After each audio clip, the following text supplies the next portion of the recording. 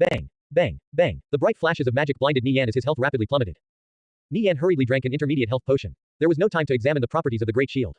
He activated Disappear and vanished like a puff of smoke in front of these players from Fallen Angel. At this moment, the zombie overseer swung down with its machete and sent one of Nie Yan's zombie foremen flying. It didn't differentiate between friend or foe, attacking anything within sight. Nie Yan hurriedly commanded his minions to withdraw. He had lost a zombie foreman to the zombie overseer. But the players from Fallen Angel suffered far heavier losses, with more than 10 of them dying to the zombie overseer, while several fleeing survivors were picked off by him. Nie Yan inspected the zombie overseer's health. It had recovered from 5% to 15%. It sauntered over to the zombie foreman's corpse and took a huge bite, whereupon its health started recovering even faster. This was the corpse eater skill of the zombie overseer. Nie Yan could have finished the zombie overseer off by himself if it had remained at low health.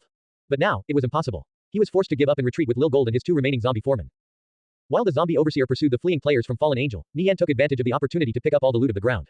He had burned through a lot of his consumables the day prior, so he had plenty of free space in his bag. He obtained quite a few pieces of level 45 gold and dark gold grade equipment. Sadly, only a chestplate and a mage hood could be brought back to the surface. The rest of the equipment was restricted to players of the evil faction. However, both these items were dark gold grade with decent properties. He planned to store them in the guild's treasury. Nie Yan's heart skipped a beat when he examined the shield dropped by Blood Scar. Black Kingsnake Shield Sub-Legendary. Description: the undead blacksmith Ini used the scales of a black kingsnake to create this great shield with superb defensive capabilities. Requirements: 620 strength, 520 dexterity. Properties: defenses 1039 to 1051, defend rate 32%, resilience plus 37. Full guard, nullify the damage and effects of any attack targeted at the player. Cooldown, 1 day. Weight, 52 pounds. Restrictions: Spectral Knight, can only be equipped by players of the evil faction. What high defense? It was a piece of sub-legendary grade equipment. Sadly, it wasn't worth much on the surface due to the faction restriction. Even though it could be broken down into about 600 gold's worth of crafting materials, this was a piddling amount compared to its true value of 6,000 gold. Nie Yan thought for a moment. He wasn't allowed to sell items from the righteous faction to the evil faction. But he was free to do as he pleased with items from the evil faction. He could earn quite a bit of gold by selling the Black Kingsnake shield in an auction house. However, this required him to infiltrate a city in the underworld first. This method was also applicable to the other items Nie Yan couldn't bring back to the surface. It was a pity Nie Yan didn't have enough bag space. He had to leave behind a few things to make room for more valuable equipment. Nie Yan headed in the direction Dark and his group fled. Dark rounded up the scattered survivors after escaping the zombie overseer. There were still around 30 of them left, but all the Dark shamans had died. He was still recovering from his shock that a single human thief had wiped out more than half of them in the blink of an eye. Dark, Blood Scar lost his Black Kingsnake shield, a subordinate informed dejectedly after receiving word from Blood Scar who had revived in the graveyard. Shit, that bastard, we're screwed. Dark couldn't help but curse. The Black Kingsnake shield was the most precious piece of equipment in their group. It was a sub-legendary item worth at least 6,000 gold. How were they going to explain themselves to the guild leader? Nie Yan's timing was just too perfect. He had ambushed them at the most crucial moment during the battle with the zombie overseer. Otherwise, given the level of their skill, even if they couldn't kill him, they wouldn't have suffered such heavy losses. Aren't the players from the righteous faction supposed to suffer a 30% stat penalty in the underworld? Why the hell is he so powerful? A player asked in bewilderment. I saw him one-shotting people with full health. No matter how squishy Dark shamans were, they should at least be able to take a few hits. However, that thief killed them instantly. What kind of attack power was this? Did you not see the weapon in his hand? Someone offered 20,000 gold for it as long as it isn't restricted to only the righteous faction. A nearby necromancer replied. Many players were curious about the properties of Zenard's sword. However, even if Nie Yan was killed, Zenard's sword wouldn't necessarily drop. Dark, what do we do now? Asked a spectral knight. Should we chase down Nirvana Flame after we rest and regroup? We'll get all our equipment back if we kill him. If we return like this, we'll definitely be punished by the boss. He sounded a bit desperate. Fuck, if you want to die, don't drag me down with you. Do you think we can find him in this wilderness? Even if we did, so what? He can escape whenever he wants. Dark cursed. If Nie Yan wanted to run, they had no way of stopping him. With him appearing and disappearing like a ghost, who knew if they could handle him with just their numbers? Dark understood the temperament of the boss. He could tolerate mistakes, but he absolutely wouldn't condone stupidity.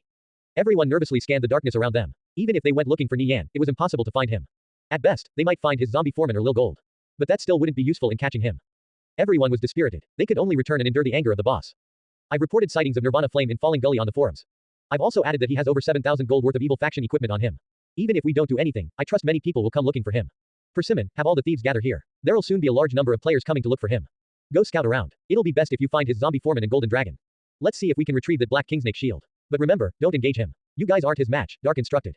The thief called Persimmon nodded. Alright, I'll follow your plan. 6 thieves entered stealth and melted into the darkness. Everyone else were returning to Necropolis City, Dark said. The players around him began channeling return scrolls. Following a series of flashes, one player after another teleported away. When Nie Yan caught up, Dark and his group had already departed. He couldn't help but feel these players were smart. He was more than satisfied with his harvest this time. There was no need to kill them down to the very last man. He checked his own rank. He wasn't far from becoming a commander. It was quite hard to ascend in military ranking. No wonder so few players in the previous timeline could reach the rank of general in the previous timeline, despite spending so much time on the battlefield. Not to mention you could also drop in rank. If a general died several times, they would be demoted to a 10,000-man commander. 1,000-man commanders were a common sight. The players who reached the rank of general generally spent at least 2 or 3 years roaming around battlefields. Nie Yan had no delusions about raising his military rank quickly. Nie Yan entered stealth. He hunted monsters in his path with his zombie foreman and Lil Gold while searching for a nearby village. During his journey, he took control of 3 more zombie foremen. Like this, the number of minions following him increased. With Lil Gold and the zombie foreman clearing the path, Nie Yan killed countless zombie miners and reached level 39, with level 40 not being too far away. He had purified a total of 3,201 evil creatures. He wondered how far he was from unlocking the first seal of Xenard's sword. He could only take things one step at a time. Nie Yan noticed that player activity in the area suddenly spiked. He regularly bumped into large groups of high-level players with decent gear. He figured they were here for him. He increased his vigilance. In the event of trouble, Nie Yan would unsummon Lil Gold and escape with an unknown transfer scroll. Just at this moment, Lil Gold encountered a group of 100 players, all of whom were at least level 40. They were slowly starting to surround Lil Gold and the zombie foreman. Trouble had come knocking at the door. Nie Yan stopped scouting ahead and started making his way back to Lil Gold and the zombie foreman. Nie Yan saw silhouettes moving in the wilderness. They were players from the evil faction. He slowly approached them until he was only 10 meters away, observing them silently from the darkness. Let's deal with his pets first, then have the thieves search around. Nirvana Flame must be in the area. Instructed a dark shaman garbed in gray robes. He was called Obsessed, a veteran gamer who had squandered a fortune into popular virtual reality games over the years. He could only spend so lavishly thanks to his family's wealth. However, he did leave his mark on every game he played, so many people remembered him. Nie Yan observed Obsessed from in the shadows. He looked to be around 30 years old with a square jaw and thick eyebrows. He handed out orders to the players under him like a seasoned leader. Everyone, let's do our best. We'll all receive 50 gold each for killing that human thief and looting his corpse. Obsessed declared. The crowd immediately erupted into loud cheers. 50 gold was a wealth of riches to these players. Very few of them were tempted. They started rapidly carrying out Obsessed's orders. Nie Yan instantly understood from observing their actions that they were merely a ragtag bunch who had temporarily teamed up together for a shared goal. Although they mostly comprised professional players, their skill were middling. True experts disdained from gathering in groups like this. Nie Yan spotted at least a dozen different guild emblems, while even more weren't affiliated to any guild. Nie Yan figured information about him being in Falling Gully had already been disseminated to the outside. This was why this group of players had come here looking for him. It appeared heading to the nearest village wouldn't be as easy as he originally thought. If he had to constantly deal with players chasing after him, he would end up harassed to death. The best way to keep these pests away was to give them a show of pure strength. Think you can kill me with numbers alone. Wishful thinking. Nie Yan observed the spectral knights nervously moving to surround his 5 zombie foremen with their shields raised. Kill. Obsessed shouted. The spectral knights immediately charged toward the zombie foreman. Nie Yan snickered. You think my zombie foremen will just behave like regular mobs? Too naive. At this moment, 2 of the zombie foremen stepped out to act as obstruction while the other 3 singled out one of the spectral knights and simultaneously swung down with their hammers. -785. -833. -812. It was direct and efficient with flawless teamwork. The spectral knight had a look of disbelief on his face as he collapsed dead on the ground. The dark shamans in the back were speechless. These zombie foremen were simply too coordinated. They didn't get a chance to heal that spectral knight before he died. The group of players couldn't help but wonder if this was just a coincidence. As if to give them an answer, the 3 zombie foremen singled out another spectral knight and swung down their hammers. -828. -793. -806. It was another instant kill. These zombie foremen were already elites, but their stats were bolstered even further after coming under the influence of undead right. Each of their attacks could shave away over a third of the health of these spectral knights. The 3 of them coordinating their attacks perfectly together made for a shocking sight. The zombie foremen straightened their backs and started moving towards another spectral knight with their bloody hammers raised. Seeing the actions of the zombie foremen, the crowd quickly realized this wasn't a coincidence. Shit, TT these zombie foremen, TT they. Even the tankiest spectral knight among them was still instantly killed by the 3-pronged attack of the zombie foreman. The dark shamans were at a complete loss. What use was all the healing in the world if it couldn't bring a player back from the dead? Everyone was stupefied. The spectral knights started ignoring orders and retreating in fear. I want 2 spectral knights on each zombie foreman. Don't retreat. Stop panicking. Obsessed cried out in rage. He ordered the casters to start firing their spells. Unfortunately, this group was nowhere near as organized as one led by a guild. These players had only gathered for their own selfish interests. They wouldn't just throw their lives away for nothing. I'll compensate everyone who dies with 50 gold. Obsessed announced after noticing everyone was still running away. Now all of you get the fuck back in there. Hurry up and lock down those zombie foremen. These players thought for a moment. Even if they died to the zombie foreman, all they would be losing was a bit of experience. It could be easily grinding back. As for their equipment, it wasn't worth much in the first place. What was losing 1 piece compared to gaining 50 gold? The spectral knights stopped retreating. They followed Obsessed's orders and formed a solid wall. The 3 zombie foremen limped toward the wall and slammed down with their hammers, instantly killing one of the spectral knights. The 3 zombie foremen breached the wall of spectral knights, giving the 2 other zombie foremen and Lil Gold access to the casters in the back. The 5 zombie foremen and Lil Gold were an unstoppable force, carrying out a one-sided slaughter as blood-curdling screams filled the air. Nie Yan meticulously commanded the zombie foremen and Lil Gold from in the shadows. He couldn't afford to pay attention to anything else. Bang, bang, bang. A dense hail of spells bombarded one of the zombie foremen and shaved away its last bit of health. It let out a mournful moan and collapsed to the ground. The first zombie foreman had died. Lil Gold blasted over 10 casters in the distance with dragon breath and roasted them to death. They had lost over a third of their forces within minutes. Obsessed never expected events to develop in this way. The strength of these pets far exceeded his expectations. The perfect coordination of the 3 zombie foremen was especially frightening. A shower of spells rained down on the zombie foremen. Nie Yan ordered the remaining 4 zombie foremen to hold off the spectral knights while Lil Gold massacred the backline, with corpses littering the ground. Another zombie foreman died. The 3 remaining zombie foremen didn't have much health left either. However, Nie Yan didn't appear particularly heartbroken. They were only temporary minions and would disappear after some time anyway. Lil Gold wildly charged forward. As spells and weapons battered his scales, explosive counter activated and took out 6 nearby players. These pets were too powerful. Obsessed estimated they would soon completely wipe if things continued down this path. He started ordering the players to retreat into an area filled with piles of rocks and boulders. Since the complex terrain would greatly hinder the movements of the zombie foreman and Lil Gold, Nie Yan ordered them to return back to his side. Even after seeing Lil Gold and the zombie foreman retreat, these players still had some lingering fear in their hearts. Obsessed looked at the players around him and let out a deep sigh. At the end of the day, a ragtag group was too unreliable. These players could be considered decently skilled among the player base. They were familiar with ordinary battles. However, when they encountered Nie Yan's unconventional tactics, they immediately descended into panic. Obsessed recalled the battle just now. The combined attacks of 3 zombie foremen could instantly kill even the tankiest spectral knight among them, to say nothing of squishy casters like him. To be able to control zombie foremen in such a way, this player from the surface definitely wasn't simple. If there was an opportunity, Obsessed hoped to befriend Nirvana Flame. The thieves from Fallen Angel had witnessed the entire course of the battle from the shadows. They were waiting for Nie Yan to appear, but he unexpectedly never showed up. Everything ended not long after it started. They gazed at each other with lingering shock and fear in their eyes. The combined attacks of the 3 zombie foremen was too frightening. When they recalled how Nie Yan had previously wiped out half of their team, it didn't seem that strange anymore. Nie Yan walked out of the darkness. He had Lil Gold and the surviving zombie foremen rest and recover their health. He checked his own status. He had risen to the rank of a 10-man commander. It gave him 3% defense bonus and 5% health bonus, which wasn't too bad. Just at this moment, Nie Yan sensed someone gazing at him from within the darkness. Thief. Nie Yan activated Eye of Truth. The veins around his eyes bulged out while his pupils blossomed out with a profound light. He started scanning his surroundings. Persimmon and the other thieves hidden in the darkness were badly frightened by the change in Nie Yan's eyes. His gaze appeared to pierce through the darkness, carrying a terrifying killing intent. They didn't dare to move an inch from their current positions. Persimmon and the other thieves held their breaths at the sight of these demonic eyes. This was an eye skill. Most eye skills could see through things like stealth. They were toast if Nie Yan caught them. As time passed, Persimmon and the other thieves felt like their backs were soaked in cold sweat. Nie Yan withdrew his gaze after failing to discover anything. He led Lil Gold and the zombie foreman away. Seeing Nie Yan's retreating figure, Persimmon and the other thieves breathed out a sigh of relief. Their hearts had been stretched taut. It felt like they had a brief encounter with death. Holy shit, I nearly pissed my pants. What was that eye skill just now? It kind of looks like demon eyes. It's not demon eyes. Did any of you record a video of the zombie foreman massacring those spectral knights? I did. Persimmon collected the video. Everything that just happened would forever remain in their minds. Breaking Cliff Crypt Stronghold, the territory of Fallen Angel, was constructed out of giant stone structures with numerous towering spires. A dark incantist sat solemnly in a spacious hall within the Fallen Angel Guild headquarters. He held a bonewood staff with a dark blue orb embedded at the tip in his hand. His coal gray robes embroidered with gold embellishments overflowed with magical energy. Stitched to his collar was a crimson shadow vine coiled around a white skull. He was a 27-year-old man with a tall stature and somewhat of a heroic appearance. His gaze flickered with a frosty and imposing light. He was Plenty, the guild leader of Fallen Angel. Dark, Blood Scar, and several others were trembling in front of Plenty, not daring to utter a single word. They could sense his fury from losing the Black Kingsnake shield. Dark wanted to speak up but hesitated. He didn't dare to challenge the authority of the guild leader. Dark, explain yourself, Plenty said in a heavy tone. Dark gulped before taking a deep breath. Everything was originally going according to plan. The zombie overseer was almost dead. But then, we were suddenly caught off guard by several zombie foremen and the golden dragon. That human thief, he was too fast. He wiped out all our dark shamans before we could even react. Blood Scar was incapacitated by the zombie overseer's kick. He had no way of defending himself.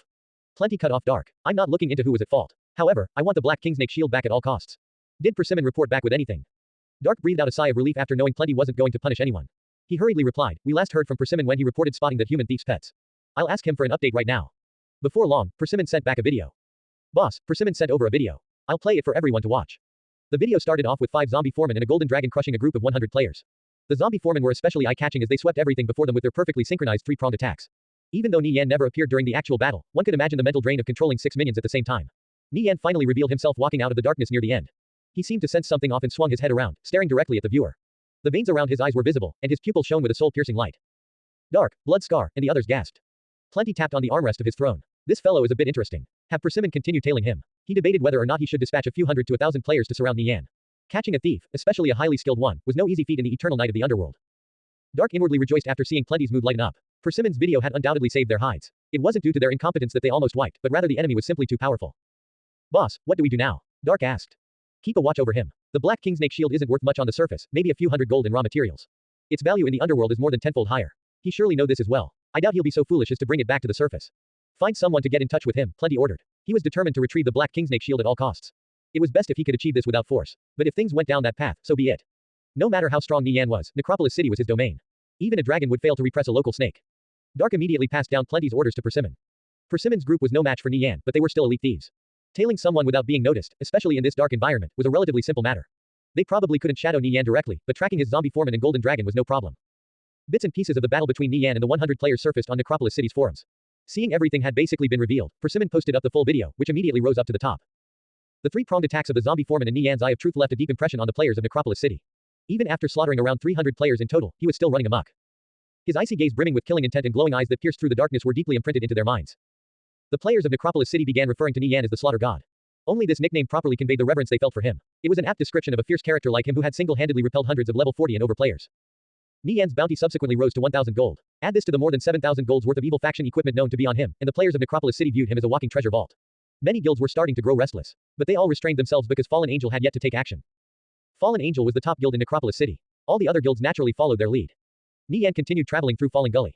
Following the defeat and subsequent retreat of Obsessed's group, he saw a dramatic decline in the number of players looking for him. Even though he encountered a few fools every now and then, he easily dispatched them with Lil Gold and the zombie foreman. Nie Yan was like a phantom, sporadically revealing himself near Lil Gold and the zombie foreman. Very few players were able to catch a glimpse of his silhouette. Nie Yan finally left Falling Gully. He saw a towering lighthouse in the distance. It was over several dozen meters tall. Its flame gently flickered in the wind as if it could go out at any moment. This was a sign of civilization. It was quite easy for people to lose their way in the underworld, so many villages, towns, and cities created lighthouses to serve as landmarks. Nie Yan had finally found a settlement in the underworld. It was risky for Nie Yan to infiltrate an evil faction settlement. The place might end up as his burial ground if he made the slightest mistake. Nie Yan was forging a completely new path. Success would equate to another huge source of capital. Some risks were worth taking. Nie Yan no longer hesitated and started heading in the direction of the lighthouse. As Nie Yan drew closer to his destination, he unsummoned Lil Gold and ordered the zombie foreman to go off grinding mobs on their own. Afterwards, he entered stealth and dashed toward the settlement.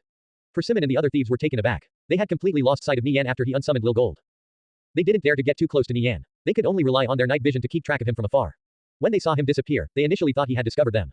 But after a brief moment of tension, they found out he was no longer in the vicinity. They had lost Nie Yan. The several zombie foremen scattered in different directions and started hunting mobs on their own, as if they had been abandoned by Nie Yan. Boss. Nirvana Flame unsummoned his golden dragon and disappeared, Persimmon reported to Plenty. When he learned the guild leader had decided to personally handle this matter, he was terrified. Now that he had lost the person they were supposed to be tracking, he began panicking and was at a loss at what to do. Where did you lose him? Plenty asked with a frown. He doubted Nie Yan would disappear for no reason. From his observations, the zombie foremen were minions that could be discarded at any time. Only the golden dragon was his real pet. We lost sight of him near Valadin Graveyard Village. I saw him heading there, Persimmon replied. He couldn't help but wonder if Nie Yan was really going to Valadin Graveyard Village. But that was a settlement of the evil faction. It was filled with players, and the NPCs there were at least level 50 elites. He recalled there even being 2 level 100 guards. Going there was suicidal for a player from the righteous faction. Logically speaking, players from the righteous faction would do their utmost to stay as far away as possible from places like this. What could be gained from throwing their life away? I think Nirvana Flame might have unsummoned the golden dragon to avoid drawing attention from the NPCs and players from Valadin Graveyard Village. Persimmon tried to give a plausible explanation. Plenty was deep in thought, so he didn't pay attention to Persimmon's ramblings. He was trying to guess Nie Yan's objective for coming to the underworld. He doubted a player would wander around aimlessly in the wilderness for days and brave so many dangers for leisure, especially considering Nie Yan was also a guild leader. I should make a trip to Valadin Graveyard Village, Plenty muttered. He stood up and began walking towards the stronghold's transfer point. The fallen angel players he passed in the hallway would immediately greet him with respect. Hello, boss. Good day, guild leader. Plenty slightly nodded in acknowledgement. He entered the stronghold's transfer point and set his destination to Valadin Graveyard Village before teleporting away with a flash of light. You have discovered Valadin Graveyard Village. Valadin Graveyard Village was surrounded by dilapidated tombstones, the words engraved on them having long since become unrecognizable. The earth was littered with the bones of the dead. The village was enclosed by wooden fencing and contained only around a dozen buildings, the most conspicuous of which being the lighthouse. However, its foundation was slowly sinking into the ground, and even appeared to be on the brink of collapsing. The graveyard surrounding Valadin was its most effective defense against attackers. With a nearly inexhaustible supply of corpses, NPCs could summon an army of skeleton soldiers whenever a battle broke out. This was why Valadin didn't require walls. Near the outer skirts of the village, Nie Yan put on some black garbs and covered his face with a cloak. He used the necklace of deception to alter his alignment to the evil faction and drank a potion of illusion concocted by Bird to change his appearance. The necklace of deception's effect lasted for 3 hours. Only certain special skills could see through it. In towns and cities, no one would randomly use an eye skill to inspect another player. Nie Yan was also a madman. Very few people would dare to do what he was doing right now. Of course, Nie Yan wasn't a reckless fool. He hid an unknown transfer scroll in his pocket, so he could teleport away at a moment's notice if he was recognized by an NPC. A necromancer and a dark incantist passed by Nie Yan on the road. They glanced at him for a moment before turning away with disinterest. Little did they know that Nie Yan was prepared for a fight. He couldn't confirm whether or not the necklace of deception was effective. Seeing these 2 players hadn't recognized him, he breathed out a sigh of relief. Nie Yan walked toward the village entrance, which was littered with all sorts of junk. 2 guards clad in tattered armor and wielding shabby halberds stood at either side of the entrance. Beneath their rusty helmets were skeletal faces. They inspected every player that entered the village. Skeleton Guardian Elite Level. Health. Nie Yan couldn't see the levels of these skeleton guardians. He feared they would see through his disguise. He gritted his teeth and walked forward, bracing himself for the worst. The skeleton guardians looked in Nie Yan's direction. The green flames in their eye sockets flickered as they stared at his face for a long time. Nie Yan's nerves were stretched taut. These skeleton guardians were capable of dispatching him in a single hit. He clutched the unknown transfer scroll in his hand. He planned to teleport away at the slightest sign of danger. If he was slow by a beat, he was dead meat. The skeleton guardians stiffly turned away their heads. An odd groaning sound escaped from their jaws. They no longer paid attention to Nie Yan and started inspecting the next player in line. Only then did Nie Yan's grip on the unknown transfer scroll relax. He passed the skeleton guardians and walked into the village. Valadin was a run-down village. Several of its buildings were teetering on the verge of collapse. No one knew how long it had existed. However, its bluestone streets were bustling with activity. There were many level 40 to 50 maps nearby, so many players came here in droves every day, which of course brought in a lot of trade. There were many player-owned stalls set up along the sides of the street, selling all sorts of equipment and materials. The sound of players haggling over prices could be heard everywhere. The liveliness here was not the slightest bit inferior to that of the towns and villages surrounding Kalor. Nie Yan gazed at the village center, where there stood an ancient stone transfer point which could teleport him to the nearest city. Nie Yan was in no rush to head over to Necropolis City. The danger there was much greater than in Valadin. After all, it was the capital of the Undead Empire. The NPCs there were much stronger than the ones in Valadin. The chances of him getting recognized would also skyrocket. It was probably best to save visiting Necropolis City for his 5th and final day in the underworld. Nie Yan found a corner and set up a stall, taking out all the equipment he had obtained over the past 2 days. There were 26 pieces of equipment in total. Each one was worth at least 100 gold. On the surface, they would only be worth a few gold. He didn't take out the black kingsnake shield. It was too eye-catching and easily recognizable. Nie Yan leisurely sat behind his stall, watching players walk up and down the street. He began chatting with a neighboring vendor, a level 40 necromancer with the appearance of a 26-year-old man. His equipment was shabby, and he seemed like a person who wore his heart on his sleeve. Friend, let me asking you something, Nie Yan said. What is it? Just speak, I'm all ears, the necromancer replied in a friendly manner. His eyes widened in shock when he saw the goods Nie Yan had up for sale. Any of those 26 pieces of equipment was something he couldn't afford, even if he sold everything he owned. He was naturally flattered when Nie Yan took the initiative to greet him. Since Nie Yan hid his level and name and his face was covered in black garbs, the necromancer could only wonder about his identity.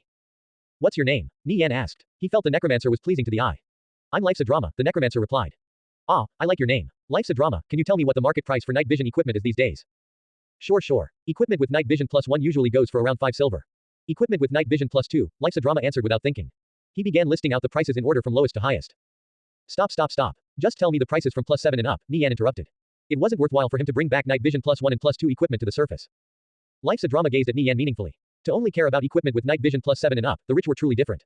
I'm not too knowledgeable, but I think equipment with night vision +7 sells for 30 gold, +10 for 100 gold, and +15 for 300 gold. The prices of such equipment would be over 10 to 20 times higher on the surface. Nie Yan had a vision of gold coins pouring from the sky. Night vision equipment was simply too rare on the surface, while the demand for them was excessively high, to the extent equipment with night vision +7 and higher had no set market price. They were a necessity for any player braving dangerous environments like caves. Thieves might be fine since they could stealth when they encountered danger. However, mages would probably die without so much as knowing what killed them.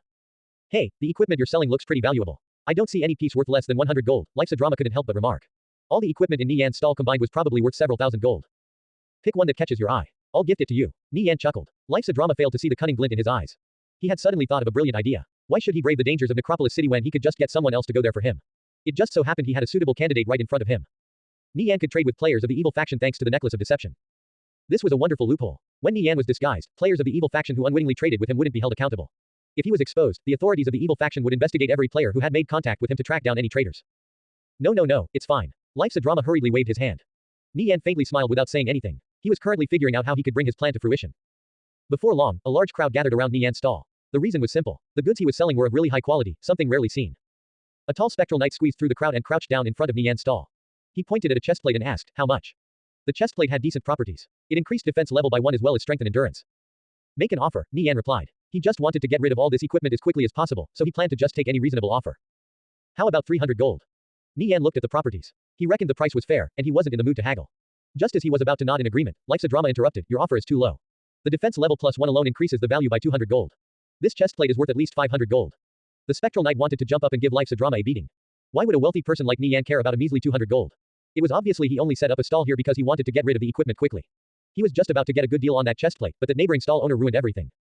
The spectral knight glared at Life's a Drama, but Life's a Drama didn't back down in the slightest. He's my friend, Nie Yan said as he lightly glanced at the spectral knight. He couldn't help but feel this Life's a Drama fellow was quite interesting. The spectral knight's anger immediately smothered. Nie Yan's background was a mystery, but he knew offending him was definitely a death wish. Expert, we really don't have that much gold, even if my 6 teammates and I pooled all our funds together. Please, give us a discount, the spectral knight sincerely pleaded. Life's a Drama felt like he was on cloud 9 after hearing Nie Yan refer to him as a friend. He proudly held his head up high and stuck out his chest. Many of the nearby stall owners had expressions of envy on their faces. Life's a Drama really was a lucky bastard to have befriended a mysterious expert like Nie Yan. They wondered when they would get to be so lucky. All right, how much do you have? Nie Yan asked the spectral knight. The spectral knight felt a little guilty being stared at by Nie Yan. He finally answered after a long time, 360 gold is all we have. Can you hold on to that chestplate? I'm going to ask my friends for the gold. I'll be back in a minute, I promise. Please wait for me. Fine, bring the 360 gold over, and I'll sell you this chestplate, Nie Yan said after thinking for a moment. Really? You're not joking? The spectral knight asked with an expression of disbelief. He was wondering if he had misheard. Gold only, Nie Yan said. He had no interest in taking collateral. Yes, of course. Thank you, brother. I'll immediately contact my friends to bring the gold over. The spectral knight was giddy with excitement. How could he not be? Nie Yan agreed to sell him a chestplate worth at least 500 gold for just 360 gold. The onlookers, including Life's a Drama, stared at Nie Yan in awe and surprise. 500 gold and 360 gold, this was a whopping difference of 140 gold. The spectral knight was over the moon with excitement. Wait, an undead raider stepped out of the crowd. Friend, can you sell me that chestplate? I'm willing to offer 500 gold. Nie Yan glanced at the undead raider. His chestplate was a set item, so he clearly had no need for this one. Then why was he willing to offer 500 gold for it? Maybe for a friend. The spectral knight glared at the undead raider. Just when he had finally negotiated a price with Nie Yan, someone stuck their nose in and wanted to snatch the chestplate right out of his hands. How could he not feel unresigned? However, any thoughts of fighting back were immediately snuffed out after he saw the Fallen Angel Guild insignia on the undead raider's chest. It wasn't like he could stop others from competing with him, especially when the other side was willing to pay much more than him. He had no one to blame but himself. Who told him to be so poor? Nie Yan didn't bat an eyelid. The chestplate has already been sold. Pick something else. No, I want that chest plate, replied the undead raider in a heavy voice as he gazed at Nie Yan dead in the eye. The onlookers started slowly backing away. The players of Fallen Angel normally didn't behave in such a forceful manner. Did this stall owner somehow offend them? Is that why this undead raider was purposefully stirring up trouble? Nie Yan coldly glanced at the undead raider. Did you not hear what I just said? This chess piece has already been sold. I never go back on my word. The spectral knight was moved. He never expected Nie Yan to be still willing to sell the chest plate to him, even after someone else offered a higher price. The onlookers couldn't help but admire Nie Yan for sticking to his guns. It wasn't something everyone could do. Life's a drama also had a look of respect in his eyes. The atmosphere was somewhat tense. The expression of the undead raider suddenly relaxed into a bright smile. Brother, don't take offense. I was just kidding. Give me a price for the remaining items, I want all of them. I hope we can be friends. Nie Yan could tell the undead raider was being sincere. It appeared he really wasn't looking for trouble.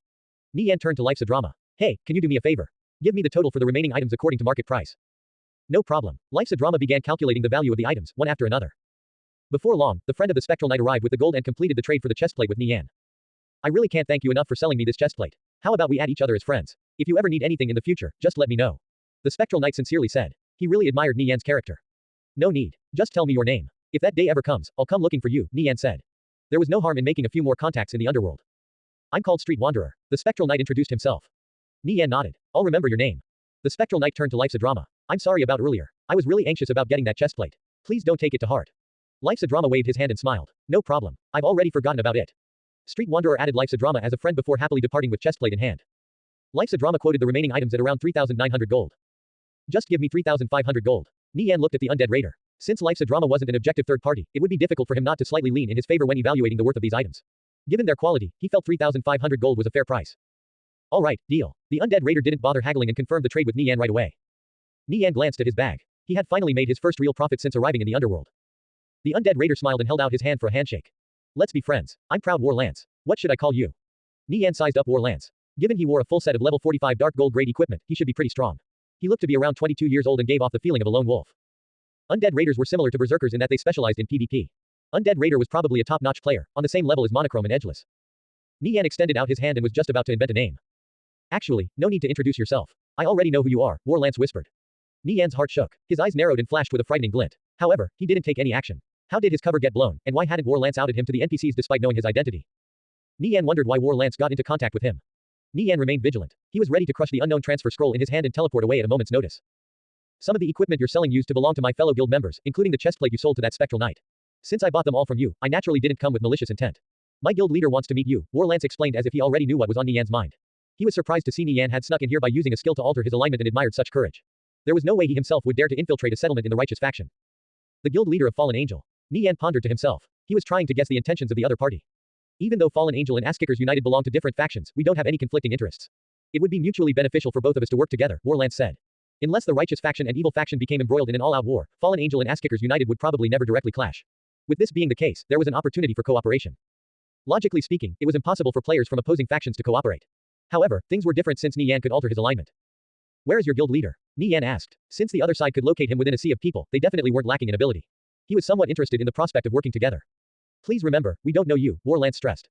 Nie Yan nodded. This was necessary in order for Fallen Angel to not be implicated if his dealings in the underworld were ever exposed one day. Their cooperation would also have to remain a secret. Nice to meet you. I'm called Blaze. Nie Yan shook War Lance's hand. He used a fake name, but it was fine since War Lance was aware of his real identity. It was always pleasant to associate with smart people. War Lance gave Nie Yan a knowing smile. Follow me, my guild leader is waiting. Hold on a moment. Nie Yan turned to Life's a drama. Life's a drama stood up nervously. He was in shock after hearing Undead Raider introduce himself as proud War Lance. This was the vice guild leader of Fallen Angel. Yet such a figure had only come as a messenger. He was utterly convinced Nie Yan was also an amazing figure. Life's a drama. Why yes. What do you need? Nie Yan handed over 100 gold to Life's a drama. Here's your reward for helping me out today. Thanks to you I was able to make a killing. No, how can I accept this? Life's a drama hurriedly refused. Even all his assets combined still wouldn't amount to 100 gold. However, he couldn't just take Nie Yan's gift for nothing. Don't be such a sissy. Take it. I'll come looking for you when I need help in the future. Nie Yan patted Life's a drama on the shoulders. He appreciated Life's a drama's sincerity. A person like this was reliable and worth befriending. War Lance smiled at Life's a drama. Just accept it. 100 gold is nothing to people like us. Life's a drama no longer refused. He nodded and accepted the 100 gold from Nie Yan. If you ever need me in the future, just send a whisper. I'll be there immediately, come hell or high water. No need to go that far, Nie Yan chuckled. He then turned to War Lance. Come on, let's go. Alright, follow me. War Lance led Nie Yan away. Life's a drama stared at Nie Yan's retreating figure before packing up his stall. Since he was no longer short on funds, he planned to level up and upgrade his equipment.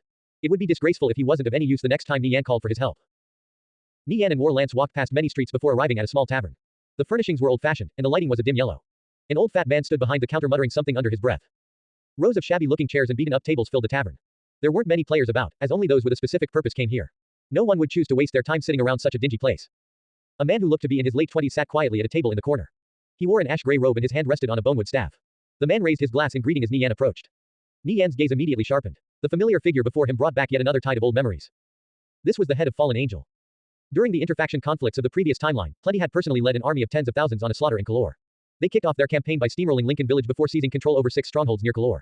At first, Victorious Return and Radiant Sacred Flame tried to avoid fighting them, but public outrage forced them into waging a massive war between factions. Fallen Angel managed to hold out for over a month before finally succumbing to Kalor War of Attrition. They retreated to the underworld, but their conquest would forever be a stain on the Viridian Empire's history. Many images of Fallen Angel's guild leader had been taken and shared, leaving an extremely deep impression on the players of Kalor. At the time, Nie Yan had been a complete nobody. Legendary figures such as Plenty wouldn't take note of him. He never expected to one day sit down at a table with this man. Nie Yan activated Transcendent Insight. Plenty, level 51. Health, 2112. Level 51. Damn. Nie Yan was finally certain. It was him. There was a joke in the previous timeline, plenty of money, plenty of people. Fallen Angel at its peak was an existence even Radiant Sacred Flame and Victorious Return could only look up to. With over 100 master class players, 6 major branches with a total of 600,000 members, and over 300 strongholds to their name, they were a true behemoth. Their influence reached across the entire underworld. This was why Victorious Return and Radiant Sacred Flame were hesitant to go to war against them, and why they ended up resorting to a war of attrition. Hello, Nie Yan greeted, calmly observing Plenty.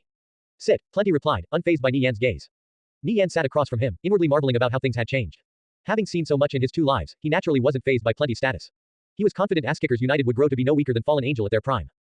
I didn't expect you to hide in plain sight by pretending to be a member of the evil faction. I'm surprised you managed to get past the guards. I assume you used some sort of alignment concealing accessory. Plenty asked. His knowledge of the Mad Rogue was limited to only a handful of videos, however, it was enough to recognize Nie Yan as an important personage of the Viridian Empire. Only a few members of the Righteous faction were worthy of his attention, Engi Tianchi from Angel Core, Mad Blade from Bloodlust Blades, and Nirvana Flame from Asskickers United. A necklace. How long does the disguise last? 3 hours. Nie Yan decided there was no need to conceal this information. 3 hours. Yours is much better than mine, Plenty exclaimed as he took out a black ring. It featured a nail-sized black gemstone that gleamed with a dark light. Here's mine. It only hides my alignment for half an hour. Nie Yan was startled for a moment when Plenty admitted he possessed a similar item. Even when most players were over level 100, very few had faction disguising items. However, it made sense. Even if equipment with such effects were rare, it wasn't too far-fetched for the guild leader of the Undead Empire's biggest guild to have one already. Nie Yan knew better than anyone what 2 pieces of faction disguising equipment meant. It was easy for the NPC guards to track illegal trade between factions, but this didn't account for the ability to change one's alignment. With 2 pieces of faction disguising equipment, a pair of business partners could easily make trades free of oversight. However, they would still have to be careful when making the transaction. People had done this in the previous timeline, to mixed results. Some made a fortune and got off scot-free, while others were imprisoned and had their illegal assets seized. However, under the allure of immense profit, many still took the risk. It wasn't easy to go from the surface to the underworld or vice versa. Players had to traverse the gates of hell in endless caverns. It was extremely dangerous, living up to the saying that great rewards came with great risk. How about we form a partnership? Plenty asked knowingly. As he waited for Nie Yan's reply, he sipped his drink with a carefree smile on his face. In the face of such potential riches, he refused to believe Nie Yan could resist his offer. Nie Yan took a deep breath and paused for a moment. Exchanging equipment from the 2 factions would be an incredibly lucrative business. The possible profit was utterly incalculable. He replied, I can think about it. Asskickers United and Fallen Angel certainly wouldn't clash with each other anytime soon. Even if a war between factions broke out, such behemoths with shared interests would naturally avoid each other. A partnership would be a win-win situation. How long does it take for you to go through the gates of hell in endless caverns? I tasked people with finding a route through once, but they couldn't do it. They estimated that players would have to be around level 100 before even being able to make a serious attempt. Plenty looked intently at Nie Yan, genuinely curious this time. Just how did he get here? I didn't take that route, but I'm afraid I'll have to keep my means of transportation a secret for now. Even if they were partnering up, Nie Yan couldn't lay all his cards out on the table. So you didn't go through those danger zones. No wonder. I can probably make a trip every 10 days, Nie Yan said. The dark portal could be used every 5 days, so if their partnership went through he could trade 5 bags worth of equipment every 10 days. The 2 of them fleshed out a rough outline of their cooperation and exchanged contact information. Nie Yan gave Plenty his phone number, since real-life phones couldn't be traced to either faction. Every time he came to the underworld, he would use it to call Plenty and inform him of his location. Fallen Angel would immediately send someone disguised as a member of the Righteous faction to take the surface equipment from Nie Yan. Then, Nie Yan would receive the underworld equipment from a separate individual while disguised as a member of the evil faction. Finally, Nie Yan would return to the surface to sell the smuggled goods for a massive profit. Most smugglers from the previous timeline did things this way. Because faction disguising equipment was simply too rare, it was very difficult to run into someone from the opposing faction who had one. Plus, it was far too difficult to pass the gates of hell and go through the endless caverns. Usually, only a massive team could make this journey with any sort of reliability, so the expenses were sky high. Topping off all these hardships was the sheer danger of the act itself. If even the slightest mishap happened with their trade, the whole operation could get exposed and both sides would be in deep trouble. Because Nie Yan could go through the dark portal, the transaction costs were practically negated. However, they still had to be extremely cautious when making the trades. This wasn't unlike what Nie Yan's parents did in the real world. Harsh government regulations and strictly enforced customs still couldn't eliminate the problem of smuggling, so people took the risk to smuggle rare goods for sky-high prices. Nie Yan and Plenty began discussing the details of their partnership. Plenty ordered his men to go gather items for Nie Yan to bring back to the surface. Night vision equipment and similarly specialized equipment weren't all that valuable in the underworld, but were worth hundreds of times more on the surface. You should give that black kingsnake shield you picked up back to us. After all, it's not that useful for you. Plenty tried to persuade Nie Yan. To Fallen Angel, that shield was still of vital importance. Nie Yan thought for a moment. Even if the black kingsnake shield was valuable, it was still only around 5,000 gold. If his trade deal with Fallen Angel went through, he would make far more than just that amount. Once your men come back with all the equipment, I'll take that chance to trade them the shield, Nie Yan replied. Trading equipment was much safer than dealing with money. Plenty thought for a moment before understanding Nie Yan's meaning. He nodded in understanding. Sure. He raised his glass and toasted, a pleasure doing business with you. And with you too, Nie Yan smiled. Making direct contact with the leader of Fallen Angel saved him a ton of trouble. You have to be careful. Don't get exposed, or the evil guards will be after you. I know my limits, Nie Yan reassured. If he got on the evil guards' watch list, he would have no place in the underworld from then on out. Even worse, they would carefully monitor any transactions dealing with him. To avoid suspicion, I'll leave first. We can communicate further outside the game. All right. Plenty stood up and left the tavern as Warlance followed closely behind. Watching Plenty's back disappear through the doorway, Nie Yan mused about his ignorance of Plenty's background. He would have to ask Guo Wai and Ah Chen to look into him. Someone who could gather so much power in the underworld certainly wouldn't have a simple origin. As Nie Yan sat in the tavern, he tried to remember as much as he could about the previous Fallen Angel. Suddenly, he recalled a tidbit that made him chuckle. Fallen Angel and Angel Corps weren't on good terms in the past. With Angel Corps Anyi Tianchi and Fallen Angels Plenty both leading an Angel Guild on opposite factions, things were going to get interesting. Finally, quite some time after Plenty left, Nie Yan got up and exited the tavern. He went in search for a market of sorts to buy some basic consumables. Since he would be in the underworld for 3 more days, he needed to restock on supplies. Nie Yan relied on his experience to navigate the village. He quickly found the general store and stepped inside. He was greeted by an old goblin shopkeeper in a black gown, who stood about half as tall as the average person. His skin was green and wrinkly. His back was so badly hunched even taking a single step was physically taxing. Nie Yan was surprised this old goblin's faction alignment was neutral. Neutral NPCs also appeared in many high-level towns in the Viridian Empire. They sold a variety of goods and even gave out quests every once in a blue moon. And when war broke out between both factions, they would stand on the sidelines. Goblin Guards Elite Level 60. The old goblin glanced at Nie Yan, a fathomless light flashing in his eyes. Nie Yan felt like his every secret was completely exposed. He clutched the unknown transfer scroll in his pocket. This old goblin wasn't simple. He felt a slight tremble from Bennett's journal in his bag, whereupon a gray ball of light rose up from the pages and hovered beside him. Dear customer, how may I help you? Asked Goblin Garns.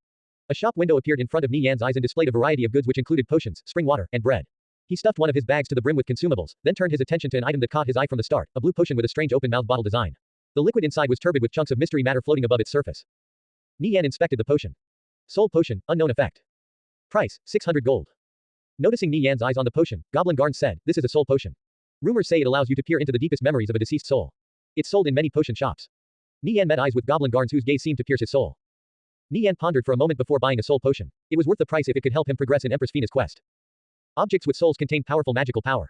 Necromancers often use them to create sinister magical tools. Youngster, make sure no necromancer catches sight of that journal of yours, Goblin Garns advised. Thank you, wise sir, Nie Yan said respectfully. He reached out and held the ball of light in his palm. Nie Yan bid Goblin Garns farewell. He browsed around the other shops in Valadin to see if there were any special items for sale. The goods sold here couldn't be found on the surface, after all. Nie Yan found a few other items that caught his eye after browsing through 6 shops and numerous player-owned stalls. Soul Pendant 3. Requirements, 300 strength. Properties, adds 50 extra slots of inventory space. Consumables only, night vision +2, dark awareness +3. Nie Yan bought the soul pendant from a level 45 player. It appeared such trinkets were widespread in the underworld and could be crafted by dark shamans. Since players frequently lost their way in the underworld, often going days without finding a town to resupply it, the need for inventory space was a lot greater than on the surface. This led to players from the evil faction having larger bags and an additional pendant that further increased inventory space. This soul pendant was quite useful. It would free up a lot of inventory space for equipment. When Nie Yan stepped into a scroll shop, he found Junior Death Wave scrolls for sale at 2 gold apiece. They required 100 intelligence to use and dealt 1000 damage to all living creatures in a 20-meter radius. Naturally, they were ineffective against machine and dark-type creatures. Fortunately, Nie Yan's intelligence had long since surpassed 100 points. These Death Wave scrolls were of little use in the underworld because the vast majority of creatures here were of the dark attribute. Despite being sold so cheaply, no one ever bought them. However, if he could bring them back to the surface, they would definitely be useful for leveling, maybe even more so than some high-level scrolls. He planned to stock up on them before returning to the surface. Nie Yan couldn't help but lament after learning that bags in the underworld were much larger than on the surface. If he had known this earlier, he would have long since gotten someone to get him some. Life's a Drama came to mind. However, Nie Yan didn't dare to directly contact him. He could only deliver a message by proxy. I'm here. What do you need? Life's a Drama said while still panting for breath. He had rushed over in a great hurry. Nie Yan asked Life's a Drama to head over to Necropolis City and buy him 5 50-slot bags. With them, he would have a lot more inventory space. He was a little apprehensive when handing over the gold because he would have zero recourse if Life's a Drama just took the money and ran. However, Life's a Drama didn't betray his trust and returned with the bag shortly after. Nie Yan's trust in Life's a Drama increased. When the opportunity presented itself, he could have Life's a Drama run small errands for him. Even though Life's a Drama was puzzled why Nie Yan didn't just go and buy the bags himself, he didn't pry. Nie Yan chatted with Life's a Drama for a bit. When he saw the 3 hours were almost up, he bid Life's a Drama farewell and followed the stream of players out of the village. Nie Yan melted in the darkness and headed north. Nie Yan released his hand to find the ball of light had disappeared. He searched around and saw it hovering around him. It had become a lot more active after meeting Goblin Garns. I should go leveling, Nie Yan mused. At this moment, a mysterious voice rang in his head. The ball of light was constantly urging him north, as if it was trying to guide him somewhere. Nie Yan followed the ball of light as it led him farther and farther north. It would never stray too far away for him, waiting for him to catch up if he lagged too far behind. Quest progress. Under the guidance of Bennett's soul, the brave adventurer searches for traces of Empress Fina's. Nie Yan sank into deep thought after seeing this notification. Empress Fina's wouldn't be weak. It probably wasn't suitable for him to track her down at his current level. However, there was no harm in taking a look. If he encountered danger, he could just teleport away with an unknown transfer scroll. He had brought a full stack of them with him on this trip to the underworld. Nie Yan passed through the vast wilderness and arrived at a mountain range, where he wandered aimlessly about for a long time, having lost all sense of direction. You have discovered Spider Gorge. Nie Yan looked up ahead and spotted giant spiders roaming around. One of them was crawling in his direction. Nie Yan activated Transcendent Insight. Rum Spider, level 60. Health, 2000. Spider-type monsters had relatively low health. However, their paralyzing venom was extremely frightening, so many players tended to avoid them if possible. They were some of the most difficult monsters to deal with. Nie Yan summoned Lil Gold, then fired his crossbow at one of the rum spiders. Put. 5 bolts struck the rum spider in quick succession, whereupon it immediately aggroed onto Nie Yan. Lil Gold intercepted the rum spider and blasted it with dragon breath. -823. Nie Yan stood safely behind Lil Gold and repeatedly used Undead Right on the rum spider. Undead Right has failed. Undead Right has failed. The rum spider spat out a glob of venom at Lil Gold. It sizzled and let out smoke, but it failed to corrode his golden scales. Thanks to Lil Gold's strong poison resistance, the rum spider's venom only dealt 321 damage. Before long, the rum spider collapsed dead on the ground. Nie Yan continued hunting rum spiders. He finally succeeded in taking control of one of them with Undead Right after killing over several dozen. He quickly started expanding his army of spiders. His leveling speed immediately skyrocketed. Level 60 mobs surely gave generous experience. About an hour later, a crisp jingle rang out. Nie Yan had finally reached level 40. He put all his stat points into dexterity, then allocated his mastery points into adept hands, dual wielding, and dagger mastery. His health also rose to just over 2,500. Ever since obtaining the Chapter of Peace and Chapter of Compassion, Nie Yan received a noticeable increase in the amount of health he gained every level. Lil Gold led Nie Yan's squad of rum spiders deeper into Spider Gorge, sweeping away everything in their path. Nie Yan arrived at the top of a raised rock formation after killing 200-odd rum spiders. He looked down at the valley below and saw a dense crowd of rum spiders. It was as if a hairy carpet covered the ground. At times like this, Nie Yan wished he had Tang Yao around. A nicely placed area of effect spell was just what he needed, preferably fire magic since it dealt bonus damage to spider-type monsters.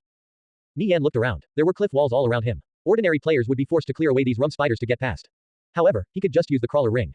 Nie Yan thought for a moment. It wasn't every day he encountered such a good grinding spot. It would be a waste to leave just like this. Nie Yan rummaged through his inventory and took out 2 advanced scrolls and 5 intermediate scrolls.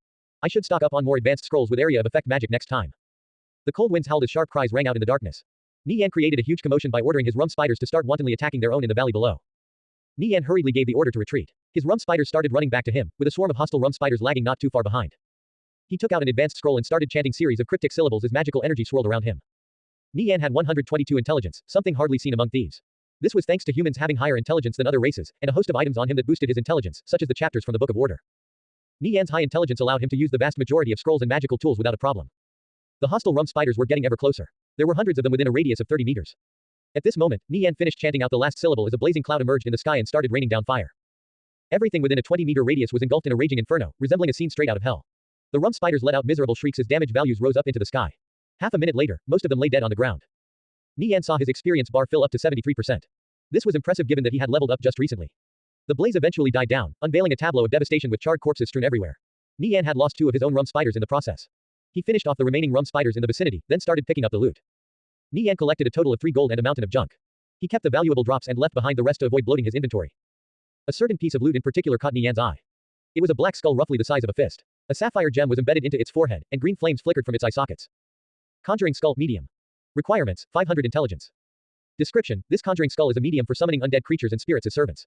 It can also be used to call forth a bone mammoth damaged. Nie Yan didn't know the use of this conjuring skull. It seemed to be a special item meant for necromancers. He wondered how valuable it was. After thinking it over, he tossed it into his bag. Except for the conjuring skull, there was nothing else of interest. Nie Yan began purifying the corpses of the rum spiders. They dissolved into motes of light before disappearing into the air. Nie Yan continued hunting the rum spiders. Time slowly passed by. When it was time to log off, Nie Yan had reached level 43. Lil Gold reached level 39, and wasn't far off from leveling up again. Lil Gold also learned a new skill, Flame Shroud, which wrapped him in flames and inflicted burn damage to all enemies within a 5-meter radius. Although pets would become more and more common as time passed, most of them would be low level and possess terrible growth rates. Lil Gold was definitely a unique existence among them. Even Nie Yan couldn't estimate Lil Gold's full potential. Nie Yan spent the next 2 days leveling. When he used up all his scrolls, he had Lil Gold blast the rum spiders with dragon breath.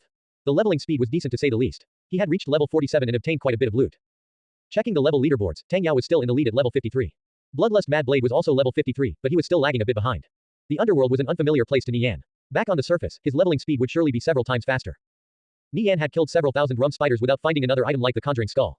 He confirmed it was a precious drop that probably wasn't meant to be sold in a stall on the street. Unsummoning Lil Gold, Nie Yan looked in the distance. He didn't know what sort of secret Spider Gorge contained. He had spent the past 2 days leveling in the outer skirts, never once exploring deeper inside. Nie Yan activated the crawler ring and began scaling the cliff walls. He occasionally encountered a spider den while advancing, whereupon he would hurriedly make a lengthy detour.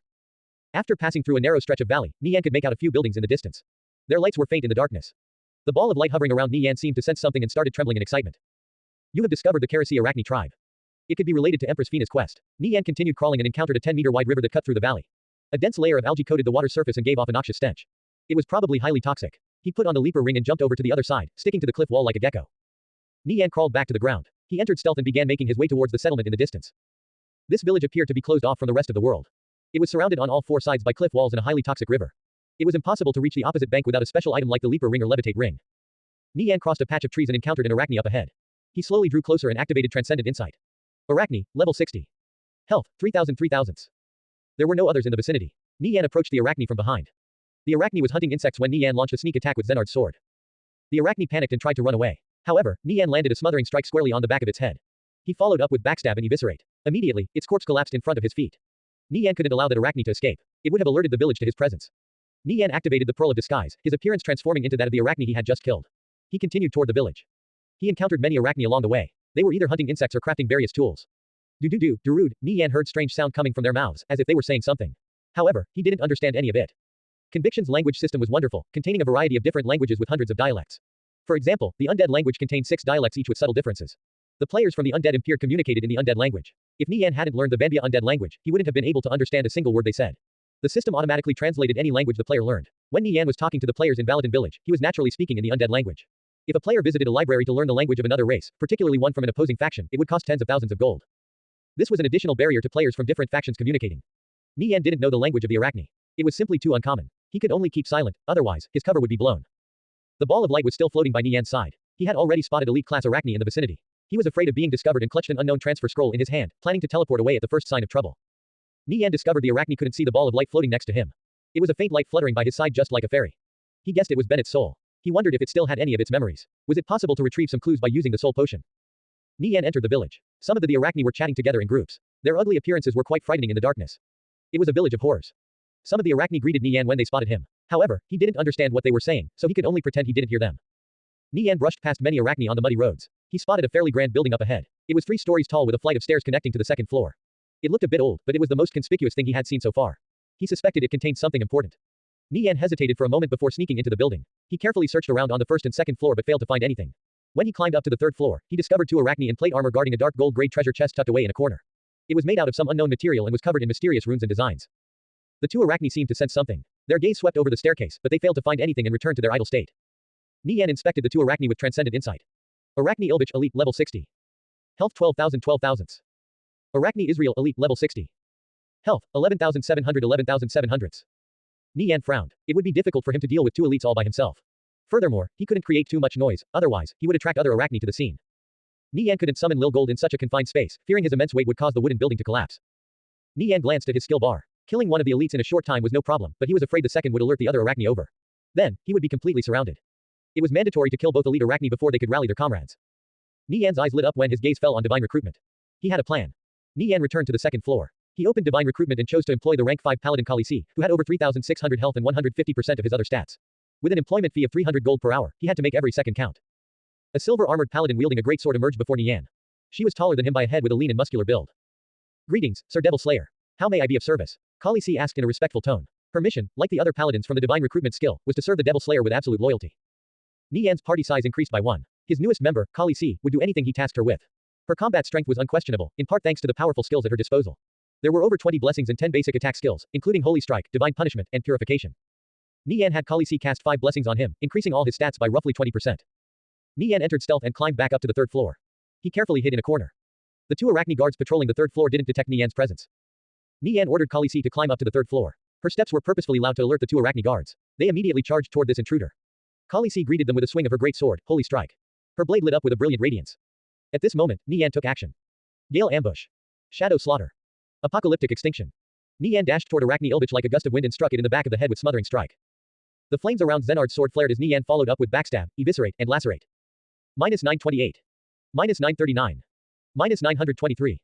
Arachne Ilbich was also inflicted with bleed, poison, and burn damage along with numerous other debuffs from Apocalyptic Extinction. Its health rapidly plummeted. The nearby Arachne Israel also took 30% splash damage from Shadow Slaughter. Nie Yan's nerves were stretched taut. He absolutely couldn't allow these 2 Arachne to call for help. Just as Arachne Ilbich was about to break free from the stun, Nie Yan activated Extreme Intimidate, causing it to freeze in place. Khaleesi had also taken Arachne Israel to half health by launching all the basic attack skills in her arsenal. Nie Yan repeatedly slashed and stabbed with Zenard's sword. He activated Blast, blowing Arachne Ilbich several steps back, and then circled around and slashed its neck with Cutthroat. -1656. -2478. Arachne Ilbich collapsed to the floor. A cry escaped Arachne Israel's throat when it saw its companion die. At this moment, Khaleesi briefly immobilized Arachne Israel with a charge, creating the opportunity for Nie Yan to dash in and stun it with concussive blow. Nie Yan's Shadow Slaughter and Callous attacks had already shaved away most of Arachne Israel's health.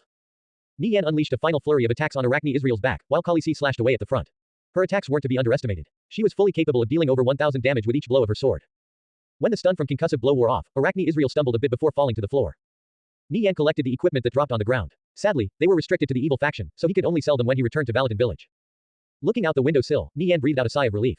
The sound of fighting hadn't alerted the other Arachne. Nie Yan walked toward the dark gold treasure chest, hoping it would give him something useful. He bent down and started opening it. About a minute later, the chest popped open with a click. Nie Yan reached inside and felt 2 items. He pulled out the first, which appeared to be a ring. Pygmy Ring Dark Gold Special Item. Properties, Cloaking +20. Pygmy Transformation, shrinks the player to 1/3 of their original size, greatly increasing their hiding ability and preventing them from being detected for 1 hour. Cooldown, 1 day. Restrictions, none. Nie Yan's eyebrows jumped in pleasant surprise. It was a special item which allowed him to shrink down to 1/3 of his normal size. He imagined it would come in handy in some very specific situations, allowing him to hide in places people would never think of. Not to mention it enhanced his hiding ability and prevented him from being detected by a player's awareness. Nie Yan could already figure out some of the obvious uses for this pygmy ring. Its more unconventional uses would be revealed with time and research. He tossed it into his bag. Nie Yan jumped up in fright when he examined the second item he pulled out of the chest. It was a skeletal hand. Cursed Arachne Hand Fate Item. Description, summons a 16-sided die. 1 to 8 will inflict the player with a curse. 9 to 16 will reward the player with a blessing. Note, this item will disappear if it isn't used within 20 seconds. It was a fate item. Fate items were more commonplace in the underworld. This was because necromancers had a skill that could affect the rolls of fate dice. Many necromancers liked to take a gamble with fate items since the rewards were usually well worth the risk. Nie Yan felt a headache after seeing another fate item. He recalled his painful experience with the cursed skull. It was easy to invite disaster when testing your luck. A middle roll was bearable since both the curses and rewards wouldn't be too severe. However, a low roll like a 1 or a 2 would instantly consign a player to their doom. Nie Yan would be more inclined to try his luck if he had a skill like the necromancers that could influence the roll of a die. Coin tosses were much less fun. Even some necromancers would be forced to delete their characters and start over after a particularly unlucky encounter with a fate item. The cursed Arachne hand pulsed with a strange energy as if it was beckoning something. Just as Nie Yan was about to give up on the cursed Arachne hand, the ball of light beside him began dancing excitedly around the skeletal hand. Nie Yan suddenly recalled a rumor he heard in the previous timeline. Apparently, souls could affect the tides of destiny. This was why necromancers, the class with the closest ties to the occult, could influence the outcome of fate dice. Looking at the ball of light, he began to wonder if Bennett's soul could help improve his odds. Just as the cursed Arachne hand was about to disappear, Nie Yan gritted his teeth and activated it. Time suddenly froze to a standstill as a giant bone white die with 16 sides emerged floating in the air before him. The ancient characters carved into its facets glowed with a bewitching red light. Bennett's soul was still floating around Nie Yan. It was unaffected by the frozen time. Nie Yan's mind trembled. It appeared the rumor he heard about souls being able to affect fate items was true. The white fate die began spinning at a dizzying speed. The rapidly changing numbers turned into a blur. Nie Yan took a deep breath as he stared at the fate die. He would be lying if he said he wasn't nervous. Nie Yan suddenly had an idea. He let out a shout and activated Eye of Truth. His eyes flashed with a profound light. The numbers were still a blur. However, he could vaguely make some of them out. It appeared the die was spinning a bit slower. Fate dice really couldn't be controlled. Players could only use a variety of methods to increase the odds of a favorable roll. Relying on his intuition, Nie Yan reached out his hand to touch the die. Stop, Nie Yan shouted, whereupon the spinning die immediately came to a halt. Nie Yan focused on the number displayed in front of him. 15, it was a shocking roll. Nie Yan's heart was beating rapidly. He was incredibly excited. The die melted into the air. You have been rewarded by destiny, health plus 20%. What a frightening increase. Nie Yan checked his health. It had risen to over 3,000. He could be considered quite sturdy among thieves. It was a pity he was a leather armored class. If he were a heavy armored class like a fighter, he would be unparalleled at his current level. Time started moving again as everything returned to normal. Nie Yan couldn't calm down for a long time. He had gained 500 health without having to level up at all. Just how wonderful was this? Disguise was dispelled the moment Nie Yan attacked the 2 Arachne guards. He would have to wait a day for it to go back off cooldown. As such, he could only rely on his stealth skills from now on. Nie Yan pondered for a moment before replacing his crawler ring which was still on cooldown with the pygmy ring. After recalling Paladin Khaleesi, Nie Yan snuck out of the building while in stealth. He carefully tread through the shadows, occasionally encountering Arachne in his path. Without a skill like disguise, it was almost impossible to pass through such a monster-dense region undetected. Nie Yan took every step with caution for fear of slipping up in even the slightest. He turned a corner and spotted 7 elite Arachne with sinister appearances up ahead. They carried giant scythes and tightly patrolled the area. This block of the street was sealed off by them. Nie Yan spotted the dancing light of a bonfire with the shadows of figures swaying in the distance. It appeared the Arachne were holding some grand event like a ritual sacrifice. The elite Arachne had blocked off the path ahead, leaving a single gap guarded by giant scythes whose blades were ready to come down at any time. Nie Yan wondered if the pygmy ring could prove its use right now. He activated pygmy transformation as his body rapidly shrunk to a third of its original size. What a fascinating skill. Everything around him appeared much larger, including the huts, piles of junk, and 7 elite Arachne up ahead, who looked even more frightening than before. It was like Nie Yan was transported into a world of giants. Nie Yan was a little disoriented, but he quickly adapted to this new perspective. He leapt over a massive boulder and stuck to the nooks of the huts as he made his way toward the bonfire. A large mouse popped out of a hole in the side of a hut while chewing on something in its front paws. It looked around warily before returning from where it came. Nie Yan was frightened by the appearance of this mouse. From his perspective, it was as large as a wolf. With his shrunken size, Nie Yan's speed saw a steep decline. Nie Yan slowly approached the elite arachne. He lamented at how large they were compared to him. He couldn't even reach to their shoulders even if he jumped with all his might. Meanwhile, they could send him flying with a simple sweep of their scythes. The arachne started to stir as if they sensed something. Nie Yan quickly halted his steps. They looked around but failed to find anything, and then returned to their passive states after muttering some unintelligible words. Little did they know Nie Yan was actually right beside their feet. He slipped through the gaps between their legs and ducked out of their sight behind a corner.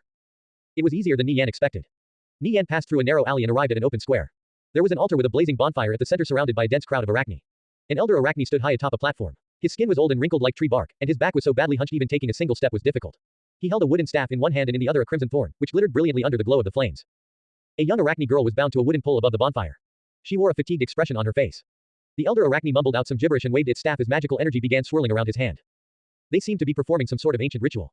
Nie Yan could hear voices speaking periodically, but he sadly couldn't understand their meaning. Bennett's soul started to bounce around wildly. It immediately flew toward the thorn in the elder arachne's hand. Nie Yan's gaze focused on the thorn. It was roughly 5 inches in size and looked like the fang of a creature, with veiny patterns on its surface. It emitted a red luster, as if it were sculpted out of ruby. A voice seemed to clamor in Nie Yan's mind, "Get it! Get it!" The elder arachne emitted a loud hiss before mumbling out a series of strange syllables. He suddenly lifted the thorn and stabbed down in the young arachne girl's arm. The thorn seemed to come alive, its veins pulsing wildly as it sucked her dry of her blood while emitting a bright red glow. Around 15 minutes later, the ritual ended. The dying young arachne girl was carried down from the platform. The elder arachne inserted the thorn into the center of the altar. Bennett's soul was circling around the thorn. Quest progress, acquire Empress Fina's fang. It turned out the thorn was the fang of Empress Fina's. It should be a quest item, Nie Yan thought. It wouldn't be easy to obtain Empress Fina's fang with so many arachne around. He confirmed he could still use the unknown transfer scroll and felt reassured. Still in his diminished form, Nie Yan tiptoed toward the altar while avoiding the spiders all around him. An arachne walked in his direction, but Nie Yan hurriedly rolled behind a rock. He proceeded with even more care, hiding behind rocks and patches of grass wherever possible. The crowd of arachne began celebrating after the ritual was over. Nie Yan had no clue what was going on because of the language barrier, nor did he really care. He had his eyes set on Empress Fina's fang and nothing else. The elder arachne sat several meters from the altar. His withered husk of a body looked like it could collapse at any moment. However, Nie Yan knew this old bag of bones was absolutely the most dangerous being among them. Nie Yan suspected the elder arachne was a lord-class monster. Not daring to be negligent, he activated Shadow Waltz to further increase his stealth. Nie Yan's stealth was extremely high, almost on the level of great thieves at level 70. However, he still couldn't afford a single lapse of judgment. Prudence allowed a ship to sail for 10,000 years. It seemed the elder arachne had gotten bored as he stood up from his heat and started wandering farther and farther away from the altar. An opportunity. Nie Yan took the chance to creep closer to Empress Fina's fang. The elder arachne suddenly turned back to look at the fang. Reassured it was still there, his expression relaxed a bit as he looked around carefully. Nie Yan froze in place as cold sweat dripped down from his neck. The elder arachne's gaze was piercing like a dagger, causing his hair to stand on end. Discovering nothing, the elder arachne finally turned and slowly walked farther away from the altar. When the elder arachne had wandered more than 10 meters away, Nie Yan rushed toward the altar and grabbed Empress Fina's fang. At this moment, he felt an intense burning sensation in his palm. He heard a sizzling sound and saw smoke rise up from his glove. The unexpected sensation caught Nie Yan off guard, causing him to reflexively let go of the fang, which fell onto the ground. A damage value of over 1,000 floated up above his head and his figure slowly became visible. Not good, I've been found. The surrounding arachne began clamoring angrily, pointing at him and making enraged screeching noises. Several of them even furiously charged toward him. The elder arachne turned around and let out a deep hiss. He waved his staff and spat out a few syllables as black magical energy started swirling around him. The shadows surrounding Nie Yan seemed to come alive and shot toward him. A heavy pressure descended on him, threatening to crush his very being. Nie Yan activated Gale Step, relying on the first 3 seconds of invincibility to avoid the elder arachne's spell. He tossed Empress Fina's fang into his bag. If it wasn't for this skill, he would have immediately released his grip. The venom on Empress Fina's fang was simply too potent. Just a few seconds of skin contact was enough to kill him. The elder arachne let out a string of curses and sent a wave of black lava surging in Nie Yan's direction. With a loud bang, half the altar was destroyed. However, Nie Yan was already gone. The moment he secured Empress Fina's fang, Nie Yan crushed an unknown transfer scroll. His vision blurred for a moment before yet another gloomy scene revealed itself to him. It seemed to be a desert of some sort, but Nie Yan disregarded it. He opened his map to check his coordinates and set out toward Valadin village. Nie Yan checked his status bar and noticed something strange. Fury of Elder Arachne Casil, you have incited the wrath of Elder Arachne Casil. He is searching everywhere for your trail. After reading this debuff, Nie Yan didn't dare to take any risks. He immediately crushed a haste scroll and began sprinting towards safety. Nie Yan dashed through the wilderness. He was extremely far away from Valadin village. It would take him at least half an hour to get there. After passing through a stretch of barren wasteland, a silhouette appeared in his path less than 15 meters away.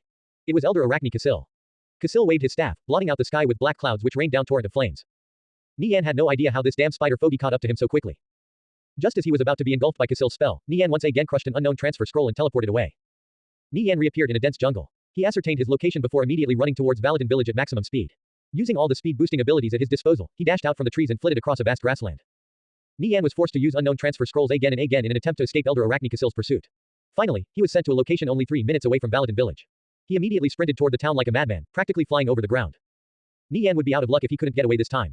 His supply of unknown transfer scrolls was rapidly dwindling. In the distance, specks of light began to appear in Nie Yan's vision, growing brighter and more numerous as he approached. The twinkling lights were a relief to him, like a lifeline for a drowning man. Nie Yan once more burst forth at maximum speed during this final stretch, zipping closer and closer to Valadin village. Suddenly, a large shadowy figure appeared before him, hovering a meter off the ground. It waved the staff in its hand, conjuring a black fireball that shot out at Nie Yan before he even got a good look at it. Nie Yan grimaced under the pressure of the black fireball cast by Elder Arachne Casil as he considered his options. He activated Gale Step and slammed into the projectile, causing it to explode into a firework of cinders. Nie Yan threw out a pouch of flash powder and blinded Casil. He then slid under him and sprinted past. Nie Yan hastily swapped factions as the entrance to Valadin village entered his sight, hoping to dear God no one had noticed him. Luckily, the nearby players were distracted by the appearance of Casil. Why would a level 60 lord appear so close to town? Several necromancers quickly reacted by summoning swaths of skeletons. Elder Arachne Casil waved his staff in annoyance, summoning a sea of black fire that instantly evaporated the mass of skeletons around him. The necromancers stared in shock, almost unwilling to believe their eyes. This old man was way too strong. Shit, it's a lord-class level 60 monster. Everybody, run. However, their shouts came too late. By the time people were able to react, Casil had already cast an area of effect spell to rain down black flames on the entire area. Like the skeletons before them, these players were quickly melted away and their bodies dissolved into motes of black light. Having brushed aside the players in his way, Casil continued chasing after Nie Yan. More and more evil faction players gathered near the entrance, and several spectral knights already began advancing. They prepared to block the boss. Everyone, attack this lord-class monster. The spectral knights engaged, stepping up to stop Casil as the mages in the back began casting spells at it. However, Casil continuously waved his staff, one-shotting players left and right. Finally, he cast another area of effect spell laying waste to the entire frontline and causing the backline to fall into a panic. This boss was too powerful. Casil carved a path of blood toward Nie Yan, massacring players like pigs in a slaughterhouse. Wave after wave of evil faction players collapsed onto the ground. Finally, someone realized Casil was no ordinary lord, but rather a variant lord. The crowd quickly scattered, not wanting to die pointlessly. Fortunately for Nie Yan, they had bought him quite a bit of time. He finally reached the gates of Valadin village, where he slowed down to a walk and hid his face with a long cowl before approaching the guards. Casil was still rushing angrily towards him, causing Nie Yan to be distressed. However, if he tried to rush into the village, he would certainly draw a lot of unwanted attention from the guards. Two of Valadin village's skeletal guards suddenly noticed Casil rushing towards the town. Brandishing their massive halberds, they charged at him in perfect harmony. Alarm bells started ringing across the entire village. Several NPC necromancers rushed out, summoning countless skeletons to form a dense wave of bones that blocked Casil's path into the town. The tide of skeletons quickly grew and wrapped around Casil to completely surround him. As Nie Yan quietly entered the village, he could see many groups of players rushing towards the source of the commotion. I heard a monster is attacking Valadin village. Apparently it's a level 60 variant lord. Let's go take a look. Maybe we can get lucky and snag some of its drops. The flood of players began to fill the area, enclosing Casil in a flood of summons and players. Casil continued waving its staff to instantly clear entire groups of skeletons. The necromancers, not to be outdone, waved their staffs in response and counterattacked by summoning more and casting their own spells. Flashes of light lit up the darkness as various spells took form and bombarded Casil. The outer skirt of Valadin village was transformed into a chaotic battlefield. Nie Yan couldn't help but find this situation a little similar to the time he lured the Guardian of Order to Link Town. It wouldn't be long before Elder Arachne Casil was killed. And no one would know he was behind this event. Checking the time, he could open a portal and return to the surface in about an hour. Nie Yan started cleaning out his bags, first by selling off all his potions and other consumables to the NPC shops. Afterwards, he had Life's a Drama head to Necropolis City in his place and auction off all the equipment he picked up during his travels. To compensate him for his hard work, Nie Yan offered him a portion of the profit. The only items remaining were the Black Kingsnake shield and the mysterious conjuring skull. Even his soul pendant was emptied out, though not for long. Nie Yan made a trip to the scroll shop and filled it up with 50 full stacks of Deathwave scrolls. A while later, Nie Yan and Plenty met up in the rundown tavern at the appointed time. Plenty and Proud War Lance were both present. They also brought along 2 other members of Fallen Angel, their confidants. Did you bring everything? Nie Yan asked, wondering what sort of items Plenty prepared for him. Plenty glanced at War Lance and the 2 other Fallen Angel players, who promptly showed the items to Nie Yan. Take a look, there's 270 pieces of equipment in total. Just in case you didn't have enough space, we've also brought along 5 56-slot bags. Nie Yan never expected Plenty to prepare bags for him as well. Looking over the items, there were 180 pieces of equipment with at least night vision plus 10, 60 pieces of equipment with focus plus 30 or higher, and 30 pieces of equipment with other stat bonuses which were hard to find on the surface. This is about 20,000 golds worth of equipment. I'm sure you'll earn a staggering amount by smuggling them back to the surface. Plenty gazed at Nie Yan, then continued, I hope you don't forget our agreement. I'm expecting to hear word from you in 5 days. Rest assured I won't bail out. I'm confident there'll be many more opportunities for cooperation to come, Nie Yan replied with a smile. A cooperative relationship with Fallen Angel was absolutely beneficial to the growth of Ass-Kickers United. Nie Yan estimated he would earn 1 million gold, maybe even more, by selling all this equipment on the surface. Nie Yan handed back the Black Kingsnake shield to Plenty and further compensated him with 10,000 gold.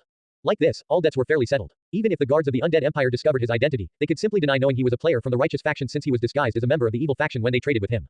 The system had no way of reading their minds. As long as Nie Yan made sure he wasn't exposed, they could continue carrying out their smuggling trade.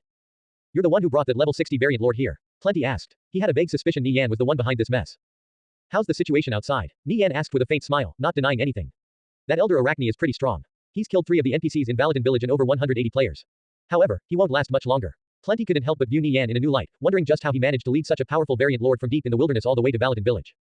During this time, Plenty had done a thorough investigation of Nie Yan's background. He more or less had an understanding of Ass-Kickers United. The evil faction and righteous faction didn't have any contact. The frontier wouldn't open up until the players were at least level 100. For the time being, no one could spare any attention for the opposing faction. However, right now Ass-Kickers United and Fallen Angel were collaborating together. This was truly unprecedented in both timelines. That variant lord should have some pretty good drops. Don't miss the opportunity, Nie Yan reminded Plenty. Fallen Angel's forces had already assembled in Baladin village. Monsters killed by NPCs wouldn't drop any items, unless players also dealt some damage. But with the NPCs helping out, it saved them a lot of trouble. This is only thanks to you leading that variant lord to the village, Plenty said with a faint smile. This matter had led to both sides benefiting. Oh, one more thing. Can you take a look at this? Nie Yan placed the conjuring skull on the table. A conjuring skull. Plenty blurted out in surprise, failing to hide his shock. It was actually one that summoned a bone mammoth too. Where did you get this? It dropped while I was hunting rum spiders, Nie Yan replied. He could instantly tell the conjuring skull wasn't simple based on Plenty's intense reaction. It was definitely a precious item worth at least 10,000 gold. You really have some amazing luck to actually get something like this from hunting rum spiders. I can assure you the drop rate is at best 1 in 500,000. Sell this conjuring skull to me. I'll give you 30,000 gold for it, which is the market price. Ordinary conjuring skulls only sell for a few thousand gold. But since yours can summon a bone mammoth, it's worth a lot more, Plenty said straightforwardly. The price he offered was fair. Since they were going to cooperate in the future, he wouldn't damage their relationship over something small like this. What's the conjuring skull used for? Nie Yan asked curiously. He was blown away by why this ordinary-looking skull was so precious. It's a medium that allows necromancers to summon 1 or 2 additional undead, Plenty explained. Nie Yan naturally understood how an item which bolstered the size of an undead army would be highly sought after by necromancers, especially if its drop rate was abysmally low. Furthermore, the conjuring skull in his possession was one of the rare kinds. The price Plenty offered should be fair. However, Nie Yan felt it'd be a waste to sell an item like the conjuring skull for gold. How about we exchange for equipment instead? Nie Yan suggested. A large guild like Fallen Angel, I'm sure you have plenty of sub-legendary grade items. For guild leaders like Plenty and Nie Yan, gold was simply a means to an end. What they required more was better equipment to strengthen the players under them. I have a decent pair of mage gloves without faction restrictions. Take a look, Plenty said after a moment of consideration. A short while later, a subordinate arrived with the gloves. Akef's Hand of Knowledge, sub-legendary. Description: Akef was a great incantist that sought out the profound, learning every type of magic on the way. Requirements: 529 intelligence. Properties: defense 336 to 369, magic power plus 32, intelligence plus 58, magic amplification plus 10%. Cursing light: light magic additionally inflicts the enemy with 3 seconds of confusion and exhaustion. Cooldown: 3 hours. Life corrosion: spells corrode 20% of the enemy's defense and deal additional damage over time based on the player's intelligence. Cooldown: 3 hours. Restrictions: none. Plenty supplemented Nie Yan with 13,000 gold on top of Akef's Hand of Knowledge for the conjuring skull. Like this, it was a fair trade. That about wraps things up. You'll be back in 5 days? Plenty asked. Yeah, Nie Yan nodded. Plenty set off to lead the Fallen Angel players in dealing with the level 60 variant lord. Nie Yan waited for the dark portal to come off cooldown in the tavern. He glanced at Empress Fina's fang in his bag, helpless to bring it out since it was coated in a highly corrosive toxin. He could only examine it from his inventory window. Empress Fina's fang quest item, psychic object. Description: converts 30% of the damage from regular attacks into poison damage. The term psychic object was unfamiliar to Nie Yan. However, he could feel a dense aura of darkness radiating from the fang. Nie Yan was blown away by the description. His regular attacks currently dealt around 1,600 damage. For 30% of that to be converted into poison damage, which ignored all defenses except for poison resistance, was astonishing to say the least. According to his experiences from the previous timeline, attacks with more varied damage compositions generally dealt more damage to bosses. An alteration to the properties of an attack was far more effective than a simple increase in attack power. Nie Yan checked on the status of his quest. Quest progress: search for Empress Fina's eye, psychic objects 1/3. It was nowhere close to being finished. Nie Yan glanced at Bennett's soul floating beside him. He could only continue searching for the other psychic objects some other time. As the minutes passed, Nie Yan received news that Fallen Angel had taken down Elder Arachne Casil and obtained a piece of sub-legendary grade equipment from his corpse. The drops from a variant lord naturally wouldn't be lacking. It was finally time to leave. Nie Yan left Baladin village, his silhouette disappearing into the darkness as he dashed east. He found a secluded area and opened up the dark portal. A portal radiating ominous energy appeared before Nie Yan. He stepped forward and disappeared inside. Just outside of Baladin village, hundreds of Fallen Angel players were cleaning up the battlefield. There were corpses strewn about everywhere. Everything within a 100-meter radius was devastated. One could imagine the sort of bitter battle that took place. Nirvana Flame returned to the surface. Plenty asked Proud War Lance who stood beside him. I think so. War Lance nodded. Truthfully, when Nie Yan stepped foot outside the village, they already had thieves on standby to trail him. How he was going to return surface greatly intrigued them. However, they feared it would negatively impact their relationship with him if they were caught, so they dropped the matter in the end. Aside from this, none of the thieves in Fallen Angel could realistically keep up with him anyway. He probably used some sort of teleportation item, Plenty guessed. Do you think he can be trusted, that Nirvana Flame? Who knows? In any case, we'll have our answer in 5 days. A collaboration would be beneficial to both sides. Assuming he does return, make sure the players you dispatch to meet him are courteous. Remember, he holds all the cards in his hand. He can always find other partners to cooperate with, Plenty reminded. Nie Yan was probably the only player who could currently freely travel between the surface and underworld. I understand. War Lance nodded. Just a single successful trade would be immensely beneficial to Fallen Angel. But if Nie Yan chose to back out, there was no recourse since the in-game contract system was unavailable to them due to faction restrictions. They could only rely on good faith. Nie Yan's pupils sharply contracted as the scenery flashed around him. His vision was shrouded by a vast expanse of bright white. After who knows how long, Nie Yan opened his eyes to be welcomed by a blue sky and white clouds. His mood immediately improved. He was finally back in his own world. Nie Yan checked his coordinates. He was actually in the wilderness surrounding Hilderlock, the city of Jadeite. He teleported to the city with a return scroll, then took a transfer point to Kalor. The streets were even more bustling than before. Nie Yan walked to Ass-Kickers United's office in Kalor. When the Ass-Kickers United players saw Nie Yan, they rubbed their eyes to make sure they weren't seeing things. Boss, you've returned. Hello, boss. The players all excitedly ran up to greet Nie Yan. The last 5 days had been some of the roughest in Ass-Kickers United's short history. The conflict with Bloodlust Blades raged on, with both sides unwilling to back down. The players of Ass-Kickers United could only patiently endure. Nie Yan's absence during this time was a hard blow to morale. It was as if the guild had lost a supporting pillar. Fortunately, Guowai and the other higher-ups didn't neglect their duties. Furthermore, Smokestub stepped up to help out where he could since he also had experience with administration. Thanks to this, everything was still running smoothly. The guild chat immediately exploded in activity when word of Nie Yan's return spread. Boss, welcome back. The guild leader is finally back. Welcome home, we missed you so much. News of Nie Yan's return spread like wildfire. All of Ass-Kickers United celebrated. The previous damp mood was nowhere left to be seen. Nie Yan was deeply moved. He had spent what felt like a lifetime in the underworld. He was glad to finally be back. Ass-Kickers United was his home, and the Viridian Empire his sky. Where's Watchful Snail? Tell him to get in touch with me, Nie Yan said in guild chat. Before long, Guowai, Zhao Li, Smokestub, and the others all rushed over to the Kalor office. You're finally back. A day later and we would have packed up our bags and left, Smokestub jested as he patted Nie Yan's chest. How are things? Nie Yan asked. He estimated after so many days the guild's financial situation was akin to a creek during a long drought. I'm not the one you should ask. Smokestub forced a smile as he glanced over at Guowai. Grim would be the best description. We're on the verge of collapse. Here's a report of our financials. Take a look, Guowai said with a helpless expression. Nie Yan looked over the expenses. They had spent a total of 536,268 gold, of which 360,000 gold was bounty payouts while the rest was compensation for struggling guild members. This was a terrifying figure. Before he left for the underworld, the guild had just barely 200,000 gold in the bank. They really were running on empty. How much gold do we have left? Nie Yan asked. A little over 2,000. Guowai bitterly smiled. For a guild the size of Ass-Kickers United to only have 2,000 gold in the bank, Nie Yan could imagine how severe things had gotten. What about the gold from the Starry Night Potion Shop and other businesses? Nie Yan asked. He had given Guowai permission to withdraw gold from these places. I'd withdrawn as much as I could. Guowai shook his head helplessly. We've received support from our allies, the War God Tribe, Holy Empire, and Sapphire Shrine as well. The Dragonsaur Financial Group has provided us with 170,000 gold in total. Our guild members have also donated 160,000 gold. However, it's just not enough. Our only solace is that Bloodlust Blades aren't faring much better. They've burned through at least 700,000 gold. Their finances are teetering on the verge of collapse. If it wasn't for the Century Financial Group, Alliance of Mages, and Divine Protectors helping them out from behind the scenes, they would have been finished long ago. I've also heard that Angel Corps has thrown themselves in the mix. Nie Yan nodded. He roughly understood the situation. Even a guild that had lost several wars in a row wouldn't easily collapse. Victorious Return was a perfect example. Even though they had suffered so many setbacks, including a huge blow to their prestige, they were still continuing to operate. But an issue with finances was another matter altogether. All guild activity required expenses, not to mention members would require compensation for any damages they incurred. If something as basic as compensation couldn't even be provided, who would be willing to stay? It would be a wonder if a guild like this didn't collapse. Both Ass-Kickers United and Bloodlust Blades were currently on the edge of a deep abyss. Ass-Kickers United had spent all gold available to them. The guild treasury was completely empty. The guild members also suffered disastrous losses. They were hunted down by other players every time they stepped foot out of the city. What little gold they did manage to earn would be eaten up by the cost of recovering from their losses. They couldn't even get any leveling done. This was simply too much of an ordeal. Some players could no longer endure and withdrew from the guild. Even though they were willing to become members, they had no real attachments to the guild. They were far from optimistic about coming out on top in this conflict against Bloodlust Blades, feeling Ass-Kickers United would be the first to fall. Such occurrences were common in intense wars of attrition. Roughly 6,000 players had left the guild, with only 60,000 remaining. However, that number was still dropping. Let them leave if they want. We can't rely on such players to grow the guild. We'll just recruit new people later on. This is an opportunity to weed out the coattail riders. The members staying behind are the ones who truly make up the heart of the guild, so make sure to reward them properly after all this is over, Nie Yan said after Guowai briefed him on the situation. The problem is, how are we going to get through this crisis? Our guild treasury is empty. We're basically running on fumes, Guowai said with an anxious look. The situation had developed far beyond his expectations. Ass-Kickers United and Bloodlust Blades had become the targets of everyone. However, there was nothing that could be done. It was their own fault for putting up such lucrative bounties. The number of players participating was constantly increasing, meaning more and more gold had to be spent every day paying out rewards and compensating losses. Guowai initially thought they could hold out for at least 10 days. Who could have known they would be on the verge of collapse before even 5 days? After managing the guild for so long, he had deep attachments to it, even using his own personal funds to purchase gold so he could support the guild. He really didn't want to see the guild he painstakingly built from the ground up fall in such a way. Nie Yan chuckled. Leave it to me. For now, take this 50,000 gold to tide us over. 50,000 gold isn't enough. Guowai shook his head. It'll probably keep us afloat for the afternoon, and even that's uncertain. He was all too familiar with how fast their gold was draining away. Don't worry, I also brought a lot of equipment with me back from the underworld, Nie Yan said with a confident smile.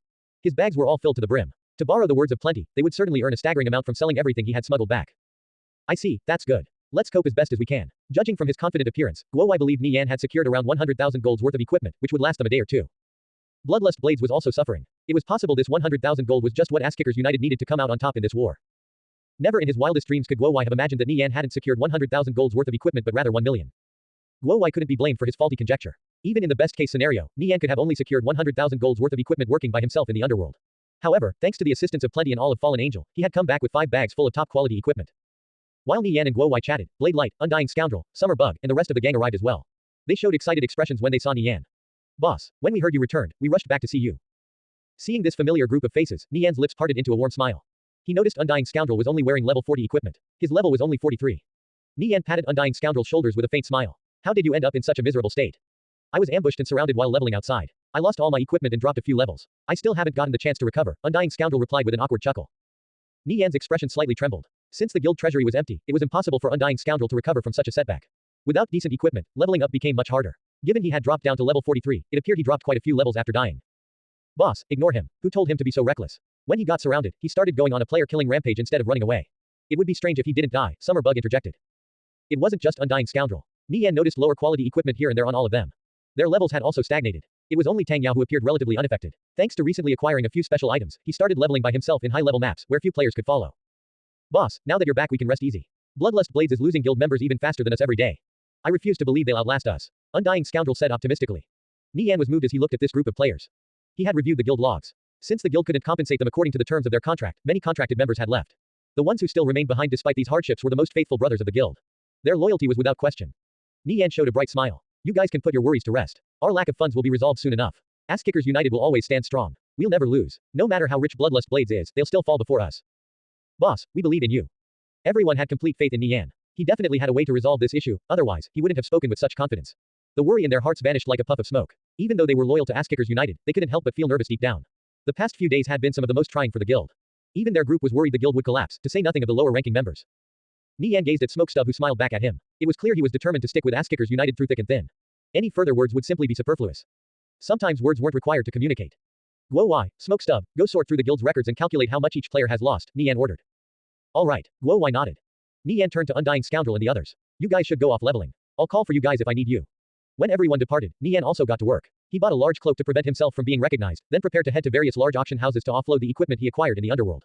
He first visited the Kalor Central Auction House and listed 3 pieces of equipment with night vision plus 10 or higher up for auction, setting the starting bid for each of them to around 2,000 gold. Equipment with night vision plus 10 or higher was considered high-end. The number of players who could afford them weren't many, but they absolutely weren't few either. It was fairly normal for wealthy players to have upwards of 20,000 gold. Some of them were whales who frequently spent exorbitant amounts of real-world cash to purchase in-game gold. A subset of them were experts. If something caught their eye, especially if it was rare, they naturally wouldn't hesitate to buy.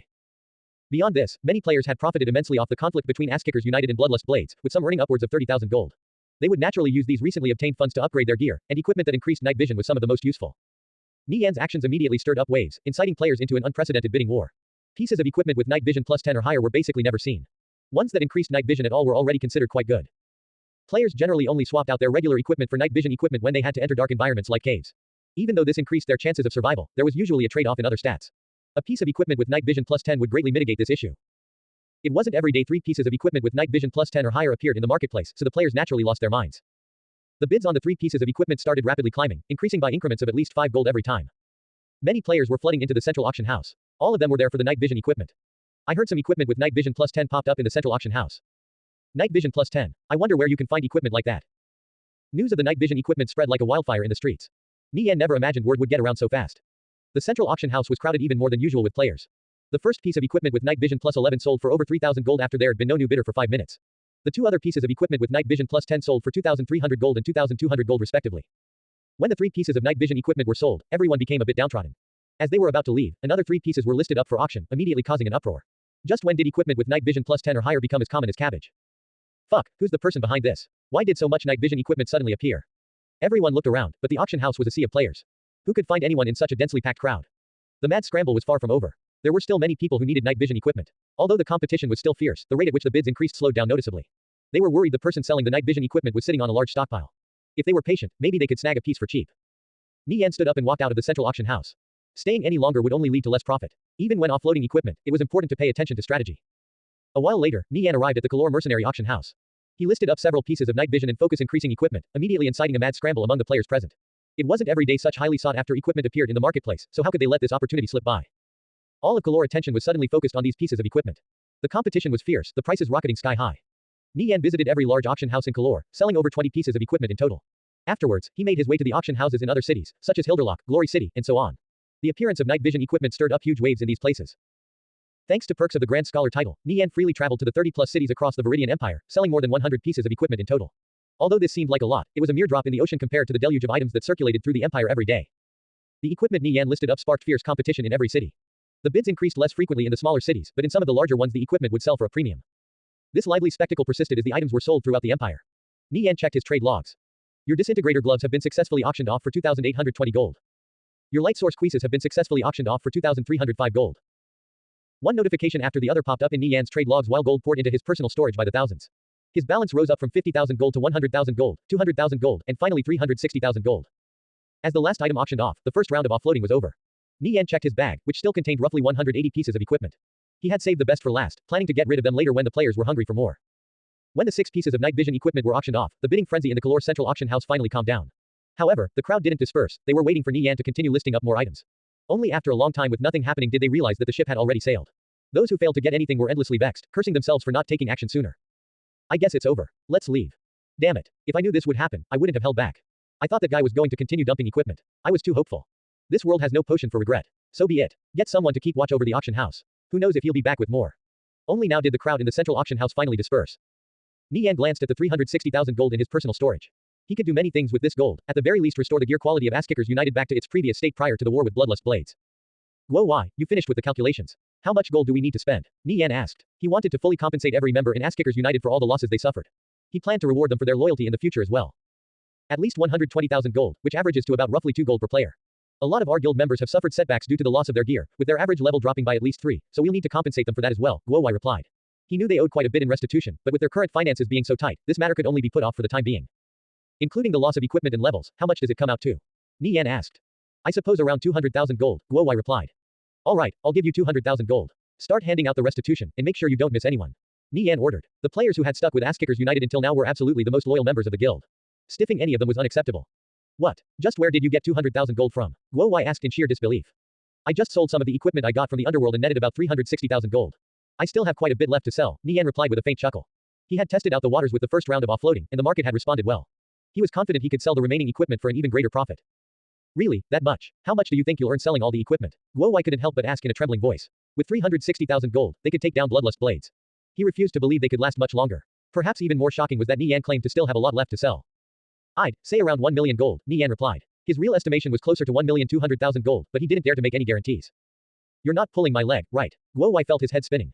Just what kind of sum was 1 million gold? Ass-Kickers United had been pushed to the verge of bankruptcy after only spending 60% of that amount. With this gold, he was confident they could fully recover from this war and come back even stronger. They would become the richest guild, especially with Bloodlust Blades out of the picture.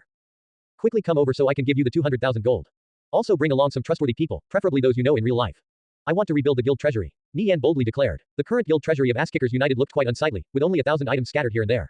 Rebuilding it was their top priority. I'll be there right away, Guo Wai said, barely containing his excitement. He immediately got to work. Before long, Guo Wai arrived with more than 100 players in tow. He took the 200,000 gold back with him to the guild headquarters and started paying out restitution. Meanwhile, Nie Yan brought the 100 players with him as he visited various large auction houses, purchasing suitably priced equipment which would then be delivered to the guild treasury. He didn't feel at ease leaving the job to others, so he wanted to personally handle it himself. The estimated cost of restoring the guild treasury to its previous state was at least 200,000 gold. However, there was no harm in getting started. When word got around that Guo Wai was paying out restitution, the players voiced their bewilderment in the guild chat. Wasn't the guild on the verge of bankruptcy? Where did this gold come from? Executive guild leader, you're not playing a joke, are you? One player asked. Watchful snail, forget it. We understand finances are tight right now. Let's wait for the storm to pass over first. When everyone is suffering like this, how could we have the face to take the guild's gold? This opinion was echoed by many others in the chat. Enough with the nonsense. You don't think I know that. Hurry up and take the gold before I start embezzling it, Guo Wai jokingly scolded.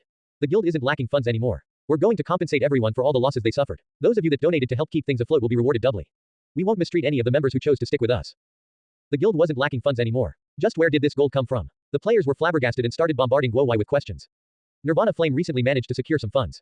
Don't worry. If the guild's finances were truly tight, we wouldn't hesitate to do what's needed, Guo Wai assured. His words immediately dispelled their doubts, giving them renewed confidence. In that case, didn't this mean Ass-Kickers United would win the war? A few astute players did the calculations. The cost of compensating every single member in the guild would total at least 150,000 gold. For the guild to take out so much gold, they sure were rich. The restless players who feared the collapse of Ass-Kickers United immediately had their minds put at ease. The guild members hurriedly flocked to the guild headquarters in United City. Everyone received at least 1 gold in restitution. Those who had suffered large losses received 5 or 6 gold to upwards of 50 gold. The stronghold was bustling with activity. Aside from paying out restitution, Guo Wai under Nie Yan's orders started distributing medals to the guild members. The medals were divided into bronze, silver, gold, and dark gold. They represented a member's status in the guild. Every player who had stuck with the guild through this ordeal would at least receive a bronze medal, which signified their status as veteran members who were willing to risk life and limb for the guild. The silver medal was given to members who had made outstanding contributions to the guild during the war with Bloodlust Blades, such as donating vast sums of gold. Gold medals represented the most important members of the guild. There were many players with bronze and silver medals, but those who received a gold medal numbered only around several dozen. When Ass Kickers United recruited new players in the future, these veteran members would be treated much better than the new recruits. Otherwise, if any new recruit could receive the same treatment as them, they would start feeling resentment. This initiative by Nie Yan received all-round approval. These players had stuck with the guild during its most trying times, never leaving. Compared to receiving compensation, they were much happier about earning the recognition of the guild. These medals were their glory, which proved they had gone through the many trials and hardships together with the guild. When everyone was receiving compensation in the stronghold, some keen-eyed players noticed the guild treasury rapidly filling up with several hundred items at a time. These items weren't just trash meant to fill up space either. All of them were useful with decent properties. First was the 200,000 gold in compensation, then the guild treasury filling up with over 100,000 gold's worth of items right after. Nie Yan's show of wealth shocked everyone, causing them to confirm one thing in their minds. Bloodlust Blades had kicked a steel plate. Ass Kickers United's victory was right around the corner. Deep within Red River Stronghold, the upper echelon of Bloodlust Blades led by Mad Blade anxiously discussed the issue of gold. At the start of the war, they felt assured of their victory. After all, they had ample capital after receiving over 500,000 gold from the Century Financial Group. This was why they dared to declare war against Ass Kickers United. No one had attempted something so audacious as putting up a bounty on a whole guild before. A few thousand gold was generally the upper limit for a bounty on a single player. However, there was no such thing for a guild. Even so, Mad Blade was confident since he had almost 1 million gold at his disposal. He refused to believe Ass Kickers United could match such a terrifying sum, even with the support of the Dragonsaur Financial Group. When it came to amassing gold, no one could compare to the Century Financial Group. The virtual reality industry was their bread and butter. Calore was the domain of Ass Kickers United. Bloodlust Blades couldn't do anything to them on their home turf. Just the same, Ass Kickers United wouldn't throw caution to the wind and besiege Glory City. However, war by proxy was a viable alternative. Mad Blade had first provoked Ass Kickers United on the forums, sealing off all paths of retreat for both sides. He believed Bloodlust Blades could easily outlast Ass Kickers United. However, he never expected them to show such resilience, lasting for so long. He believed victory was guaranteed, but his understanding of the overall situation was too shallow. He could never imagine Nie Yan owned the Starry Night Potion Shop, let alone numerous plots of lands, shops, and auction houses, which generated a wealth of gold for Ass Kickers United every day. With every day Ass Kickers United still stood strong, Mad Blade started to feel increasingly anxious. Bloodlust Blades was struggling to make ends meet. Even though the Century Financial Group was sending over gold on a daily basis, it was like trying to put out a house fire with a cup of water. Mad Blade was forced to sell a portion of the equipment in the guild treasury, earning them enough funds to hang on for another day or two. However, this move quickly incited the discontent of the guild members since it was tantamount to cutting their benefits. Add this to the fact that they were being hunted down like dogs in the wilderness, leaving them unable to level in peace. Many of them believed this war with Ass Kickers United was a mistake and left the guild. It appeared Bloodlust Blades wasn't having it easy either. Boss, I just received some news. Ass Kickers United obtained hundreds of thousands of gold from who knows where. They're providing compensation to all their players and starting to rebuild their guild treasury, an elementalist informed Mad Blade. Hundreds of thousands. Just where did they get so much gold from? Are you sure? Bloodlust Blades asked in utter disbelief. It was too strange. This was like something straight out of a storybook. How did Ass Kickers United suddenly obtain enough gold to not only compensate their players but also rebuild their guild treasury? It's the truth. I had someone investigate. Ass Kickers United has obtained at least 300,000 gold, the elementalist replied. Mad Blade's eyebrows started twitching erratically. 300,000 gold was no small sum. Since Ass Kickers United was willing to take out this much for their guild members, didn't this signify they still had more gold sitting in the bank? Was it the Dragonsaur Financial Group? Absolutely not. The Dragonsaur Financial Group's gold farmers are being constantly monitored by the Century Financial Group. There's no way they could take out that much gold. Then where did it come from? Mad Blade asked in bewilderment. Boss, are you aware of the night vision equipment that's been popping up in auction houses lately? A fighter interjected. Yes, it's a pity our finances are so tight, otherwise, we would have bought 1 or 2 pieces, Mad Blade replied. He was at least up to date on this much. I've heard they appeared in every city across the Viridian Empire. Whoever's behind this is a high roller. They've earned at least a couple 100,000 gold selling all that night vision equipment, the fighter said. Mad Blade understood what the fighter was getting at. Could Nie Yan be the person behind the sudden emergence of night vision equipment? After thinking it over, it was the only logical explanation. How else could Ass Kickers United obtain so much gold? We don't know how much night vision equipment he still has left. I estimate the current market will have no problem gobbling up 500 to 600 pieces. That's an estimate worth of 3 to 4 million gold. The fighter's words were a bit sensationalist. However, Mad Blade understood this 3 to 4 million was absolutely the most conservative estimation. If Ass Kickers United really obtained so much gold, Bloodlust Blades might just as well surrender right now. However, he recalled the words he put on the forums. Whoever backed out first was the other's grandson. Mad Blade's expression turned gloomy. Send word to the people over at the Century Financial Group. We need more gold. If Bloodlust Blades falls, they'll take a hit too. Boss, they won't like to hear that, warned the elementalist, who remained relatively cool-headed. Only then did Mad Blade calm down. He knew they couldn't afford to irritate the Century Financial Group. Helplessly waving his hand, he ordered, go. Discuss it over with them. See if they can provide us with more funds or some other method to deal with Ass Kickers United. If things continue on like this, we won't last for much longer. Mad Blade's mind was a mess. He couldn't help but feel that Nirvana Flame would be the death of him someday. The situation had progressed in a way where Ass Kickers United had seized the initiative. Their guild treasury had more than 100,000 gold, which was enough to last them for another day. They would be fine as long as Nie Yan sold the remaining items he brought back from the underworld within the next 5 days. Gold was no longer an issue, so Nie Yan wasn't worried. He predicted Bloodlust Blades would collapse any time now. The resources Bloodlust Blades spent was the Century Financial Group's, meaning he was also shaving away the Century Financial Group's strength. Nie Yan was perfectly content with going at it with the Century Financial Group like this. He could freely travel back and forth between the surface and the underworld. When the market in the Viridian Empire was saturated with night vision equipment, he could simply switch over to selling equipment that increased other properties such as focus. In any case, there were a million other things he could smuggle. This was one of the perks of working with a large guild like Fallen Angel. They could easily amass almost any type of item. If he had to do such work all by himself, it would be incredibly challenging. With this source of income, Nie Yan could just watch the gold roll in. No matter how wealthy the Century Financial Group was, there was no way they could compete. Aside from shaving away at the Century Financial Group, Nie Yan also planned to use the remaining gold to upgrade the equipment of his players or help them power level.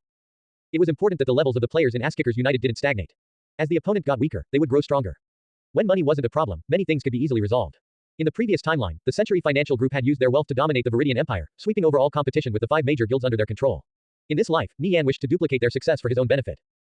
Nie Yan had started laying out the foundation of his grand vision by acquiring both Holy Empire and Sapphire Shrine as well as investing in the War God tribe. Furthermore, he had held initial talks with Battle-Crazed Alliance and Radiant Sacred Flame, who both expressed interest in an alliance. However, all negotiations were halted when Bloodlust Blades declared war. Battle-Crazed Alliance and Radiant Sacred Flame were watching from the sidelines. If Asskickers United was defeated, all his hard work would go up in smoke. Nie Yan planned to amass a large amount of wealth, enough to acquire both Battle-Crazed Alliance and Radiant Sacred Flame. This way, his alliance would comprise 6 major guilds. If he supported them with investments and allowed them to grow unimpeded, there would be no place left for victorious return in Kalor. After this war was over, Bloodlust Blade's strength would also drop by half. As for Alliance of Mages and Divine Protectors, although they were strong they couldn't compare to Asskickers United, Holy Empire, Sapphire Shrine, War God Tribe, Radiant Sacred Flame, and Battle-Crazed Alliance in terms of growth potential. It was because these 6 guilds were situated in the top 3 most populated cities in the Viridian Empire. Surpassing alliances of mages and divine protectors was only a matter of time. Nie Yan's ultimate end goal was to create an invincible powerhouse by unifying the entire Viridian Empire. He already had a roadmap in his head. All he had to do was carry it out. Nie Yan buried these thoughts deep in his heart. He wouldn't reveal them until the day he achieved his aim. Asskickers United had another source of gold. After the guild treasury was replenished, the guild members all started exchanging for new equipment. After going through a long period of hardship, everything was right back on track. Everyone was surprised. Asskickers United was like a phoenix rising from the ashes, reinvigorated with new life. The shocking news that Asskickers United had begun refilling their treasury and compensating its members spread like wildfire. Where had the guild gotten all that money from? Many people saw this as a sign. Bloodlust Blades would fall while Asskickers United stood tall. Some professional players who had hunted Asskickers United's players even left Kalor, moving to Glory City to earn their fortune there. Such was the world. The strong reigned over the weak. Many bounty hunters targeted Asskickers United when Bloodlust Blades put on an aggressive front, but now that Asskickers United seemed to have the upper hand, they knew better than to stick around and continue poking this massive bear. It was as if a heavy rock had been lifted from the shoulders of the players from Asskickers United. However, the same couldn't be said for the players from Bloodlust Blades. Nie Yan deposited the evil faction equipment into his personal storage, then went to restock on consumables. He checked his soul pendant which had all 50 slots filled with Death Wave scrolls. Each stack contained 20 scrolls for a total of 1,000 scrolls. He wondered how many levels he would gain by using up all of them. Nie Yan was just about to set off when Guowai brought him some exciting news. 5 players in the guild had successfully class advanced: Sun, Smokestub, Sunny South, Summer Bug, and Lustboy. Sun had become a great Tempest Thief, Smokestub a great Berserker, Sunny South a great Holy Mage, and Summer Bug a great Arcanist. The 4 of them were within his expectations. However, he didn't recognize the name Lustboy, nor had he ever heard of it in his past life. This player seemed to have popped out of nowhere. Who's Lustboy? Nie Yan asked. Given how large Asskickers United was, for 1 or 2 players to suddenly shoot up in the ranks was nothing out of the ordinary. I'm not too sure either. Blade Light's group brought him with them on their recent dungeon runs and gave him a few pointers. Who knew he would be such a quick study? He's even better than some veteran members, Guowai replied. Asskickers United encouraged the older members to guide newer recruits. Only like this could the guild grow stronger as a whole. This was also a butterfly effect produced by Nie Yan. Blade Light, Smokestub, Young 7. In his past life, these experts were seldom ever in the same place, and no one could ever imagine the results of them working together. Their rate of advancement was much faster than their previous timeline counterparts. Any casual piece of advice they gave out was of immense value to the ordinary members of the guild. Players unfamiliar to Nie Yan in his past life like Paladin of the Elegy and Tyrannical were starting to garner attention in recent times. Among them Lustboy was the most remarkable. They were nameless in the previous timeline. But after Asskickers United provided them a suitable platform to grow, they were quickly blossoming into dazzling figures. Paladin of the Elegy, Tyrannical, and more were also tackling the barrier of the first-class advancement. Right now, Asskickers United was a nebula of shining stars. Especially the brightest ones like Lustboy left Nie Yan feeling gratified. Is Lustboy contracted to the guild? Nie Yan asked. As long as a player showed potential, he wouldn't hesitate to offer them a generous contract. We still don't have the funds for that. We're currently in the middle of negotiations. However, Lustboy has already agreed to sign, saying he wouldn't have gotten to where he is today without the guild giving him a place to grow or the guidance of Smokestub and Blade Light. He didn't seem to particularly care about the terms of the contract, but I plan to give him the best treatment. I just wanted to get your opinion first. Go ahead. You have my approval. Also, make an announcement saying the guild won't hesitate to give those who show potential the best treatment. Nie Yan said. In any case, gold was no longer an issue. The guild members would see a rise in their benefits, especially those who contributed greatly to the guild. They were the pillars of the guild. He couldn't allow them to feel like they were losing out by staying. If it wasn't for the recent war with Bloodlust Blades, Asskickers United would have already had more than 100 adept class players. Thankfully, the guild's foundation was still intact. When the situation calmed down, the number of players class advancing would quickly rise. Nie Yan chatted with Guowai for a bit longer before hanging up. Nie Yan glanced at his character bar. He was only level 40. It was pathetically low given his status as the guild leader of Asskickers United. Reaching level 50 and class advancing to a great thief was priority number 1. He racked his brain for a suitable leveling spot. The Death Wave scroll was one of the few magical items that dealt fixed damage regardless of resistances and defense, but it was only effective on living creatures. Nie Yan had to find relatively low health monsters that gave ample experience. It was also best if they were slow, so he had sufficient time to activate the scrolls. Nie Yan departed from Kalor and found a secluded place, where he summoned the Faulkner warhorse and galloped away into the wilderness. Nie Yan just happened to encounter a group of 100 players on their way to a high-level map in his path. Based on their numbers, they were probably going to hunt a Lord-class monster. Most of them were solo players, but he saw various guild emblems scattered among them. Nie Yan recalled participating in these sorts of expeditions in his past life. They were usually organized by 1 or 2 individuals who kept the drops from killing the Lord. However, they would compensate the players that took part with gold or credits. These sorts of expedition teams were quite common. Back when Nie Yan was broke and penniless, he frequently joined them to make some quick cash. If the organizer was a high roller, he could earn up to 600 credits in a single expedition, which was enough to last him for a while. Nie Yan started reminiscing after seeing this group of players. However, he quickly snapped back to reality. There was no point in sulking over the past events of a different world. He sped away on his Faulkner warhorse. Seeing Nie Yan's silhouette, a commotion broke out among this group of players. That's Nirvana Flame. I've watched so many of his videos, there's no way I'd mistake him. That mount he's riding, isn't that a Faulkner warhorse? Should we chase after him? I heard Bloodlust Blades put up an 8,000 gold bounty on him, not to mention any piece of equipment that drops from him is guaranteed to be worth at least several thousand gold. We could earn at least 10,000 gold by killing him. We definitely stand a good chance. Just look at our numbers. How about we give it a shot? Going after Nirvana Flame, were you people dropped on the head as kids? Let's set aside how we'd be hunted down like dogs by ass-kickers united for now. Several thousand of the top players in Bloodlust Blades couldn't even catch him. Do you really believe our little group will be enough? The several players who suggested going after Nie Yan immediately lowered their heads in shame and shut their mouths. They were so blinded by greed that they had forgotten their target was an existence that couldn't be provoked. Killing ordinary members was fine. After all, practically every expert in Kalor had dabbled in this feud. It was impossible for ass-kickers united to retaliate against everyone. But anyone who attempted to go after their guild leader shouldn't even think about setting foot anywhere near Kalor again. Although they were powerless to stop the masses, dealing with a handful of players was a fairly simple matter. When the players looked back, Nie Yan had disappeared into the horizon. Nie Yan continued galloping south, passing through a vast stretch of prairie. He had spent a total of 20 minutes. It would have taken an ordinary player more than an hour and a half to cover the same distance. Nie Yan passed through a level 50 map, a level 60 map, and even a level 70 map. However, he showed no signs of stopping. He passed by numerous different giant monsters as the scenery blurred past him. During this time, Nie Yan checked his quest log. He still had to do the quest related to the Tyrant Abok set. This quest had a 10-day time limit. He had received it just before his trip to the underworld, so he had about 5 days left to finish it. Nie Yan knew he would trigger a major questline by meeting Earl Kelfide, so it was best if he raised his level first.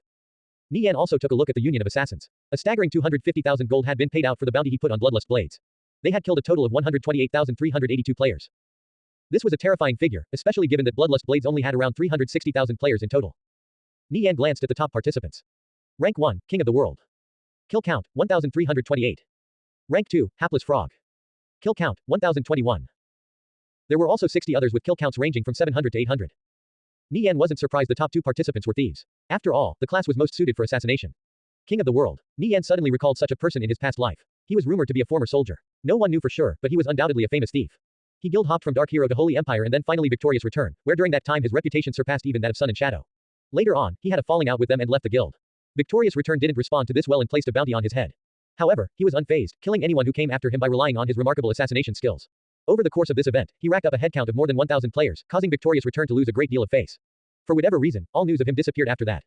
It was rumored King of the World was betrayed. His identity in real life leaked to Heaven Breaker, who then sent foreign hitmen after his life. Several of his close brothers ended up dying during the attempt, with only him escaping. However, things didn't end just there. Later on, Heaven Breaker and a person nicknamed Nightcat were found dead in their villas. There were no signs of damage on their bodies except for a bloody hole in their necks, which were determined to be puncture wounds created by a sharp object, presumably a dagger. The murderer was thought to have had special assassination training of some sort. When the authorities went to review the satellite data, they discovered it had been hacked, with the surveillance video of everything near the 2 murder scenes being wiped clean. The culprit was never found. Many people had a good idea of who was behind these 2 murders. But no one had proof. From then on, control of Victorious Return was handed over to Heaven Breaker's son, and King of the World never appeared again. This was one of the most contentious and sensational developments that had occurred since the release of Conviction. So of course the media had reported on it extensively. Heaven Breaker and Sao Shu were in the same boat, so Nie Yan had naturally paid close attention to this news. After the disappearance of King of the World, many players felt great sorrow at the loss of this legendary thief who stood side by side with figures like Sun and Shadow Killer. If King of the World hadn't shown up in the Union of Assassins, Nie Yan would have completely forgotten about him. A legend would always be a legend no matter the circumstances. Just like how a piece of gold would always shine, nothing could contain their brilliance. Take Sun, for example, his reputation among thieves soared after successfully advancing into a great thief. He was hot on Nie Yan's heels. King of the World slaughtering over 1,000 players from Bloodlust Blades also garnered a great deal of attention, and his radiance was starting to blossom. Nie Yan contacted Guo Wai straight away to recruit King of the World and accept all his conditions so long as they weren't too excessive. With the addition of King of World, Ass-Kickers United would have another shadow dancer added to the roster, which comprised Nie Yan, Sun, and One Strike Bao. Add this to the dozen other players who showed potential of becoming shadow dancers, and Ass-Kickers United was turning into a holy land for thieves. The thief was a heavily skill-reliant class which clumsy players would find difficult to play. Many thieves held skill in far higher regard than players of other classes, frequently scouring through videos of top-ranking thieves on the forums. Any half-decent thief would yearn for the opportunity to receive personal guidance from any one such figure. This was why existences like Nie Yan and Sun would inevitably attract the most talented thieves to Ass-Kickers United. Of course this didn't merely apply to thieves but other classes too. If it wasn't for the war with Bloodlust Blades, Ass-Kickers United would have even more experts in their ranks.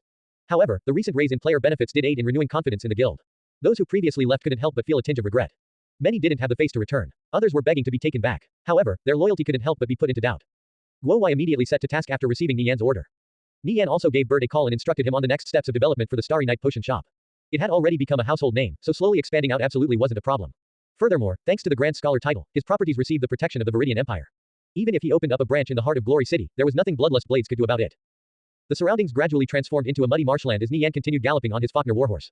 It wasn't long before he encountered monsters, fairies roughly the size of a child with pale green skin. They slowly fluttered around with wings on their backs, wielding three-pronged spears in their hands. The marshland was filled with this particular type of creature. They were a hybrid between goblin and fae with violent natures. Their hostility toward humans led to them being classified as monsters. Their attacks were powerful, over several times that of ordinary monsters. They could probably kill Nie Yan in a single hit. However, they only had a little over 5,000 health, which was rare among level 80 monsters. Their awareness was also low, so a thief in stealth could easily escape from them. Lastly, they were slow. Nie Yan carefully approached one of them from behind and activated Transcendent Insight. Fei Lin, level 80. Health, 5,200. Nie Yan took out his cavalry crossbow and fired out 5 bolts at the Fei Lin, which let out a sharp howl and alerted the other Fei Lin to his presence. He immediately had an angry swarm of Fei Lin descend on him from all around. Nie Yan turned tail and fled. He fired his cavalry crossbow every time he came across a group of Fei Lin, who came rushing after him one after another. The mass of mobs behind Nie Yan quickly grew to an astonishing size. Nie Yan glanced back at the hundreds of Fei Lin chasing him. He took out a death wave scroll which radiated a profound dark energy. 1 second, 2 seconds, 3 seconds, potent death energy began spreading outward like ripples on the surface of a pond and swept over everything in a 20-meter radius. The death energy surged out like a tidal wave, swallowing up every Fei Lin in the vicinity. -1,000, -1,000, -1,000. A blanket of damage values rose up into the sky. All the Fei Lins halted in their tracks and shuddered violently. Nie Yan maintained the aggro of the Fei Lins while running a giant loop around them. When the death wave scrolls went off cooldown, he activated another one. A second tidal wave of death energy surged out and engulfed the Fei Lins. Whenever the Fei Lins caught up to him, Nie Yan would escape with disappear.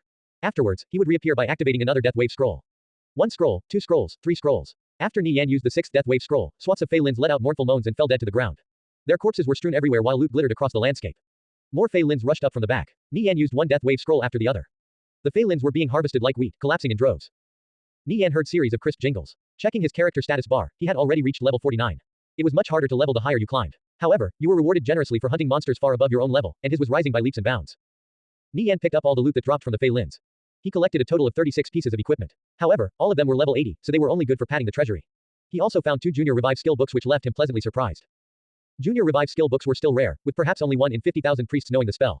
The current price of a single junior revive skill book had inflated to several thousand gold. Junior revive skill books would only start becoming widespread when players reached level 60, at which point monsters started dropping them at a dramatically increased rate. By then, all priests would know the skill, and the price of the skill book would drop down to just 1 gold. However, that was still a bit of a ways off. Farming junior revive skill books here wasn't a bad idea. Right now, Ass-Kickers United only had 9 priests who knew junior revive. For every additional priest that learned the skill, another 20-player team in the guild would have the chances of them wiping during a difficult dungeon run substantially reduced. A dungeon that might have previously taken over a dozen attempts to clear would now only take a few at most. Ordinary players couldn't hunt monsters over level 60 yet. Nie Yan was perhaps the only player who dared to level in a level 80 map, let alone one with such a high mob density. Besides the 2 junior revive skill books, nothing else worth mentioning dropped. Nie Yan continued leveling as groups of Fei Lins fell one after the other. He left a long unbroken trail of corpses behind him. The Fei Lins weren't respawning fast enough, so Nie Yan had no choice but to set off deeper into the map. Nie Yan would receive a 50% increase to all stats by class advancing. The category of his attack and defense would change from ordinary to enhanced, making them almost 80% higher than equal-leveled players who hadn't class advanced. His cloaking and other class-related stats would also receive bonuses. Class advancement to an ordinary thief was like adding wings to a tiger. When a player normally reached level 50, they would elect to attempt their class advancement first. Like this, their leveling efficiency would greatly improve. But since Nie Yan was using death wave scrolls to level, class advancement wouldn't speed up the process. So what was the harm in grinding out a few more levels? Nie Yan's level continued skyrocketing. By evening, he had reached level 54, the same as Tang Yao and Bloodlust Mad Blade. He checked his inventory. He had only used a little less than 200 out of 1000 death wave scrolls. Tang Yao happened to see Nie Yan's level while checking his friend's list. His eyes practically popped out in shock, clearly recalling Nie Yan was only level 40 the last time he checked earlier in the day. How did Nie Yan jump a total of 14 levels in the span of just a few short hours? This leveling speed was simply too frightening. Nie Yan, where the hell are you leveling? I've been searching everywhere for a good spot to grind. That bastard Mad Blade is still right on my tail and catching up fast. This pressure is driving me nuts. Yet here you are jumping 14 levels in just a few hours. Tang Yao exclaimed. Bizarre was the most apt description for this situation. Open up the greater map of Kalor and search for the coordinates, 18,295.2389.38920. I'll help you level up. You should do your class advancement too. I bet Mad Blade has already succeeded his, Nie Yan replied. The only explanation for Mad Blade's unusual leveling speed was that he successfully class advanced. I understand. Guo Wai told me not to lose the number 1 position to Mad Blade no matter what. I'm afraid I'll be overtaken if I try to class advance. That would be a blow to our guild's prestige, Tang Yao explained. He was also a prominent public figure of Ass-Kickers United. Sharpening the axe won't delay the chopping. I'll quickly help you get your level up, then you can go class advance. Nie Yan checked the harvest from these past several hours of grinding. His mobbing speed was nothing short of monstrous. Thanks to the increased drop rates from hunting monsters above his level, he filled up 3 entire bags with equipment. On top of this, he also picked up 7 junior revive skill books. He had really made a killing. Nie Yan estimated the market price of death wave scrolls on the surface was at least 200 gold. Few people could use such a precious item as lavishly as him. In this leveling session alone, he had gone through 40,000 gold's worth of death wave scrolls. Not even the Century Financial Group would dare to burn gold away so audaciously. However, the price of a death wave scroll was only 2 gold in the underworld. So in reality he had only spent 400 gold in exchange for 7 levels and over 20,000 golds worth of equipment. Nie Yan had Guo Wai send over a thief to deliver all the loot he collected back to the guild. I recently picked up 7 junior revive skill books. Make sure they go to talented priests, Nie Yan informed. A sharp blade required good steel. It was important these 7 skill books didn't go to waste. Guo Wai was stunned. A junior revive skill book was worth at least several thousand gold. Every time one appeared up for auction, there would always be a mad scramble, with wealthy players frequently raising the bidding price to ludicrous levels. Ass Kickers United naturally wouldn't acquire junior revive skill books for such overinflated prices. However, due to their abysmally low drop rates, the guild had only accumulated 9 thus far, finding 1 or 2 every 5 to 6 days. So of course Nie Yan collecting 7 in just one afternoon was mind-boggling. Just where did you get so many junior revive skill books? Guo Wai couldn't help but ask. I'm grinding in a level 80 map, so I'll probably be finding more, Nie Yan replied. He thought for a moment, then added, tell Sun, Blade Light, Smoke Stub, and the rest to get over here. I'll help them level up a bit. It was meaningless to just raise his own level. He had to raise the levels of the core guild members as well. Guo Wai quickly got to work.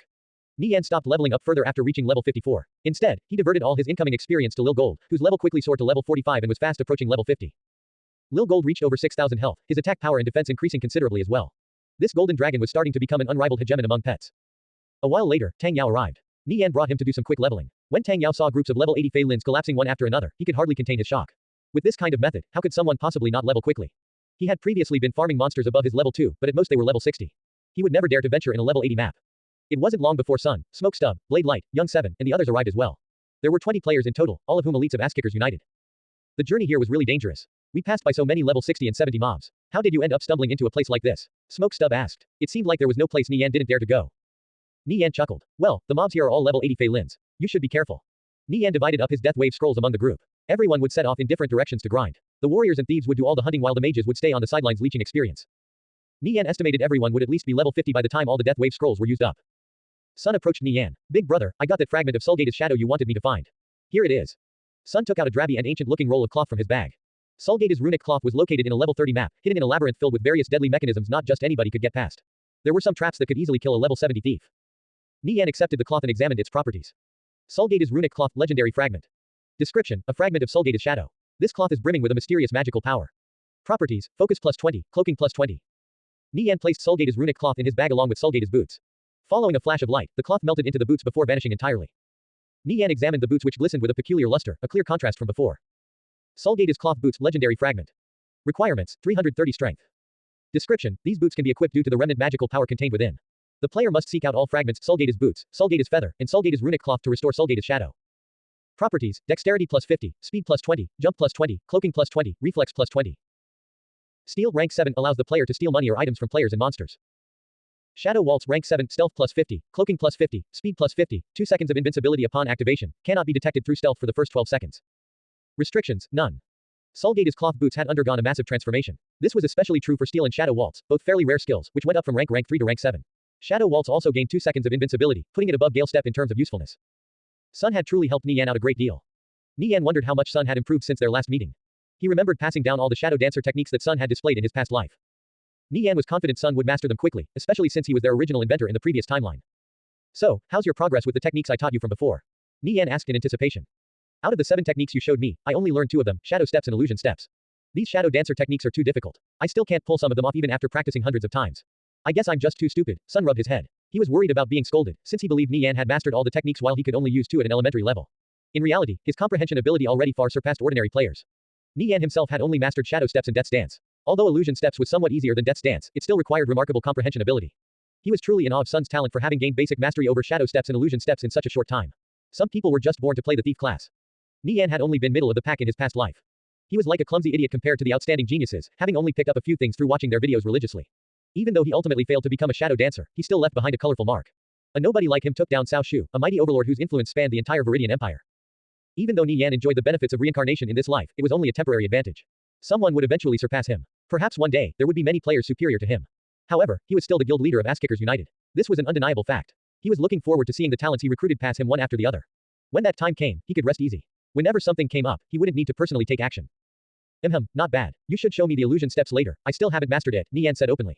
If he couldn't, he couldn't. Simple as that. There was no need to hide this to save face. His talent was inferior to Sun's, a fact he had long since accepted. He could only continue improving by learning from others, otherwise, he would just fall further and further behind, and that would be the true shame. Even Big Brother hasn't mastered the illusion steps. Sun asked in surprise. I've only mastered Shadow Steps and Death's Dance of the 7 techniques, Nie Yan answered. Shadow dancer techniques were simply far too difficult. Most shadow dancers in the previous timeline could only perform 2 or 3 of them, making Sun's rapid mastery over 2 of them absolutely absurd. I thought Big Brother had already mastered all 7 of these techniques. Nobody excels at everything. Learning shadow dancer techniques requires talent, and yours is better than mine. Keep working hard. Nie Yan smiled. Sun was already both hardworking and talented. He was destined for success. Of these 7 shadow dancer techniques, I felt that shadow steps was the easiest and death dance the hardest. I still can't get the pacing right for that one. I only mastered the illusion steps by accident, so I thought my inability to learn all 7 was a sign of my stupidness, Sun admitted with a clearly relieved look on his face. The fact that Nie Yan hadn't mastered all 7 techniques didn't lower Sun's regard for him at all. His big brother would always be the true number 1 in his heart. After all, the 7 techniques were only supplementary, not an all-encompassing measurement of strength. When Blade Light and the others witnessed Nie Yan confessing his inferiority to Sun, they couldn't help but feel a tinge of admiration. Nie Yan being the leader of Ass-Kickers United absolutely wasn't due to luck. Strength wasn't the only thing required in a leader. Humility was important too. A guild was a reflection of its leader. Ass-Kickers United's tenaciousness, unyielding attitude, and unwavering loyalty were all influenced by Nie Yan. Nie Yan and the others started spreading out, using the Death Wave scrolls to clear the Fey Lins. By the end, all of them would be around level 52 to 53. More importantly, if Blade Light, Smoke Stub, Young 7, and the others successfully class advanced, they could capture the stronghold at the heart of Greater Kalor. The rest of the evening was spent leveling, which continued when everyone logged back on the next day. Lil Gold reached level 50. He had already grown far larger in size, with Nie Yan only reaching his waist. Such a large golden dragon appearing in front of ordinary players would surely elicit cries of shock and terror. Lil Gold's health increased to almost 9,000, and he also learned 2 new skills. Dragon Fireball, ranged single target chaos attack. Range, 50 meters. Attack interval, 3 seconds. Dragon Fireball was a long-range attack. Few casters had attacks that could reach over 50 meters, so it was definitely useful. Blaze Step Jr. The golden dragon ignites everything it passes through within a 5-meter radius ablaze, leaving behind a trail of fire which continues to burn for 20 seconds. Duration, 3 minutes. Cooldown, 30 minutes. Ranks up at level 100. Blaze Step was an area of effect skill. Lil Gold's speed had reached 378, which was only slightly slower than Nie Yan. With these 2 new skills, Lil Gold's strength greatly increased. As a golden dragon, he was already a top-tier pet. But thanks to the effects of the evolution crystal, he became all the more amazing, to the extent his growth far surpassed anyone's imagination. Even Nie Yan would find it difficult to take him down. Nie Yan's mind trembled when he read over Blaze Step's description. This skill was made for mobbing. It wouldn't lose out to any area of effect spell. Nie Yan didn't use the Death Wave scrolls like before, instead ordering Lil Gold to attract the aggro of the mobs.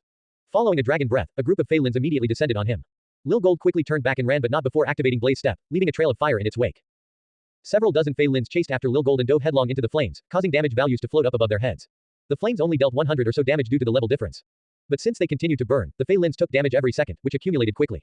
As time passed, their health bars slowly drained until they finally collapsed dead on the ground, leaving behind a trail of corpses.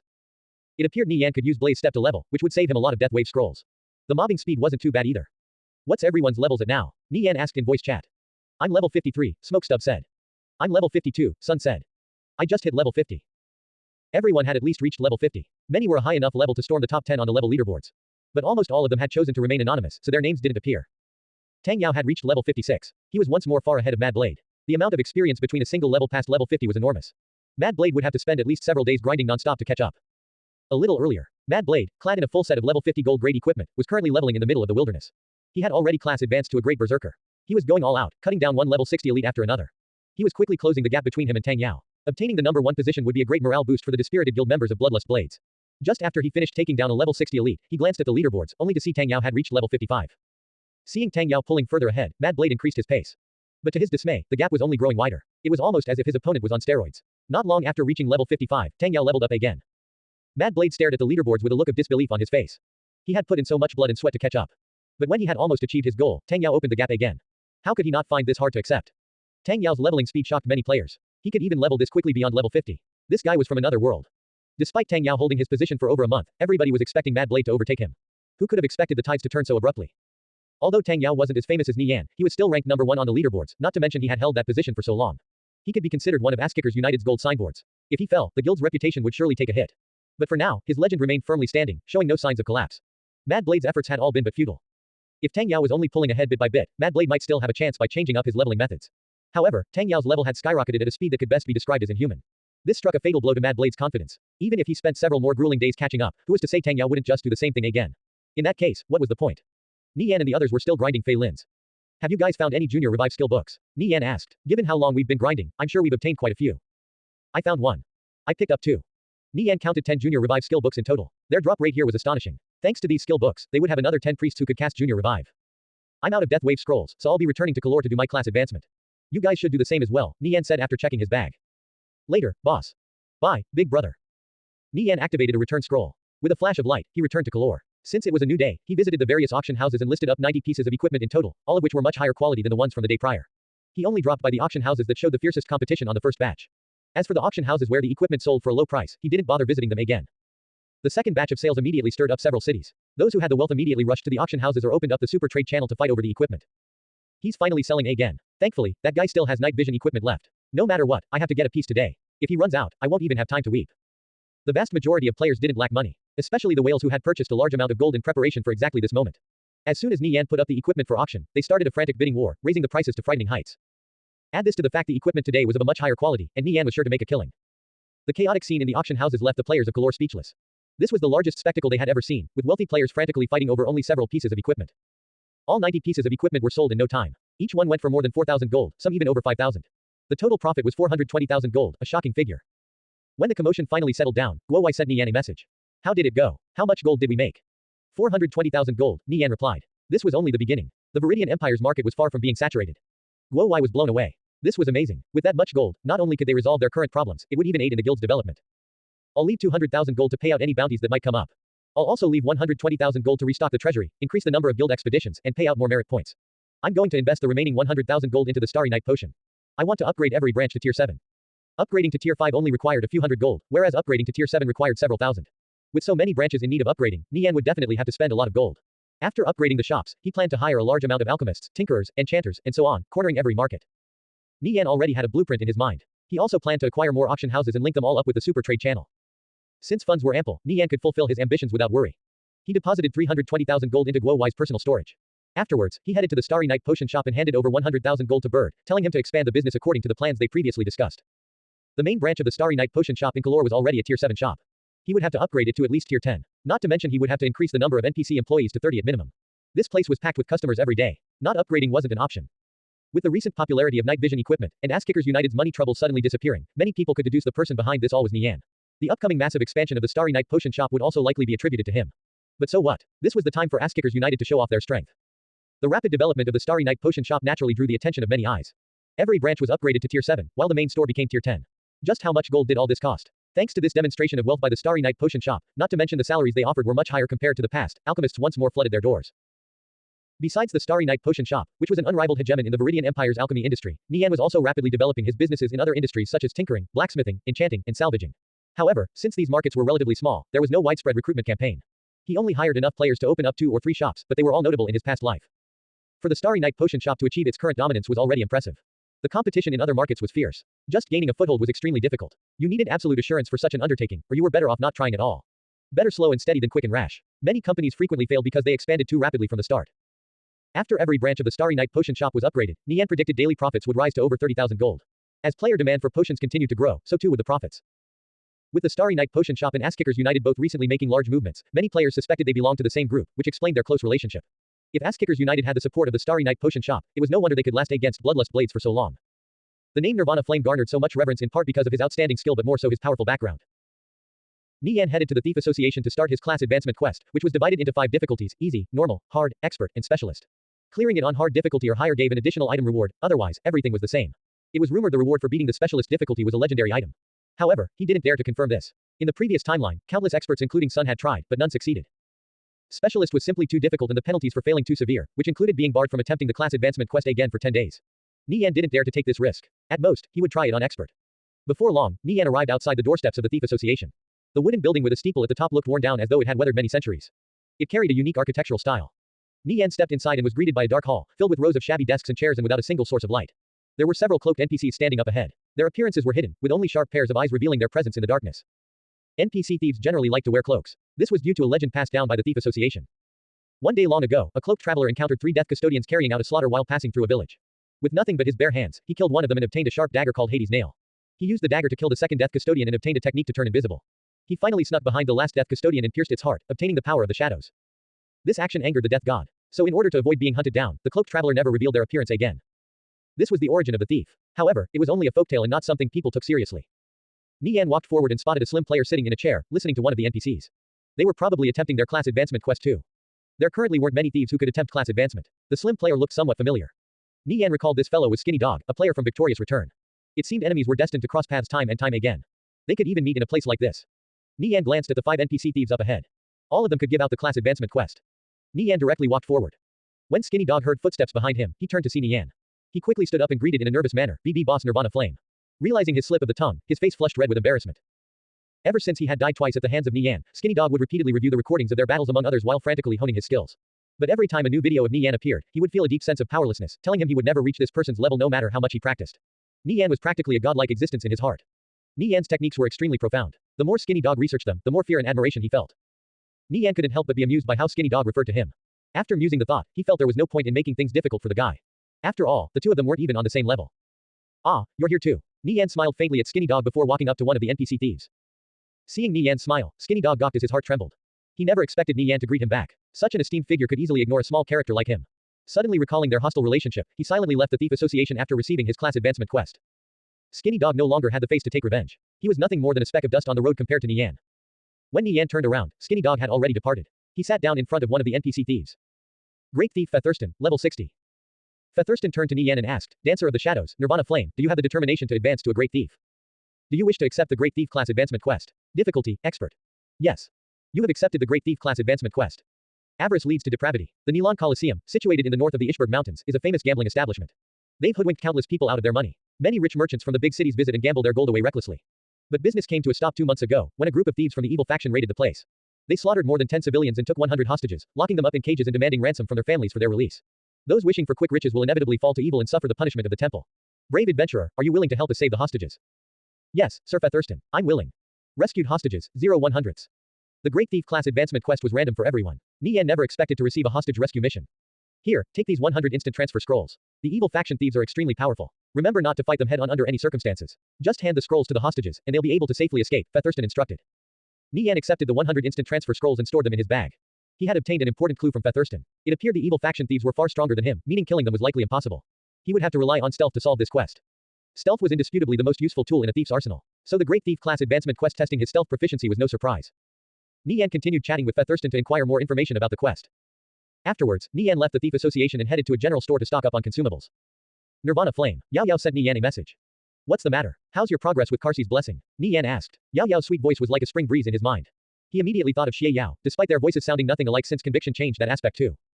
These past few days, Nie Yan had been escorting Xie Yao to and back from school. The two were much closer than before. However, they deliberately avoided mentioning the embarrassing incident from several days before. Nie Yan was gradually beginning to feel that Xie Yao and Yao Yao were the same person. However, it was only a vague feeling, and he had no way of confirming. Every time he chatted with either of the two girls, he made zero progress in finding out. Directly asking her would also be rude, since she might be keeping it from him for a reason. I've already finished the second part in the quest chain. Now I'm doing the third, Yao Yao replied. She had been in a sealed map the last few days, so she had no way of contacting the outside world. As soon as she got out, she messaged Nie Yan. Nice. What level are you? Nie Yan asked. He was surprised Yao Yao actually completed the second quest in the Karsi's Blessing questline. Its difficulty was extremely high, and many top experts failed it in the previous timeline. Level 52. You can do your class advancement quest now, Nie Yan said. Given she completed the second quest in Karsi's Blessing, Yao Yao could be considered one of the top players in Ass-Kickers United. Nie Yan recalled the previous timeline. Although Yao Yao was skilled, she was in no way a peak expert, or even an expert.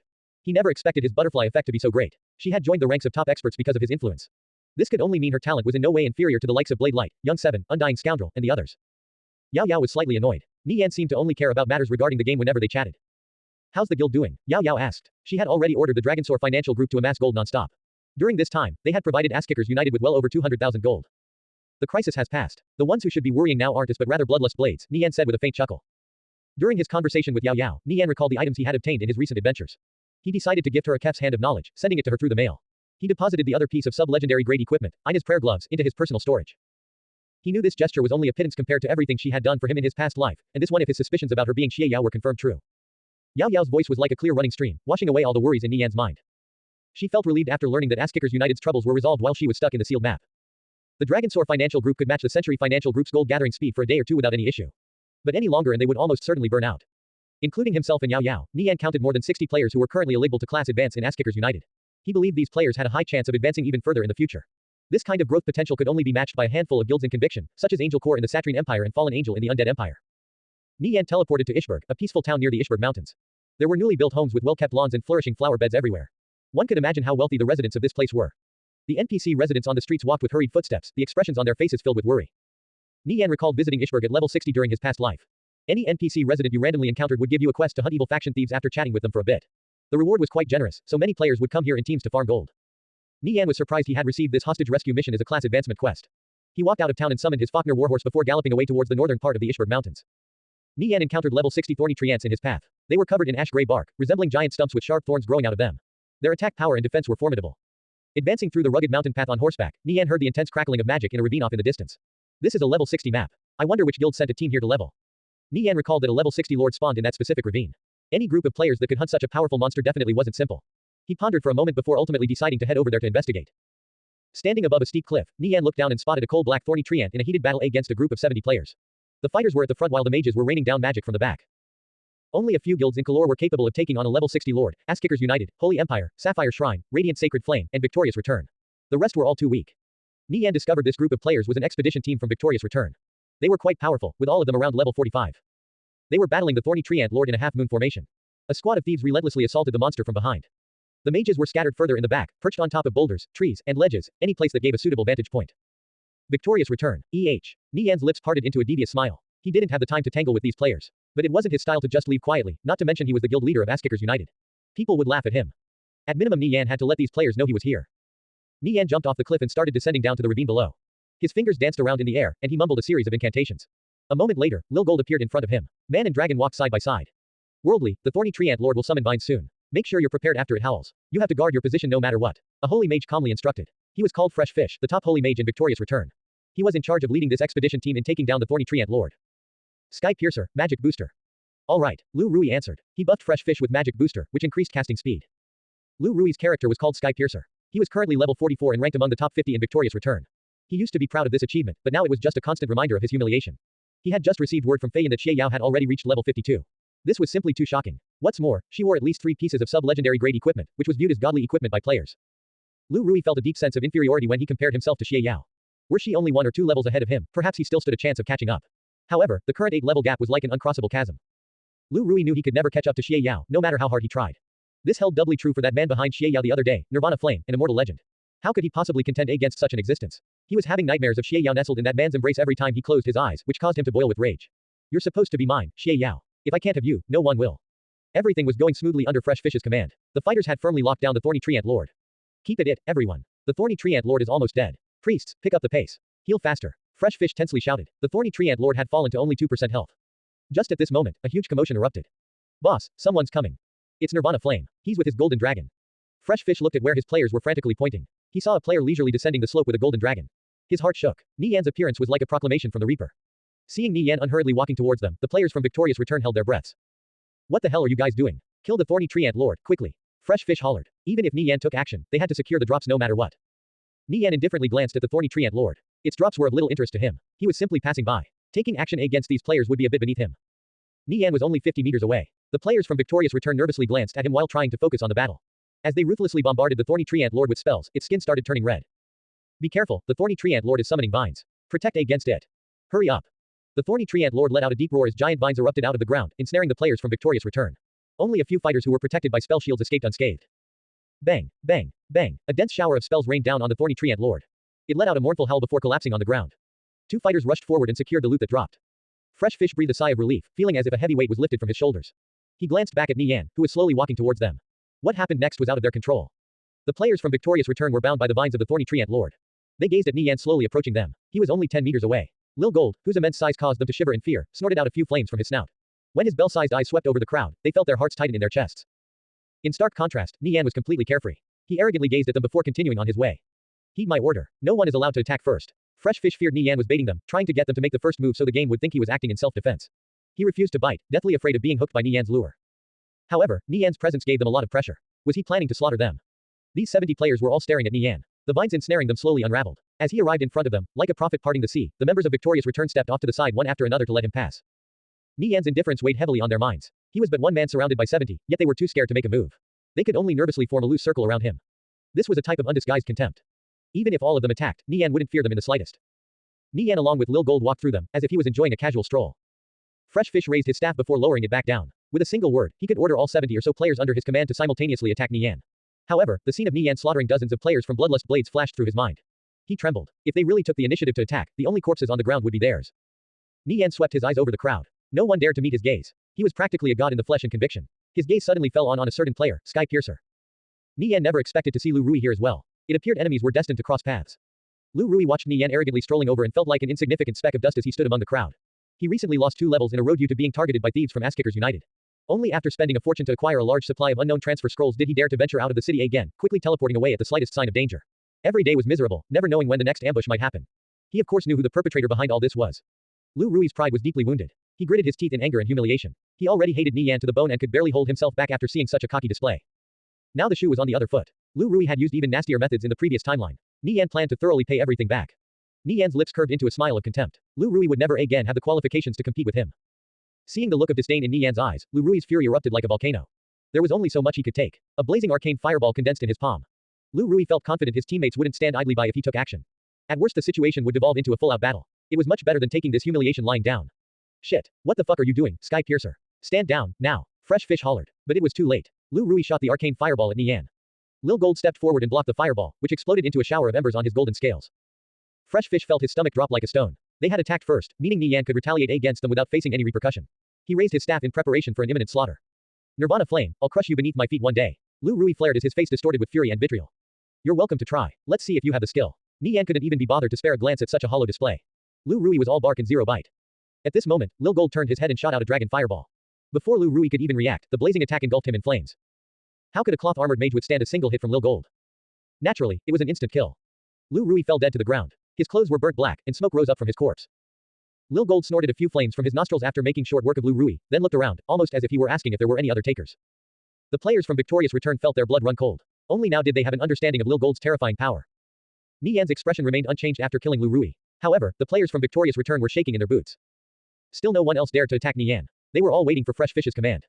Lu Rui actually thought he could instigate everyone into battle. This was simply wishful thinking. Nie Yan was almost 10 levels above them at level 54 and geared out in amazing equipment. Add this to the fact he also had a powerful level 50 golden dragon by his side, and it was no wonder they were hesitant to act. The warriors and berserkers were prepared to rush forward. Everybody, remain calm. Don't attack without my orders. Fresh Fish commanded in voice chat. Fresh Fish's forehead seeped with cold sweat. He felt like he was walking on a knife's edge. It was still possible to maintain a standoff at this moment. But if things escalated any further, all hell would break loose, at which point no one could predict what might happen. Nie Yan was simply too frightening. Fresh Fish had no idea how to guard against such a thief. Everyone's nerves were stretched taut. They would dogpile Nie Yan as soon as he took action. Fresh Fish raised his staff before lowering it down again in the end. As long as everyone simultaneously attacked Nie Yan, they could obliterate him. He predicted the Golden Dragon wouldn't fare much better off against such an intense barrage of attacks. But Fresh Fish ultimately didn't dare to take action. Nie Yan was bound to have some aces up his sleeve. Why else would he act so brazenly? Nie Yan always had assurances. He would never allow himself to fall into a dangerous situation. Fresh Fish feared they might end up similar to Lu Rui, getting crushed like ants. Nie Yan and Lil Gold continued walking forwards as the players from Victorious Return stepped aside and let them pass. The tension in the air was palpable. They were ready to attack at a moment's notice. However, Nie Yan didn't show any signs of making a move. From his perspective, thoroughly destroying the fighting spirit and confidence of the enemy was far more effective than simply killing them. There was no need for him to take action. Nie Yan and Lil Gold leisurely strolled past the crowd, getting further and further away before disappearing into the horizon. Fresh Fish and the others breathed a sigh of relief. Their backs were drenched with cold sweat. This was the deterring power of Nirvana Flame. His presence alone on the battlefield caused players to feel chills at the back of their necks. No one knew where his Zenard sword would come down next. Fresh Fish's expedition team could boast about being elites in Victorious Return. But in Ass Kickers United they didn't amount to anything. Level 45 players were nothing rare in Ass Kickers United, there were at least 2,000 of them. Victorious Return would be hard-pressed to find even 300. At level 54 Nie Yan was already an untouchable existence. Their confidence was thoroughly crushed. All of them had dispirited looks on their faces. Come on, let's go home. Fresh Fish sighed and started to understand why Nie Yan walked through them but didn't attack. He did something far more cruel than slaughtering all of them. Once a person's spirit was crushed, there was no getting back up. Everyone started teleporting back to Kalor with their return scrolls, feeling as if they had just escaped the jaws of death. Many of the players in the expedition team quit Victorious Return, including Lu Rui. They no longer saw a future in staying there, save for being the targets of ridicule. Before long, a video of this incident was posted up on the forums. It spread like wildfire. This was the arrogance of the mad rogue, looking down on the whole world in disdain. He could even frighten an elite expedition team from Victorious Return into submission. The scene of Lu Rui being instantly killed by the dragon fireball from Lil Gold was also hotly discussed. There was a flood of comments below the video. I prostrate myself in worship. What a god. Does anyone know the stats of that golden dragon? It's so strong. Players with nothing better to do with their time started guessing Lil Gold's stats. Just what sort of attack power was required to instantly kill a level 44 mage at full health? The video became another classic, forever remaining in the minds of the players. Were there ever a day where they could act as brazenly as Nie Yan, they could die happily. Lu Rui became the biggest laughingstock on the forums. He was ridiculed for overestimating himself, an ant trying to topple a great oak.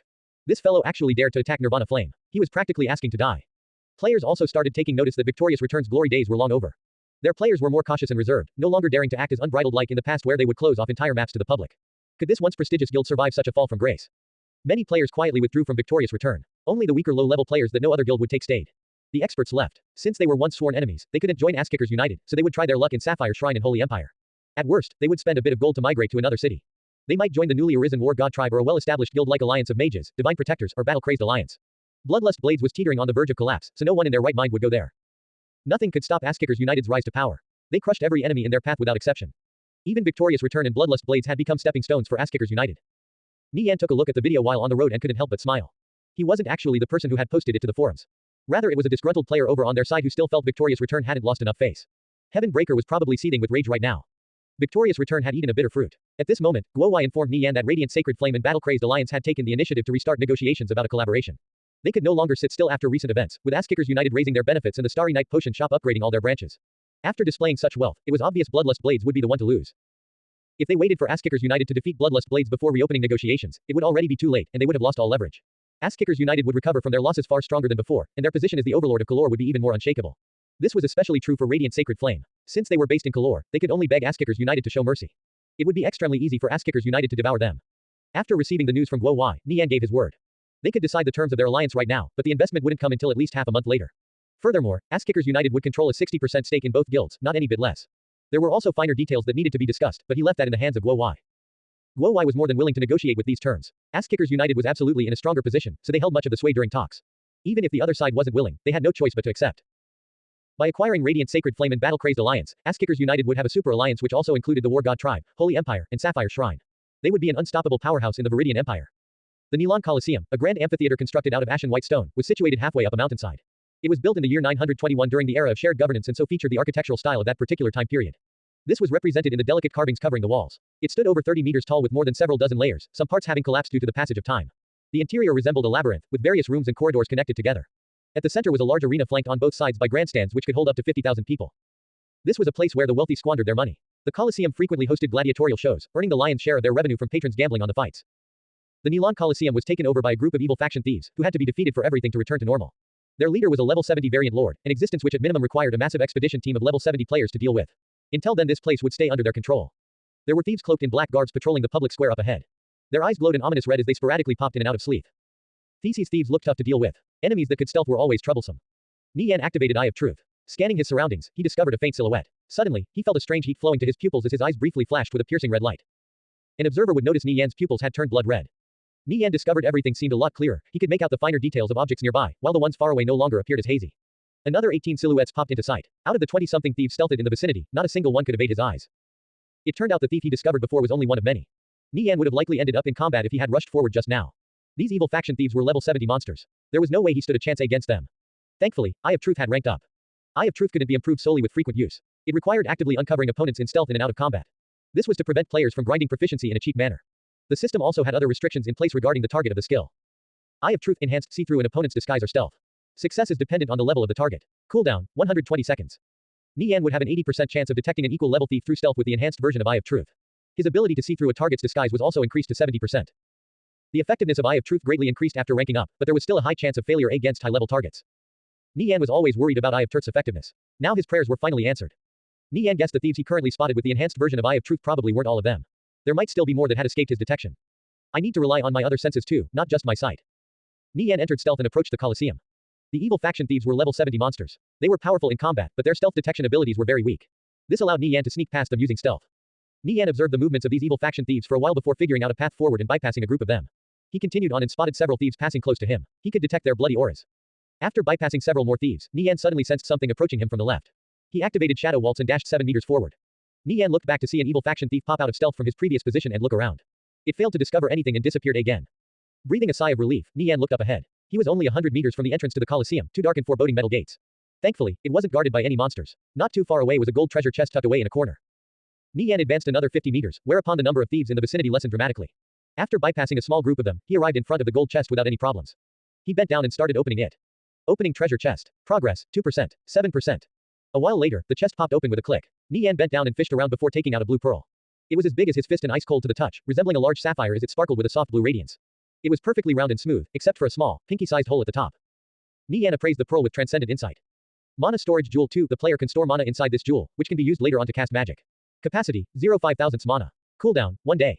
It's a mana storage jewel with a quality rating of 2. Not bad, Nie Yan thought in pleasant surprise. A magic storage jewel was basically a refillable mana potion, and this one could store up to a whopping 5,000 mana. This was equivalent to an advanced mana potion. Since it didn't share a cooldown with mana potions, a mage could use it at a crucial moment to save their life. At the later stages of the game, magic storage jewels became an essential item to mages. Players with even a little bit of wealth would carry one. Magic storage jewels with a rating of 1 were fairly common while ones with a rating of 2 were rare. Magic storage jewels could only be found starting in level 70 maps. Such items still hadn't appeared in the marketplace. However, they would probably go for around 9,000 gold. Nie Yan thought for a moment. It was probably best to give the magic storage jewel to a priest. Young 7, Painted Muslin, Black Heaven, any one of them would do. It didn't matter whom since they were all 3 contracted members. He would give the magic storage jewel to them and let them decide by themselves. These 3 players had already become the top priests in Asskickers United. No one else even came close. It was no surprise since they were archbishops in the previous timeline. With a magic storage jewel, they would have one more assurance during expeditions. I always find something nice every time I explore new maps. Nie Yan tossed the magic storage jewel into his bag, then continued making his way forward. When Nie Yan arrived in front of the entrance, he placed his hands on the metal gates and pushed with all his might. The metal gates finally gave way with a loud groan, allowing Nie Yan to step inside.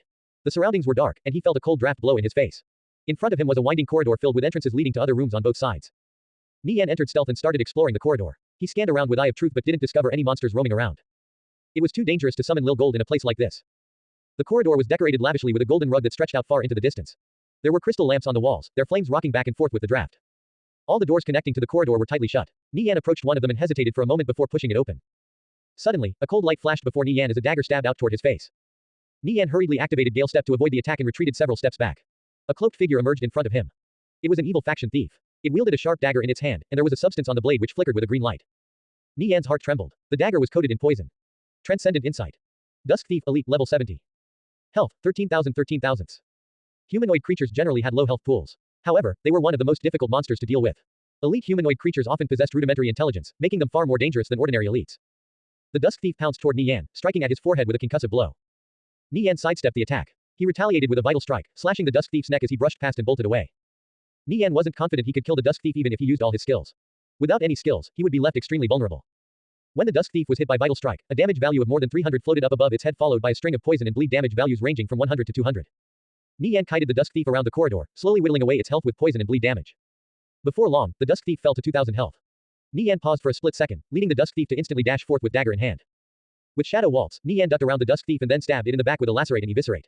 Blood spurted into the air, after which he immediately ran, not daring to linger for even a second. Nie Yan dashed away with all his might, allowing the bleed and poison damage to shave away at the Dusk Thief's health. He was no match for the enemy in a direct confrontation, but this method was also quite effective. It just took a bit more time. The Dusk Thief eventually cornered Nie Yan into a dead end. There was nowhere left to run. As the Dusk Thief pounced in for the kill, Nie Yan suddenly leapt up in the air and kicked off the wall into a backflip, landing gracefully behind the opponent. He struck the Dusk Thief in the back with assassinated blast. Nie Yan's dagger lit up brilliantly, unleashing an explosion that sent the Dusk Thief crashing into the wall with a heavy thud before falling to the ground. By the time the Dusk Thief struggled back to its feet, Nie Yan had already run far off into the distance. Nie Yan continued kiting the Dusk Thief, slowly chipping away its health until it finally died. A dark gray chess piece lay glittering on the floor beside the Dusk Thief's corpse.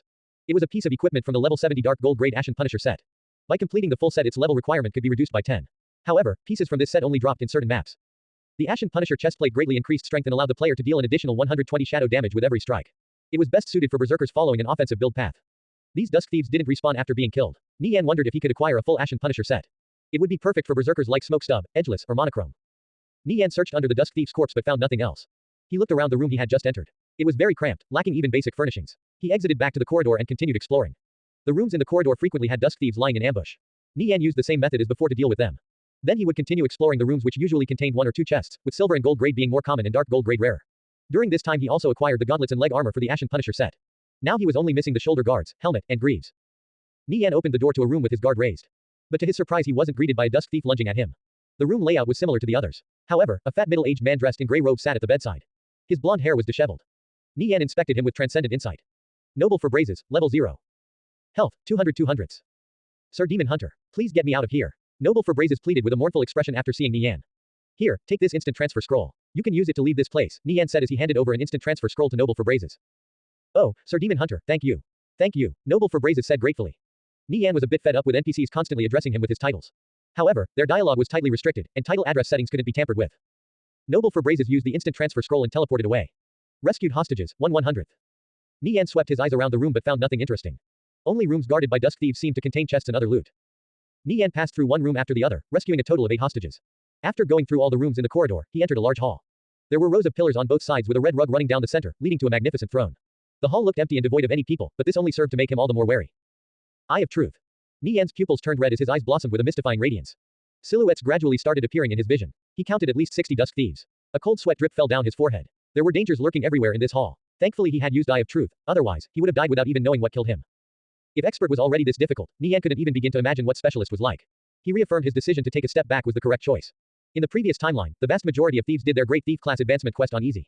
A few hundred thieves passed it on normal, a few dozen on hard, and only one on expert. He had forgotten that player's name, but it was rumored they simply got lucky. Sun, King of the World, and other famous thieves completed their class advancement quests on hard. Nie Yan accepting his class advancement quest on expert was already the limit. He didn't dare to think about challenging it on specialist. It would be tantamount to throwing his life away. The Great Thief class advancement quest could be started at level 50. However, the success rate at that level was less than 1 in 2000, so most players chose to wait until they were much stronger. Beyond this was the Shadow Dancer class advancement quest, which could be started as early as level 100. But this was a hurdle that couldn't be brute forced. Those who went on to become Shadow Dancers could be counted on both hands. Shadow Dancers were godly existences in the eyes of the players. Nie Yan's level in the previous timeline was quite high at level 180. Only 2 or 3 players surpassed level 200 back then, and all of them were world-shaking existences who possessed godly equipment. He was firmly in the middle of the pack among top-tier players. Nie Yan didn't know if there was anything above Shadow Dancer. But it was rumored that after level 200 progressing became much more difficult. Every mob gave very little experience. Even several weeks of non-stop grinding would barely fill up your experience bar by 1%. It appeared level 200 was the soft cap. Leveling at the later stages of the game was simply too difficult. This was why Nie Yan put in so much effort on raising Lil Gold's level. Leveling generally became much slower for melee classes at higher levels. They would have to rely on their pets to grind effectively. Every pet that had powerful area of effect abilities would sell for sky-high prices. Lil Gold's level had to keep up, otherwise, it would be too troublesome to go to low-level maps to grind weaker mobs. Nie Yan had already planned out his own development. When the war with Bloodlust Blades came to an end, he planned to level during his free time as he traveled back and forth between the surface and underworld every 10 days. Too many matters required Nie Yan's attention. If he had devoted all his time to leveling, he would have already reached level 90. Seeing the crowd of thieves up ahead, Nie Yan thought for a moment. He activated disguise and transformed into one of the dusk thieves he killed, complete with the black garb. Nie Yan entered stealth and started making his way towards the throne. Nie Yan felt several dozen gazes fall on him while he was in stealth. But none of them saw through his disguise. Nie Yan breathed a sigh of relief. He used Eye of Truth to look around as he bypassed one dusk thief after another. After a while, he arrived in front of the throne. It was crafted from pure gold. A thief in dark gold leather armor patrolled around the throne. The thief carried 2 short swords. It appeared they specialized in battle rather than assassination. Nie Yan hid behind a pillar and inspected the thief with transcendent insight. Bloodthirsty Thief Lord, level 70. Health, 150,000 150,000. Expedition teams would generally avoid hunting Lord-class thieves. They were simply too difficult to deal with. Their movement speed was very high, and they had gap closers, stuns, and other annoying abilities. Among the Lord-class monster an expedition team might face, they would have the highest chance of wiping against thief types. As for soloing a level 70 Lord-class thief, this was simply wishful thinking. Even though this hall had many pillars, it wasn't possible for him to take advantage of them to kill the bloodthirsty thief. Crossbows were an essential item for thieves. This wasn't an exception for NPC thieves. If he clung on top of the pillar and shot at them, the dusk thieves and bloodthirsty thief would probably take out crossbows to shoot at him too. This method was out of the question. Nie Yan had come to this hall in the previous timeline, but by then the thieves here had already been defeated. He remembered there was an entrance to an underground dungeon behind the throne. This was probably where most of the hostages were held. This passage was fairly well hidden. Thankfully Nie Yan was familiar with the map. Were it any other player, they wouldn't make any progress even after searching around the Colosseum for multiple days. Nie Yan looked around the hall. He discovered a large chest tucked away in a corner not far from the bloodthirsty thief. It wasn't a treasure chest but an ordinary one. It was different from a treasure chest, which was unmovable, indestructible, and would disappear after being opened. It was just like a chest from reality. This chest was made out of bamboo. Above it was a carving of 3 daggers. When Nie Yan came here in the previous timeline, this chest was here too. However, it was empty, the items inside having long since been taken. The chest wasn't locked. Nie Yan wondered what was inside. Opening this chest without being detected by the bloodthirsty thief would be extremely difficult. Nie Yan inspected the chest with transcendent insight. Thief treasure hoard, all the money and loot the thieves stole are in here. Nie Yan's heart shook. In the previous timeline, everything in the hoard chest had already been taken. In this life, he was the first person to arrive here. No player had laid their hands on this chest yet. Nie Yan ducked out of the bloodthirsty thief's vision. Getting close to the chest wasn't a problem, but snatching away the loot inside without being noticed. Now that would prove difficult. It's impossible. Should I just give up? But that's not my style. Nie Yan mulled over this dilemma for quite some time. If I want to reach the underground prison behind the throne, I'll have to sneak past the bloodthirsty thief anyway. How about I try my luck with the chest on the way back? The chest was woven from strips of bamboo. The furnishings here really were crude. Given furniture here behaves like it does in reality. Nie Yan suddenly thought of something. The bloodthirsty thief is only 20 meters away. It'll definitely notice if the chest's lid is flipped open. But what if the lid isn't moved? Is there another way to loot the things inside that chest? As Nie Yan racked his brain over the problem, the bloodthirsty thief sensed something and turned in his direction. Nie Yan quickly ducked behind the pillar. After what felt like an eternity, the bloodthirsty thief finally withdrew its gaze and continued patrolling near the throne. Nie Yan broke out in a cold sweat. The bloodthirsty thief's perception was too frightening. He was more than 30 meters away, but they still detected his presence. He feared the bloodthirsty thief would close the gap in an instant if he touched the chest. A light bulb suddenly lit up in Nie Yan's mind as his lips parted into a delighted smile. He equipped the pygmy ring and activated pygmy transformation. His body rapidly shrunk to a third of its original size as everything in his surroundings appeared much larger, including the bloodthirsty thief. Nie Yan, who was still in stealth, looked just like a small child. He started making his way to the chest. The bamboo wicker chest appeared enormous to the pygmy-sized Nie Yan. He just happened to be the same height as the chest. After transforming into a pygmy, Nie Yan's cloaking ability far surpassed normal, making him extremely difficult to detect. He went completely unnoticed while making his way from the pillar to the chest. Nie Yan arrived in front of the chest. It was placed in the corner but not directly against the wall, leaving a 1-meter gap. Nie Yan squeezed into the gap behind the chest, where he was completely hidden from view thanks to his shrunken stature. There were also advantages to being small. Nie Yan recalled an interesting anecdote related to the pygmy ring. The goblin mages from the demon tribe in the underworld highly prized this item. It allowed them to shrink down from their already diminutive size, about one-third that of an ordinary player, to only 8 inches. They would scurry around the battlefield, bombarding the enemy frontline with magic. Since they were so small, it was nearly impossible to catch them. This was the most shameless and unrivaled tactic of the goblins. As for what other clever uses the pygmy ring had, this required further investigation. Many special items in Conviction were shrouded in a cloud of mystery. Only someone with a rich imagination could hope of putting them to full use. The bloodthirsty thief gazed at the chest for a moment before turning away. Nie Yan noticed that the bloodthirsty thief would look this way every 3 minutes. It was crucial that he didn't make any movements during this time, lest he be caught. Nie Yan tried pushing the box. It was quite heavy, indicating there were many items stored inside. Nie Yan sat down in the nook behind the chest. No one could see him. He took out Zenard's sword and started making an incision into the chest. Things like furniture could be altered and damaged. Zenard's sword easily cut through the bamboo, reaching a layer of wood. Of course the wood offered little to no resistance, and was cut through just the same. This was when he reached a layer of dark steel. Another layer. This chest is thick. Nie Yan puckered his lips. He was fooled by the outer appearance of the chest. He wondered if Zenard's sword could cut through steel. It was a godly weapon, after all. Nie Yan tried making a cut in the steel but only left behind a small nick roughly half a centimeter in size. Even though it was only a tiny bit, Nie Yan confirmed he could cut through the metal layer of the chest. For the first time Nie Yan felt like an actual thief as he tried looting treasure. Once 3 minutes passed, Nie Yan stopped what he was doing and held his breath. The bloodthirsty thief looked over at the chest, which appeared completely fine. It couldn't see the damaged parts of the chest, nor Nie Yan who was hiding behind the chest. After a while, the bloodthirsty thief looked elsewhere. Nie Yan relaxed his breathing and continued his work. He completely cut away the bamboo wickerwork and wood, leaving the shavings on the ground beside him. All that remained between him and the loot inside the chest was the layer of steel. He used Zenard's sword to start nicking away. Metal was pretty hard, so Nie Yan was having some trouble cutting through it. However, he was still cutting away tiny metal shavings with Zenard's sword. Nie Yan dropped what he was doing every 3 minutes. After 6 minutes, he finally opened up a hole, where a single gold coin tumbled out. In the instant it hit the ground and made a light ding, he quickly grabbed it in his hand. However, the sound still rang out. When the bloodthirsty thief heard the sound, it immediately started walking over towards the chest. Nie Yan who was hidden behind the chest felt his nerves stretch taut. If he was discovered by the bloodthirsty thief, he would lose the opportunity to loot the chest. His only choice would be to escape with an unknown transfer scroll. Unless absolutely necessary, Nie Yan refused to leave. He curled up his body, trying to make it as small as possible. The bloodthirsty thief gradually approached, stopping at 6 meters away from the chest. It carefully examined the area around the chest. Nie Yan could feel the bloodthirsty thief's sharp gaze sweep over him. He forcefully calmed himself and held his breath. The bloodthirsty thief stood there for a long time. The chest completely blocked Nie Yan from view. With the bloodthirsty thief's rudimentary intelligence, it probably recognized no normal person could fit in the gap behind the chest. After failing to discover anything, the bloodthirsty thief turned around and returned to a passive state. Sensing the bloodthirsty thief's footsteps getting farther and farther away, Nie Yan breathed a sigh of relief. His stretched taut nerves started relaxing. He continued using Zenard's sword to expand the hole in the chest as one gold coin after another tumbled out and fell into his bag. 1 gold coin, 2 gold coins. Gold coins flowed out of the chest like a mountain spring directly into Nie Yan's bag. Before long, Nie Yan finally opened up a hole about 2 inches in diameter, allowing him to reach inside with his hand. He started fishing around the chest for items. At first it was only gold, handful after handful being stuffed in his bag. Nie Yan obtained more than 3,000 gold from the chest. As he fished around some more, he felt a round object that appeared to be a jewel. He took the object out to examine it. It was indeed a sparkling jewel. It emitted a golden radiance and was slightly translucent. It was a radiant gemstone. Nie Yan's hand trembled. A normal gem wouldn't warrant such an intense reaction. He had experienced many things in Conviction, with hundreds of thousands of gold passing through his hands.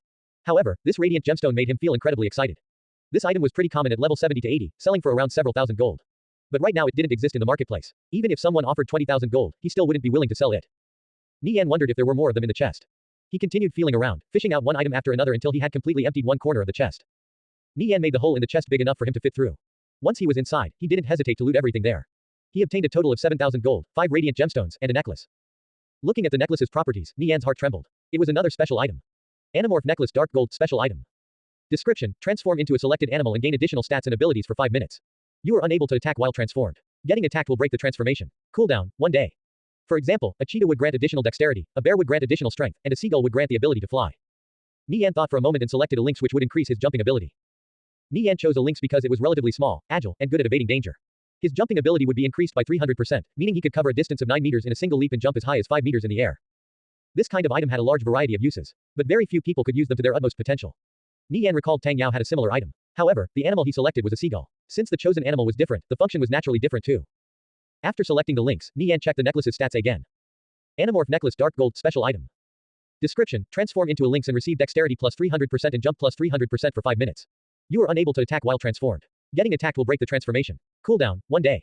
Restriction: Nirvana Flame. Note: this item cannot be traded. Nie Yan's assortment of special items could practically fill a museum exhibit by this point. These accessories didn't need to be worn all the time, so he could just leave them in his bag until he needed them. He certainly wasn't short on inventory space. Radiant gems were special materials used to craft or upgrade special items. Some of Nie Yan's special items were due for an upgrade, but he would first need to find a suitable jewel crafter. After quietly looting everything in the chest, Nie Yan snuck out of the hole and proceeded toward the throne. Pygmy transformation lasted an hour. He still had ample time. He stuck close to the wall while slowly making his way towards the throne.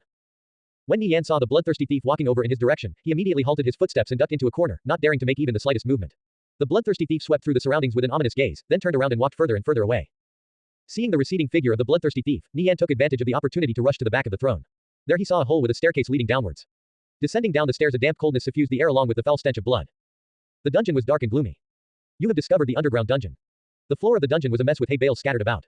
A narrow passageway ran down the center, surrounded on both sides by rows of prison cells. Guarding them were evil hounds, level 70 elites that could spit out soul fire. Every cell was filled with commoners and nobles. Their clothing, albeit dirty and unkempt, was made out of high-quality materials. Saving all the hostages via the normal method, taking down the evil hounds one by one while coping with their soul fire, would take a minimal of 12 hours to upwards of several days. But none of that was necessary with pygmy transformation still active. Nie Yan easily snuck into one of the prison cells by slipping through a gap between the bars. He saw a commoner in tattered clothes anxiously pacing back and forth. He tossed an instant transfer scroll onto the floor. When the commoner happened to look down during a sad sigh, he noticed the instant transfer scroll beside his feet. A joyous expression appeared on his face. He cautiously surveyed his surroundings but saw no one around. He activated the scroll and teleported to safety with a flash of light. Nie Yan took advantage of his small size to slip past the evil hounds and deliver instant transfer scrolls to every cell. The hostages quickly teleported away after receiving an instant transfer scroll. A while later, Nie Yan checked his quest progress. Rescued hostages, 56 100ths. Nie Yan was steadily approaching his goal. His movements were light and agile as he bypassed the evil hounds undetected. With their low intelligence, they had no idea how the hostages in the prison cells were mysteriously disappearing. Saving one person after another, Nie Yan finally reached the end of the dungeon. His quest progress was at 99 out of 100 hostages rescued, missing only a single person. However, he couldn't find them even after scouring the entire place. After searching around some more, he eventually discovered a damp tunnel with a staircase which led deeper underground. Just when he was about to descend the stairs, his body started growing until he returned to his original size. The hour is up. Nothing I can do except continue exploring. Nie Yan gradually proceeded deeper into the narrow tunnel, with nothing in his vision save for darkness and mud walls. He had no idea where this tunnel led to. Nie Yan thought back to the Ashen Punisher set. He believed the only way to obtain the remaining 3 pieces was by clearing out all the dusk thieves in the throne room. But it was impossible for him to accomplish this by himself. An expedition team composed of Blade Light and his team would have no problem clearing out those dusk thieves. It would prove troublesome to deal with the dusk thieves using conventional tactics, but Nie Yan had thought of a suitable plan. By using a combination of vines and ice walls to guard the entrance of the throne room, they could freely bombard the enemy with area of effect spells. Ass-Kickers United currently had 17 mages capable of casting advanced magic. Nuking these dusk thieves to oblivion would be easy. As for the likely sole survivor, the bloodthirsty thief patrolling around the throne, he would figure out a way to deal with it when the time came. Given the gear quality of Blade Light and the others, Nie Yan was confident they could handle a level 70 lord. Generally, a fighter with average or Gerard could tank an equal level lord, a fighter with somewhat decent gear could tank a lord up to 10 levels above them, and a fighter with top quality gear could tank a lord as much as 30 levels above them. This was why outstanding expedition teams could regularly hunt down much higher level lords. Furthermore, all the top priests in Ass-Kickers United could cast Junior Revive, and 3 of their paladins had learned Protect, a skill which allowed the priests to leave the combat zone without attracting any aggro. Like this they could avoid wipes. Of course they would still suffer some losses. Nie Yan passed down his coordinates to Guo Wai. Blade Light and the others were currently hunting a different lord, so they would come over a little later. The players of Ass-Kickers United were still too weak. When they were a bit higher level, Nie Yan planned to take them to hunt a level 100 lord. How's your class advancement quest going? Guo Wai asked. He knew beforehand Nie Yan had chosen to do his class advancement on expert. He couldn't help but admire the courage Nie Yan displayed. Most players didn't even dare to do their class advancement on normal, let alone hard or expert. I'm 1 hostage away from finishing it, Nie Yan replied. Already, Guo Wai blurted out in surprise. Most players took at least several days to complete their class advancement quest. In fact, Nie Yan's class advancement quest would take other players more than 2 weeks to finish, if not longer. Finding the hidden entrance behind the throne alone was already difficult, requiring players to blindly search around the Nilan Coliseum for at least 5 days. Has there been any movements on the side of Bloodlust Blades? Nie Yan asked. I heard the Century Financial Group handed over another 700,000 gold to them, so they've started paying out compensation to their players too. They also made an announcement saying if we were willing to admit defeat, they would let bygones be bygones. Guo Wai chuckled. Although I do believe the Century Financial Group gave them some gold, I don't think it's anywhere near that much. I refuse to believe the Century Financial Group has 700,000 gold just lying around. They definitely won't last much longer. Reply on the forum saying as long as Bloodlust Blades stands, Ass-Kickers United will never take down the bounty on them. Nie Yan said. Bloodlust Blades was already running on fumes. This was the perfect opportunity to take them down, otherwise, they would cause endless trouble in the future after fully recovering from this war.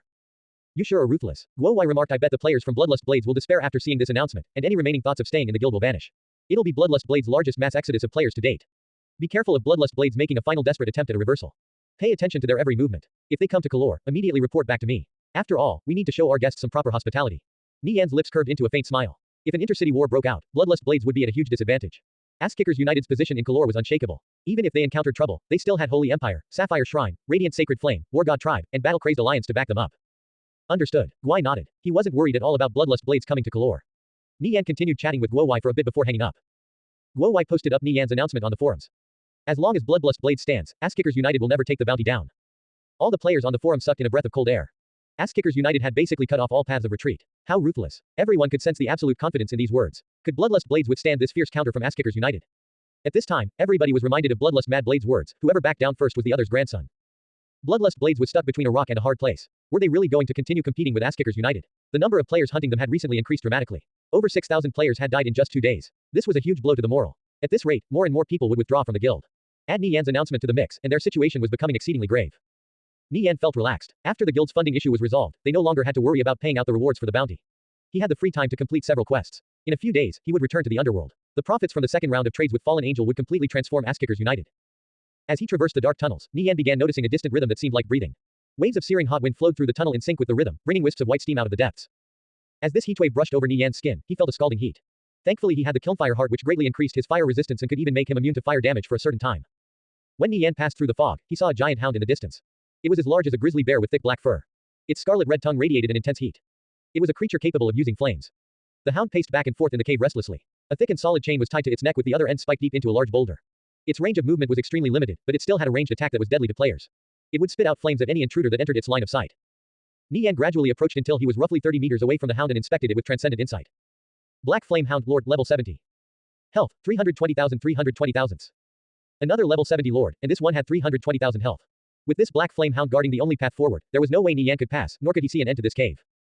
Given Nie Yan's current strength, it was impossible for him to kill the Black Flame Hound. He estimated the chain around its neck was roughly 12 meters long. The only option was to make a run for it. Too bad this was easier said than done. Nie Yan gradually approached, inching ever closer to the Black Flame Hound. At around 20 meters away the Black Flame Hound noticed him. It belched out scorching hot flames in his direction. The flames were fierce and oppressive. Nie Yan activated God's blessing and braved the attack head-on. The flames surged toward Nie Yan like a raging torrent but quickly dissipated upon making contact with the thin membrane surrounding him and produced a sound that resembled the crackling of firecrackers. He was completely unharmed. God's blessing granted immunity to all magic. The flames were so bright Nie Yan couldn't open his eyes. At this moment, the Black Flame Hound pounced into the air and swiped down at Nie Yan, wanting to tear him to shreds. Just as the Black Flame Hound's claws came down on him, Nie Yan activated Gale Step. A loud clang rang out as he took advantage of the first 3 seconds of invincibility to avoid taking damage. Nie Yan slid under the Black Flame Hound's legs, nearly being squashed in the process, and came out the other side. Crushing a haste scroll and activating swift retreat, he sprinted away with all his might. The Black Flame Hound's claws missed and struck the cave floor, blasting mud and debris into the air. It swung around and leapt after Nie Yan. Nie Yan was no match for the Black Flame Hound in terms of speed. It quickly caught up to him from behind and ruthlessly swiped down on his back. Shadow Waltz. Clang. Taking advantage of the initial 2 seconds of invincibility from the enhanced Shadow Waltz, Nie Yan blocked the Black Flame Hound's attack yet again. The powerful blow still blew him away like a ragdoll. Nie Yan pivoted his body midair and planted his right hand on the ground, causing him to flip over and land back onto his feet. Before Nie Yan could do anything else, the Black Flame Hound had already caught up behind him. He didn't dare to linger even for a millisecond and fled for his dear life. With both Gale Step and Shadow Waltz on cooldown, he had nothing left to block the Black Flame Hound's next attack. The Black Flame Hound was several times faster than him. Its attacks couldn't be dodged with just a simple sidestep or roll. A single attack from the Black Flame Hound would probably kill him. Nie Yan was already at the limit of how fast he could go. He constantly changed directions and ran in a zigzag pattern to avoid the Black Flame Hound's attacks. It would only be delayed for a slight moment before quickly catching up to him again. When the Black Flame Hound was about to pounce directly on top of Nie Yan, he shot out a web line at a stalactite 5 meters away and swung away to safety. The Black Flame Hound still refused to let Nie Yan go. Its sharp claws were only a few inches from his back. Nie Yan flew for more than 10 meters before letting go of the web line and landing back on his feet. The Black Flame Hound caught back up in a flash and swiped down at Nie Yan, who looked dazed and caught off guard. Just when Nie Yan's death seemed imminent, the chain around the Black Flame Hound's neck tightened and fiercely jerked it back. The Black Flame Hound tried to pounce on Nie Yan again, but it was once again jerked back by the chain. No matter how hard it tried, it couldn't reach him. The chain had already been pulled to its maximum length. The Black Flame Hound indignantly blasted Nie Yan with flames to no avail. God's blessing was still active. Nie Yan's lips parted into a faint smirk. Sure enough, he had correctly guessed the length of the chain. Despite nearly losing his life on several occasions, he was happy he made it through this harrowing experience without any mishap. He quickly turned and left the Black Flame Hound behind as he hurried forward. Only after moving more than 50 meters away from the Black Flame Hound did he finally feel safe enough to slow his steps. Nie Yan looked back and saw the Black Flame Hound standing there panting away non-stop, occasionally breathing out flames in his direction. After getting past the Black Flame Hound, Nie Yan continued traveling through the winding and twisting tunnels of the cave. He advanced several hundred meters before encountering a prison cell up ahead. It was very small, only covering an area of 3 by 3 meters. The cell door was crafted out of a peculiar dark golden metal which exuded rich magical energy and was sealed shut by a giant metal lock. This prison cell looked extremely secure. Nie Yan gazed through the bars and spotted a slim old man bound up inside. He was reclined on the wall with both his wrists and ankles tied up in shackles. He could only slightly hobble around in the cell. The old man's robes were starting to become faded, but he still had a healthy appearance. He wasn't all that tall, but his body brimmed with explosive power. Nie Yan's brows raised in rejoice. It was the last hostage. He inspected the old man with transcendent insight. Palette Lord level 70. Titles: Thief Association Elder, Marquis. This old man's background wasn't shallow. He was actually an elder of the Thief Association and a Marquis. Thinking about the journey here, he truly wasn't an easy person to find.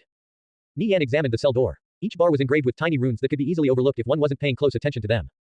Palette finally took notice of Nie Yan who stood outside the cell and turned his gaze toward him.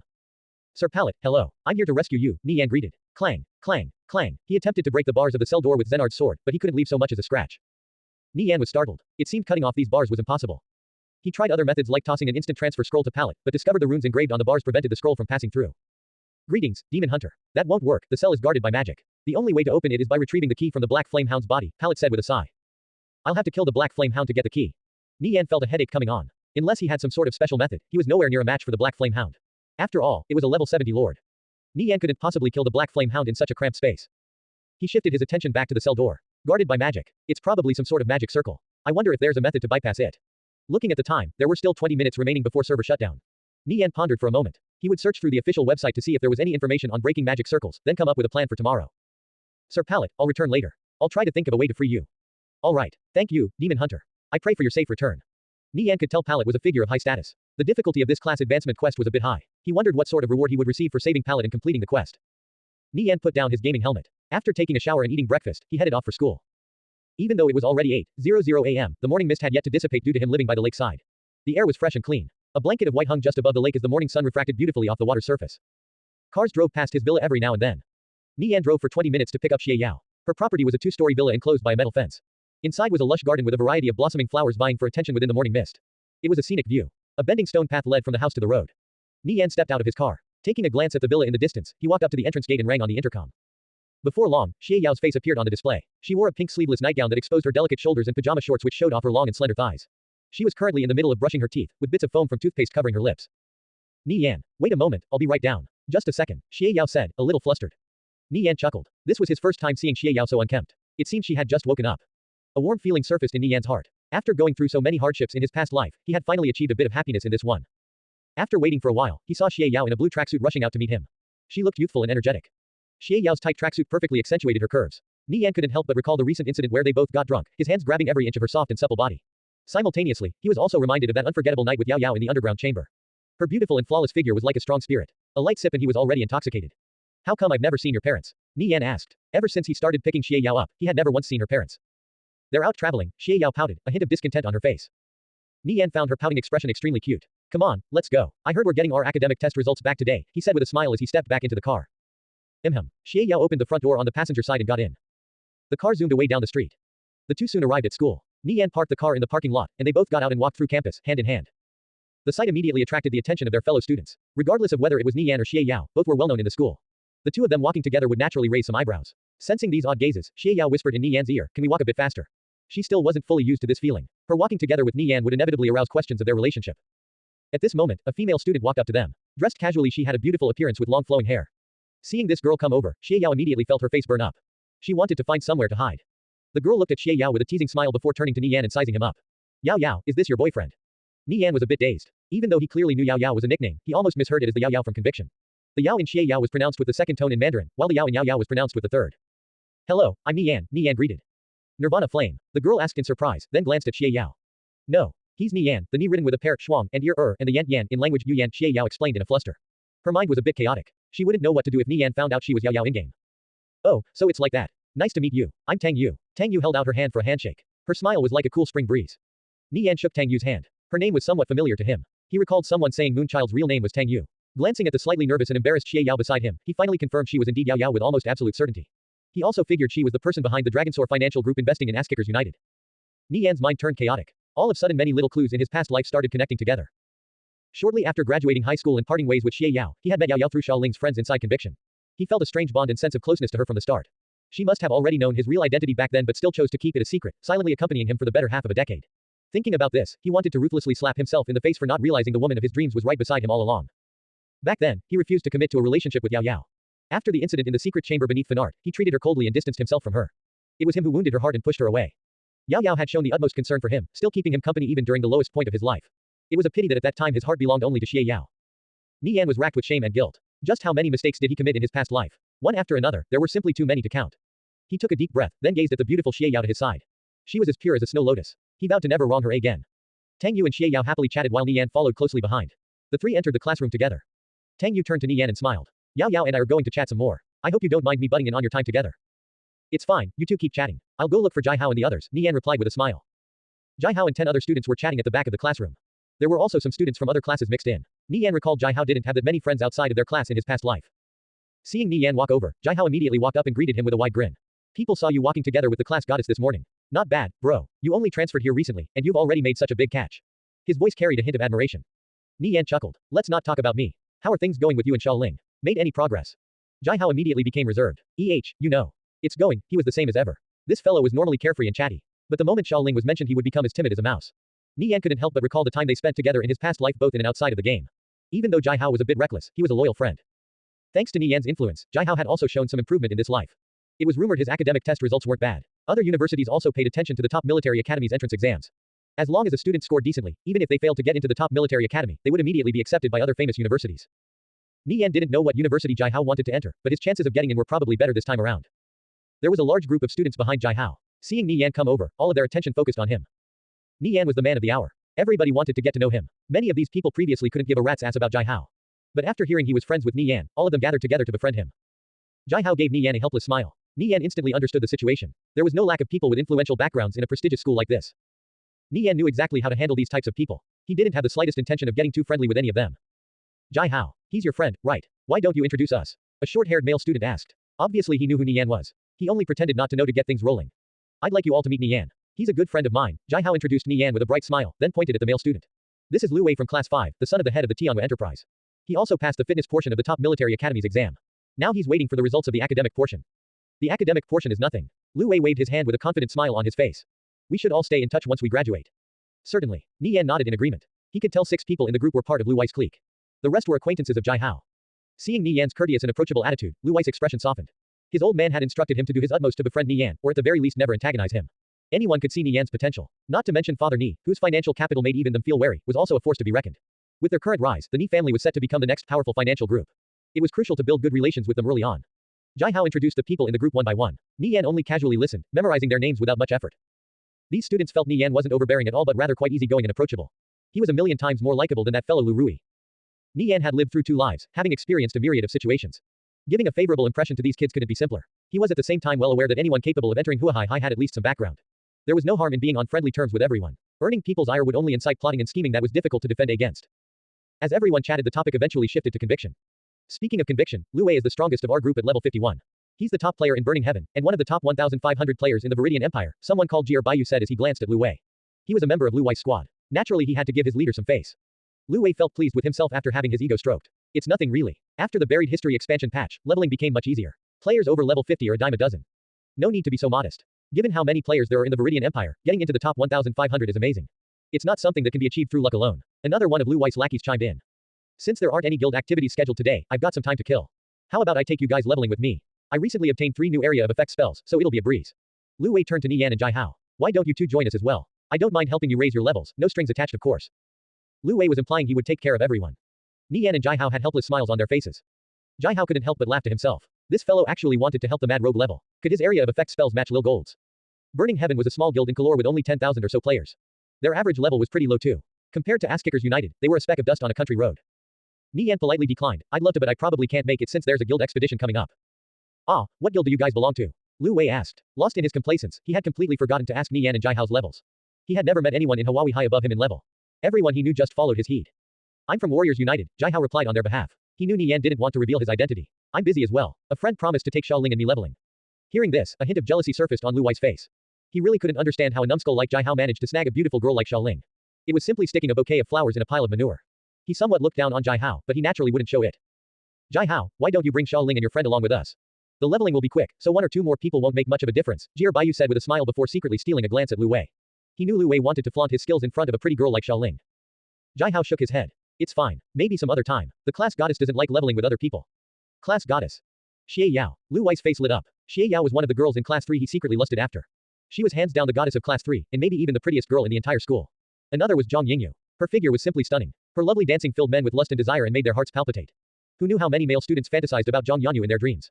The last was Xiao Ling, who was pretty in her own right, only somewhat paling in comparison to Xie Yao and Zhang Yingyu. Why not invite Xie Yao along as well? Zhe Baiyu suggested. The more the merrier, am I right? From their point of view, Xie Yao couldn't possibly be high level since she was a girl. Jai Hao glanced at Nie Yan and noticed his expression remained unmoved. I don't think the class goddess will agree. Let's just forget about it, Jai Hao said. These people were a real riot. Them taking the class goddess leveling. More like the other way around. Isn't she a bit too full of herself? Yeah, what's so wrong with everybody happily leveling together? There's no need to be so stubborn, several of Lu Wei's lackeys added in one after another. However, they didn't dare speak too rudely. They couldn't afford to offend someone of Xie Yao's status. It's fine if they don't want to come. We're inviting you with sincerity. Forget it. Let's talk about something else. Lu Wei acted as mediator, though he was inwardly a bit peeved. Just at this moment, a female student walked over to them. Seeing her appearance, their hearts trembled as they held their breaths. The female student was Zhang Yingyu. She wore a dancer's silk skirt, her slender and supple waist swaying seductively as she walked. Her chest was abundant and plentiful like a rich harvest. Everyone's attention instantly focused on her, their hormones running wild. Nie Yan, we meet again, Zhang Yingyu greeted. Her soft and melodic voice appeared to make Lu Wei and his group go limp. Everyone gazed at Nie Yan with jealousy in their eyes, asking why they couldn't be the one Zhang Yingyu greeted instead. Hello, it's rare to see you in school, Nie Yan calmly greeted back. He and Zhang Yingyu were merely nodding acquaintances. Zhang Yingyu's brows slightly furrowed at Nie Yan's distant attitude. Nie Yan was undoubtedly the most outstanding person not just in the class but the entire school. He could potentially become the third student in the school's history to enter the top military academy as an ace. His fitness results met the mark. Now everyone was waiting for his academic results to be revealed. Zhang Yingyu knew Nie Yan only had eyes for Xie Yao. But considering they had only known each other for a little less than a month, she refused to believe she didn't have a chance. She and Xie Yao always competed in secret. I passed the top military academy's entrance exams too, so we'll be seeing a lot more of each other in the future. Maybe we should get to know each other better sometime. Zhang Yingyu asked. Only now did Nie Yan recall that Zhang Yingyu had barely failed to get into the top military academy in the previous timeline. But thanks to his outstanding performance in this life, the dean of the academy had increased the quota of students that would be accepted from Hawaii High, with a focus on those who majored in the arts. Hawaii High's university acceptance rates were renowned. This year's batch of students was especially remarkable. Of course, Nie Yan politely replied. Here's a ticket for the Hawaii Theater. I'll be doing a show there this afternoon. So, classmate Nie, will you do me the honor of watching my performance?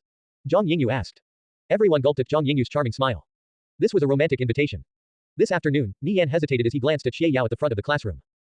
Damn it, this guy is unbelievable. A pretty girl wants you to watch her perform, and you're taking so long to answer her. Everyone stared at Nie Yan with frustration and jealousy raging in their eyes, loathing the fact they couldn't just run up and snag the ticket for themselves. What's wrong, classmate Nie? Is the afternoon not good? Zhang Yingyu asked in a slightly awkward tone. If Nie Yan is too busy, I'm sure others would love to come and watch your performance. Lu Wei interjected, then signaled Jie Baiyu with his eyes. Right, all of us here would love to cheer you on. Why don't you give us the tickets? Jie Baiyu shamelessly suggested. Zhang Yingyu gazed at Nie Yan with a hint of bitterness in her eyes. She took out a second ticket from her pocket and handed both to Jie Baiyu. Take them. They're for adjacent seats. You can bring your girlfriend with you to watch. Jie Baiyu accepted the tickets with a bright smile. Even his thick skin couldn't protect him from feeling slightly embarrassed. Lu Wei and his group were a bit dejected. They naturally understood Zhang Yingyu's intentions. They looked at Nie Yan with complicated expressions. Why couldn't they be the target of such a beautiful woman's affections?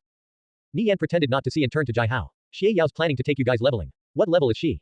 Jai Hao hesitated for half a day before looking at Xiao Ling in the distance. He didn't know how to respond. Xiao Ling had specifically instructed him not to reveal anything about Xie Yao's identity. Jai Hao, this fellow definitely knew Xie Yao was Yao Yao. Likely this was also true in the previous timeline. Nie Yan had an inkling to rush up and give him a good beating, though the fault couldn't be placed entirely on him. Jai Hao back then had no way of knowing the complicated relationship between him and Yao Yao. He could only blame his own thick-headedness for being kept in the dark for so long. Don't worry. I've actually known for a while now. Nie Yan helplessly waved his hand. He could tell Jai Hao was henpecked. Huh, so you already knew. You should have said so earlier. It would have saved me a lot of stress. Jai Hao's expression instantly relaxed. Since Nie Yan already knew, he no longer had to keep it a secret. Nie Yan was a bit nervous as he awaited confirmation from Jai Hao. The class goddess just finished handing in a quest. She's already level 53. I heard she recently obtained 3 pieces of sub-legendary grade equipment too, Jai Hao said offhandedly as he glanced at Lu Wei's group. He wanted to see the reactions on their faces. Nie Yan took a deep breath as a faint smile surfaced on his face. He had suffered a lot of hardships due to Xie Yao's secretiveness. Every time they chatted about conviction, she would always brush past the subject. Only now did he finally receive confirmation. Lu Wei, Jie Baiyu, and their group dropped their jaws in shock. Xie Yao was level 53. What a truly shocking revelation. A player at that level was most likely in the top 20 of the level leaderboards. On top of this, she also had 3 pieces of sub-legendary grade equipment. This was simply too frightening. Any piece of sub-legendary grade equipment would sell for at least several thousand gold in the marketplace, while those with good properties would sell in the excess of 10,000 gold. However, the key point was that this sort of equipment often couldn't be bought. Generally only top-ranked players could acquire sub-legendary grade equipment, and they wouldn't put them up for sale, usually using it for themselves or giving it to a friend. 3 pieces of sub-legendary grade equipment, this was something unimaginable to Lu Wei. At this moment, Lu Wei started to become fidgety. He had previously forgotten to ask Nie Yan and Jai Hao what levels they were. He would be incredibly embarrassed if they were higher level than him. Xie Yao, who was chatting with Tang Yu at the front of the classroom, repeatedly glanced over in Nie Yan's direction. She felt anxious not knowing what Nie Yan and Zhang Yingyu were talking about. Seeing their cheerful appearance, a tinge of jealousy surfaced in her heart. The person she normally couldn't stand the most was Zhang Yingyu. The two of them were often at loggerheads. Zhang Yingyu's figure even made her a little jealous. The girls were like oil and water. When she saw Zhang Yingyu getting close to her man, it was only natural she became restless. It's fine, just go over there, Tang Yu said with a teasing smile. She naturally understood her friend's thoughts of worry. Xie Yao's face instantly blushed red like a ripe tomato. Seeing Nie Yan shift the conversation topic to Xie Yao of all people, a flash of disappointment crossed Zhang Yingyu's face, only to be immediately replaced by a most brilliant smile. Since you seem busy, forget it. I also play Conviction. I'm called Sparkling Song. If there's an opportunity, I'd like to play together with you sometime. Nie Yan, what's your in-game name? Suddenly all the attention was focused on Nie Yan. Everybody wanted to know his in-game persona. Nie Yan hesitated for half a day. He really didn't wish to reveal his identity as Nirvana Flame to these people. It would surely attract too much attention. If you're looking for someone to help you level, you can come to me. My ID is Yao Yao, the same Yao Yao that means dark and mysterious. Xie Yao walked over and held Nie Yan's hand. Everyone widened their eyes in surprise. Xie Yao was a goddess in the hearts of numerous students. In spite of the rumors about Xie Yao and Nie Yan being a couple, they refused to believe there was actually anything going on between them. Given what they knew about Xie Yao's personality, she absolutely wouldn't be the one actively pursuing the relationship. Even if Nie Yan was trying to woo her, he could very well be left stranded on a sandy beach the very next day. But reality proved otherwise. This was only their wishful thinking, nothing more. Everyone witnessed Xie Yao taking the initiative to grab Nie Yan's hand. This was a huge mental blow, each and every one of them were shocked speechless. Countless hearts shattered like glass. Of the 10 male students present in the group, 9 of them had feelings for Xie Yao. They felt their hopes and dreams shatter into a million pieces. Who knew how many young men would drink themselves silly tonight in an attempt to wash away their heartache? Xie Yao's action just now was undoubtedly a declaration to Zhang Yingyu. But it also served to help Nie Yan out of his pickle.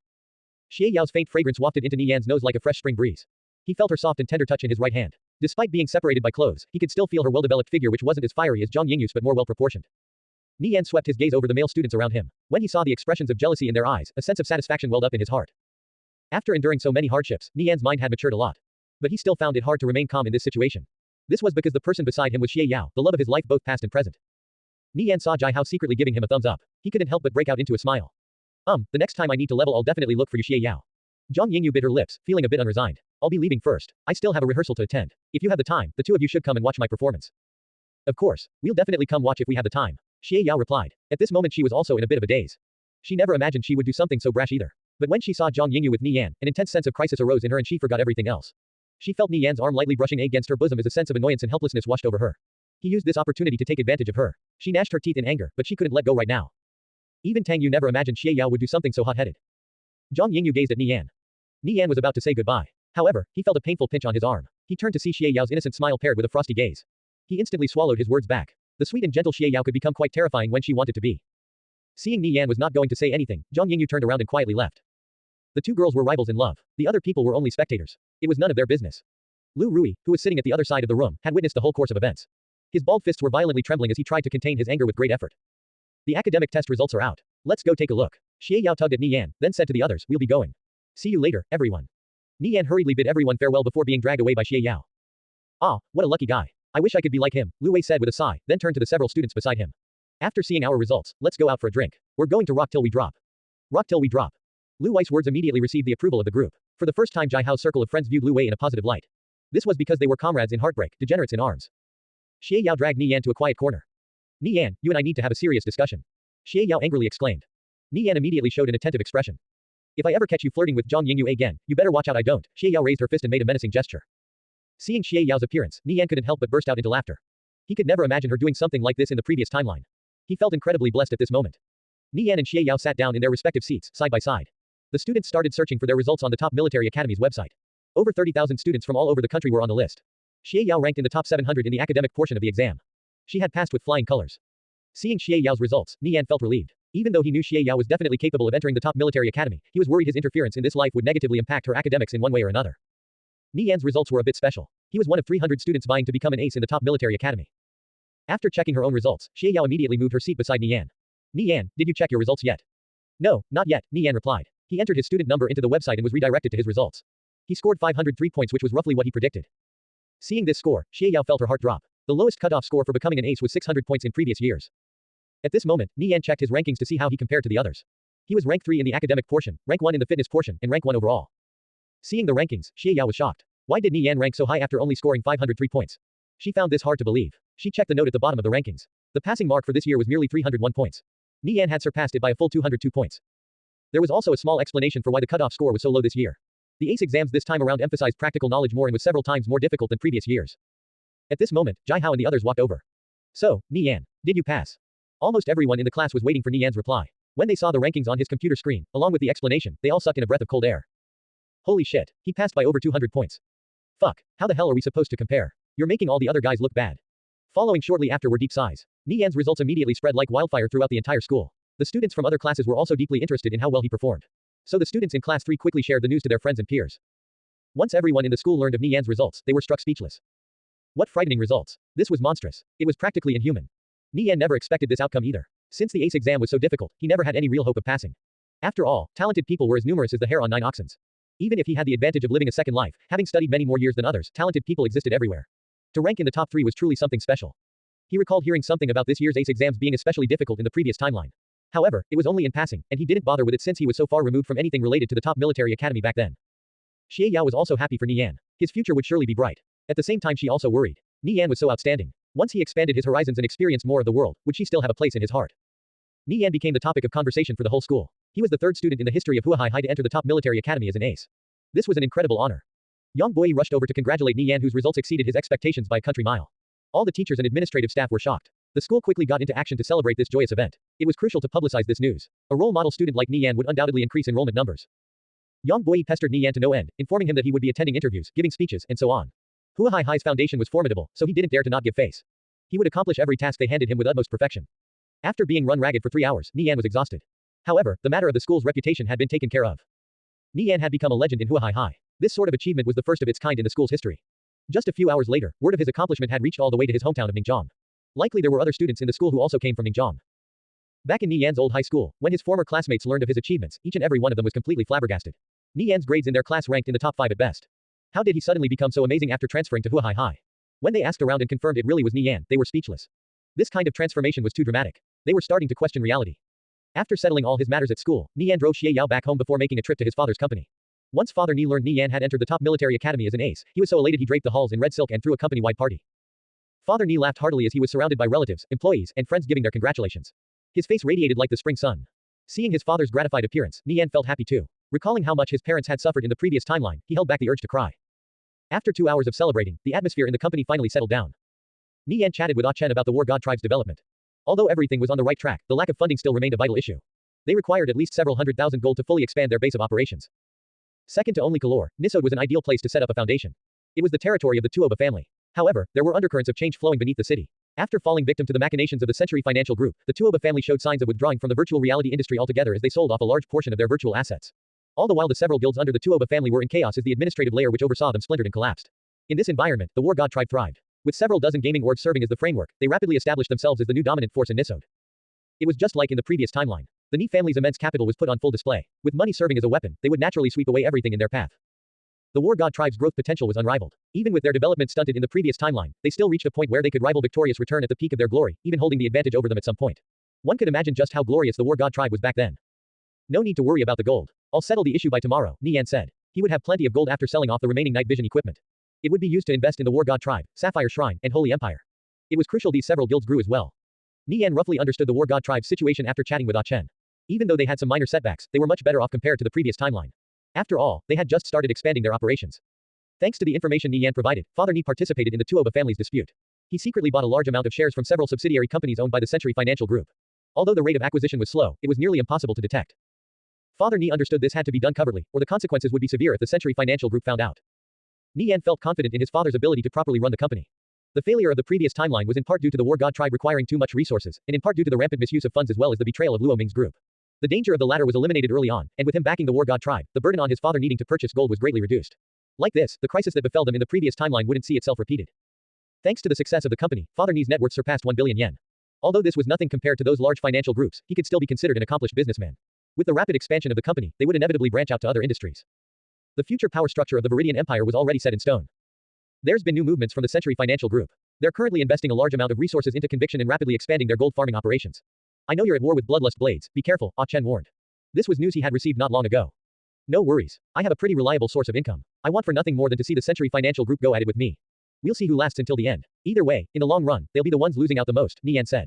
His trade deal with Fallen Angel was extremely profitable. Huh, really? Ah Chen was a bit surprised. No matter how profitable Nie Yan's businesses were, several auction houses and the Starry Night Potion Shop couldn't possibly generate enough gold to compete with the Century Financial Group, right? Nie Yan proceeded to explain his dealings with Fallen Angel in the underworld, leaving Ah Chen speechless.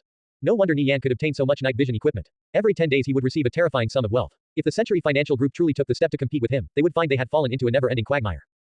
Bloodlust Blades was doomed to become the next abandoned child of the Century Financial Group. The Century Financial Group was currently pouring most of its resources into Angel Core, who was also looked favorably upon by 2 other powerful entities. Their growth far exceeded all other guilds. The Century Financial Group mainly backed Angel Core. Guilds like Bloodlust Blades, Alliance of Mages, and Divine Protectors were disposable, and the Century Financial Group wouldn't hesitate to abandon them if their interests were truly threatened. Before the release of Flying Mounts, Angel Core was stuck in the Satrine Empire. They posed no danger for the time being, so Nie Yan could deal with Bloodlust Blades, Alliance of Mages, and Divine Protectors without fear. He was currently chipping away at the Century Financial Group's capital in preparation to deal with them in the future. Since you're confident about taking on the Century Financial Group, I guess I don't have to worry. Ah Chen let out a deep sigh in his heart. The War God tribe was truly blessed. With Nie Yan, they would never have to worry about gold. They could freely grow and expand their domain without restraint. They could take their time with building an in-house gold farming organization and put all their energy into the guild. Ah Chen informed Nie Yan of the War God tribe's plans to capture strongholds while coordinating with Ass-Kickers United. Nie Yan looked over the plans and saw no problems. It was the correct choice to leave Ah Chen in charge of handling the War God tribe's affairs. Ah Chen was also tasked with running the War God tribe in the previous timeline. He performed remarkably given the bad hand he was dealt, but sadly the enemy was too powerful. They had to fend off the combined power of Victorious Return, Radiant Sacred Flame, Bloodlust Blades, alliances of mages, and divine protectors. At the same time, the Century Financial Group was constantly maneuvering against them in reality. These threats were neutralized for the most part in this life, so the War God tribe naturally wouldn't have to worry about them. Nie Yan returned home from his father's company. Looking at the clock, it was almost time for the servers to come back online. After finishing supper, he headed upstairs to his room and put on his game helmet. There were still 20 minutes left, so he couldn't log into the game yet. But he could browse the web. Nie Yan started looking up information related to magic barriers. Magic barriers were a type of formation created out of magical energy. They required a catalyst such as a magical array, runes, or a scroll. Seeing this, Nie Yan recalled seeing the runes engraved on the bars of the cell door. He guessed they were what was powering the magic barrier which prevented anything from passing through. Nie Yan continued reading the information. There were all sorts of formations used to create magic barriers, along with many different classifications. He would have to investigate the runes engraved on the bars to identify the magic barrier surrounding the prison cell. After looking through other related topics, Nie Yan still failed to find anything useful. Don't tell me the only way to open that cell is by killing the Black Flame Hellhound. Nie Yan despaired. He was nowhere near strong enough to do that. Nie Yan suddenly recalled a short passage pertaining to magic immunity at the beginning of the page. It was an introduction to magic published on the official website. Magic is an undying spirit. The world has the sharpest sword as well as the sturdiest shield. When the flow or circuit of magic is broken, magical energy can no longer be guided. This was referring to magic immunity. In other words, magic immunity from the angle of element formation could completely isolate magical energy from the rest of the world. Magic immunity isolates magic energy. Formations are created out of magic energy. Can I penetrate the formation with magic immunity? Nie Yan carefully pondered on the matter. This theory is worth giving a spin. Since magic immunity could interfere with the flow of magic energy and isolate it from the rest of the world, there was no reason it couldn't do the same to something created out of magic energy such as the barrier. Nie Yan recalled encountering similar situations in the previous timeline, specifically during Stronghold Wars. Nie Yan wondered if his idea would really pan out. 10 minutes later, Nie Yan entered the game. He was still in the corner he logged off it in the narrow dungeon under the Colosseum. The smell of decay wafted into his nose. Nie Yan looked into the prison cell and saw Pallet reclined in the corner sleeping. Sensing Nie Yan's presence, Pallet opened his eyes which flashed with a sharp light. Pallet gazed at Nie Yan. Devil Slayer, you're back. Have you made any progress? Hold on a moment, Sir Pallet. Nie Yan faintly smiled. He crouched down and examined the bars on the cell. Each one was thick and sturdy and inscribed with mysterious runes which radiated magic energy. This was a dark barrier, a high-level protective formation. The skill capable of breaking through this type of protective formation could be learned at level 100 at the earliest. The gap between the bars was roughly 5 inches wide, not even big enough for a person to squeeze their head through. When Nie Yan reached out his right hand and touched the thin membrane protecting the cell, a powerful jolt of energy forced him back. He was almost sent flying. Only after being pushed back several steps did he regain his footing. A numbing sensation coursed through his arm. What a strong repelling force. It took a long time for Nie Yan to regain feeling in his arm. Pallet wondered what in the world Nie Yan was doing crouched down beside the barrier.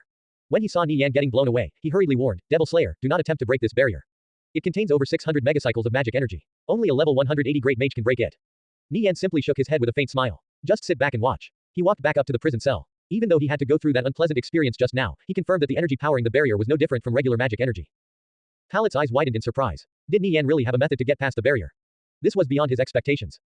Pallet stared intently at Nie Yan, observing his every action. At this moment, Nie Yan put on the Animorph necklace and pygmy ring. Animorph. Nie Yan shone with a brilliant light as he morphed into a back lynx. He had shrunk to less than a third his original size. His dexterity and jump increased by 300%, and he became more suited to running in mountains and woodlands. Even after becoming a lynx, he was still too big. Pygmy transformation. Nie Yan rapidly shrunk to the size of a small house cat. He was now small enough to fit through the 5-inch gaps between the bars. Pallet was shocked by Nie Yan's transformation. Devil Slayer, you have some very rare magic items. Nie Yan finally activated Adjudicator of God, giving himself magic immunity.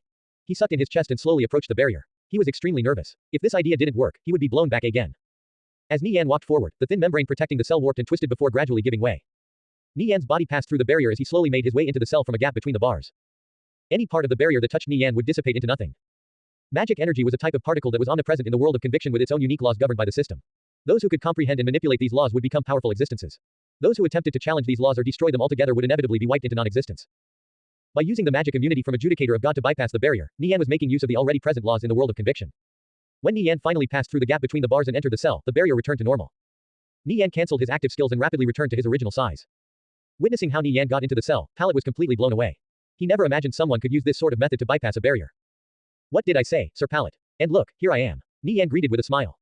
Sir Devil Hunter, out of the numerous mysterious and outstanding people I've met in my life, you definitely rank among the very top. Pallet praised. He viewed Nie Yan in a new light, evident by how he added a sir to his address. Nie Yan naturally detected the change in Pallet's speech. He took out an instant transfer scroll and handed it to Pallet. Here, take this. With it, you can leave this damn place. Pallet accepted the instant transfer scroll. Thank you, Sir Devil Hunter. I'll be taking my leave. We'll meet again in Color Thief Association. All right, Nie Yan nodded. Pallet used the instant transfer scroll and disappeared into a ray of light. Clang, clang, clang. The shackles and chains that bound him dropped to the floor. He was no longer in the cell. Nie Yan checked his quest progress. Rescued hostages, 100/100ths. Quest completed. Return to the Thief Association to receive your reward. I've cleared my class advancement quest. Nie Yan's cracked into a faint smile. The difficulty of this quest had somewhat exceeded his expectations, especially the last part where he had to get past the barrier. If he hadn't thought of using Animorph, Pygmy Transformation, and Adjudicator of God together, he would have no choice but to fight the level 70 Black Flame Hellhound, dropping his chances of success to almost zero. Thankfully, he had freed the final hostage without a hitch. Nie Yan took out a return scroll and started channeling. Instant transfer scrolls were quest items and couldn't be bought. Players could only settle for scrolls that took 20 seconds to activate. With a bright flash of light, Nie Yan returned to Kalor. Kalor was still as bustling as ever. Thinking about the reward he would receive for completing his Great Thief class advancement quest, Nie Yan couldn't help but become excited. He recalled how much effort it took him just to complete his class advancement quest on easy in the previous timeline. When he finally succeeded, he was brought to tears with elation. Back then, Nie Yan wore the fabulous set, which wasn't all that amazing in spite of its name. It was only a level 60 silver grade set, but it was decent among ordinary players at the time. All his valuables added together amounted to roughly 60 gold. Nie Yan had turned his luck around in this life. Even with a conservative estimate, the value of all his equipment, including Lil Gold, was no less than 100,000 gold. This was a monumental difference. This was also why Nie Yan dared to do his class advancement quest on expert. During those dark times, Nie Yan spent every day in hardship. In spite of this, he clenched his teeth and persevered. This was the most valuable thing he had taken with him in rebirth. Nie Yan walked through the bustling streets and arrived at the entrance of the Thief Association. He pushed open the door and stepped inside. Nie Yan saw Pallet sitting in a seat up ahead, wearing the unmistakable cloak that represented an elder of the Thief Association. Pallet immediately got up from his seat after seeing Nie Yan enter. Thank you, Sir Devil Slayer, and congratulations in advance on becoming a great thief. You've performed remarkably. In addition to the title of Great Thief, we've decided to also confer to you a Medal of Honor. You're the first to receive this reward in the history of the Thief Association. Pallet exclaimed. The Thief Association's Medal of Honor. Nie Yan had never heard of this item before, nor had he ever seen anyone talking about it online. Great Thief Class Advancement Quest Expert completed. You have received 532,918 experience and 300 gold.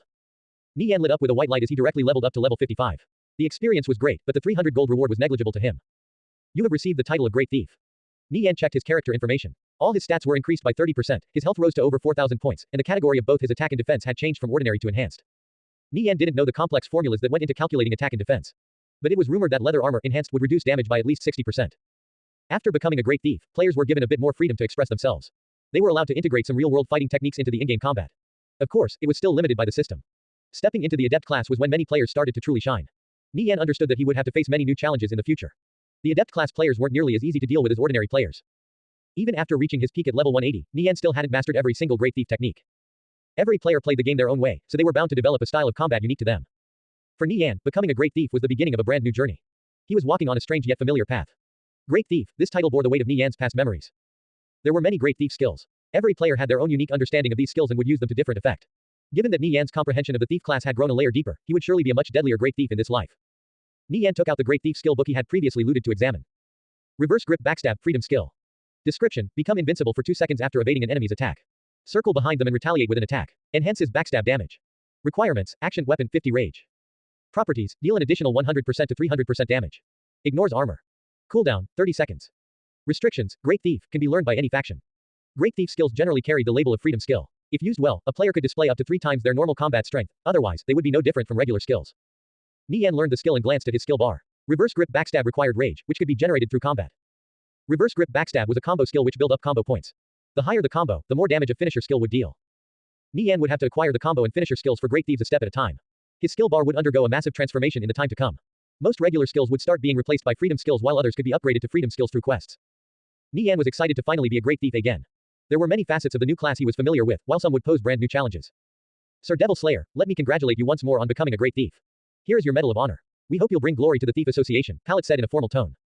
Nie Yan accepted the Medal of Honor. It was crafted out of a dark metal with many mysterious engravings from the era of shared governance. He examined its properties. Great Thief Medal of Honor Nirvana Flame. Properties: Stealth plus 20, Awareness plus 30. Phantom Assassination freedom skill slash the enemy's throat after dodging an attack, dealing additional critical damage for every combo point. Cooldown: 60 seconds. Death exemption: become immune to all crowd control effects and gain 10% movement speed for 2 seconds. Restrictions: Nirvana Flame cannot be dropped or traded. Phantom Assassination and Death Exemption were undoubtedly two powerful skills. Phantom Assassination was similar to Reverse Grip Backstab in the sense that it was also a freedom skill he would have to take the time for to properly master. Death Exemption wasn't any less useful. It could save his life at a crucial moment. Nie Yan equipped the Great Thief Medal of Honor. Sir Nirvana Flame, I wish you glory on your journey. Thank you, Sir Pallet, Nie Yan said. He bid farewell to Pallet and left the Thief Association, deep in thought. It was crucial for him to master Great Thief skills if he wanted to grow. He would gather more freedom skills one by one and learn to use them skillfully. Only then would he become truly strong. Nie Yan walked through the busy streets of Kalor and headed to the auction house. Draped in a large cloak, Nie Yan easily blended into the mass of people flowing down the street. He would attract too much attention without it. Nie Yan happened to open the super trade channel. The number of concurrent visitors had ballooned to more than 1 million. Every day there was a frightening amount of transactions. Thanks to the convenience of the super trade channel, the auction houses in Kalor saw a 70% increase in sales. His daily profit from the 6 auction houses under his control rose from just several thousand gold to over 30,000 gold. Countless players were paying close attention to the super trade channel for the off-chance night vision equipment were put up for sale again. After a while, Nie Yan arrived at the auction house. He offloaded his final batch of night vision equipment, which was of even higher quality than the previous, into the marketplace. The auction house immediately erupted into a bidding frenzy, attracting the attention of every player in Kalor. The rich players were frantically bidding over each item while the poor could only look on in envy, praying something within their range of affordability, like equipment with night vision +2 or +3, would appear. The bidding frenzy drove Bloodlust Mad Blade crazy. He understood that all the profits generated from the night vision equipment would flow into Nie Yan's pockets. Even with a conservative estimate, Nie Yan was set to make at least 400,000 gold. How was Bloodlust Blades to survive? Nie Yan didn't care. As long as Bloodlust Blades was standing, he would never take down the bounty. Nie Yan made a trip to the guild office. The players there were smiling from ear to ear. There was nothing more satisfying than knowing their enemies were suffering. Seeing Nie Yan walking in, all of them rushed up to greet him. His appearance sent waves through the entire office. Where's Blade Light and them? Nie Yan asked Guo Wai. They headed to the Nilan Coliseum like you asked. They're preparing to clear the whole map. I estimate they'll be back in about an hour, Guo Wai replied. Alright, when they get back, let them know we're going to capture an intermediate stronghold, Nie Yan informed. He believed the time was ripe. Today, Guo Wai asked in surprise. He originally wanted to wait a few more days. We won't disturb the people who are in the middle of their class advancement quest. Those under level 50 will level 2 or 3 times by participating in this expedition, much faster than leveling outside. Start looking for people. We need at least 5,000 players over level 45, Nie Yan instructed. Capturing an intermediate stronghold was a huge undertaking. Nie Yan started making his preparations. He took out 60,000 gold to purchase a large amount of potions, scrolls, and various other consumables. Violet Smoke sent over a batch of magic bombs. There were more than 6,000 junior magic bombs and 1,000 intermediate magic bombs. Intermediate magic bombs dealt 500 area of effect damage, and 300% bonus damage to machine-type enemies. All of Ass-Kickers United stirred into action. Guo Wai started assembling players as the administrative team busily got to work, spreading Nie Yan's words to the players of the guild. When the players of Ass-Kickers United leveling in the various maps surrounding Kalor received word that Nie Yan was organizing a guild expedition, they immediately used their return scrolls without a second thought. Many abandoned their quests midway, and those who couldn't contacted the guild higher-ups to let them know. The transfer points in Kalor lit up brilliantly as players from Ass-Kickers United returned in large numbers. All of them rushed to the guild office. A crowd was slowly building outside the entrance as more and more players arrived. Guo Wai and the others were busily doing a headcount. Those who were marked down were told to gather in United City. Nie Yan was giving orders in the guild office as he received reports from Guo Wai. On the side, he was also receiving notifications from the auction houses. Your frost condensing cloak has been successfully auctioned off for 5,200 gold. Your boulder battle armor has been successfully auctioned off for 5,880 gold. The equipment Nie Yan listed up for sale today was the best out of the lot. Besides the night vision, the other properties were also good. Even without the night vision, they would be considered decent pieces of equipment. This sort of equipment was highly sought after by high-end players. Before long, Nie Yan received 510,000 gold, more than he expected. He had Ah Chen come over and take away 250,000 gold for the development of the War God tribe. With this gold, they would have no funding issues for the time being. He also gave 50,000 gold each to Sapphire Shrine and Holy Empire. They had helped out a lot in the conflict with Bloodlust Blades. Besides this, 60,000 gold was previously used to buy consumables. Of the 510,000 gold, only 100,000 gold remained, which Nie Yan planned to leave in the guild treasury for daily guild expenditures. With all his revenue sources combined, he made over 80,000 gold a day. Ass-Kickers United currently had about 500,000 gold in the bank. Add this to the profits from the various virtual properties, lasting 6 or 7 days was no problem. By then, Nie Yan would be back with more equipment from the underworld to sell. Ass-Kickers United would have no funding issues in the foreseeable future. As for Bloodlust Blades, they were already running on fumes. How much longer they could last, no one knew. After settling all these matters, Nie Yan relaxed. He glanced at his skill bar. He really had to find some time to master reverse grip backstab and phantom assassination, or these two powerful skills would go to waste. A while later, Blade Light and the others returned. There were over 500 players gathered outside the entrance of the guild office. All of them were either squad leaders or important figures in the guild. The rest of the players were already waiting on standby at United City. Nie Yan walked out of the guild office. There was a vast crowd of players from Ass-Kickers United gathered in the square outside. They excitedly greeted him in large waves.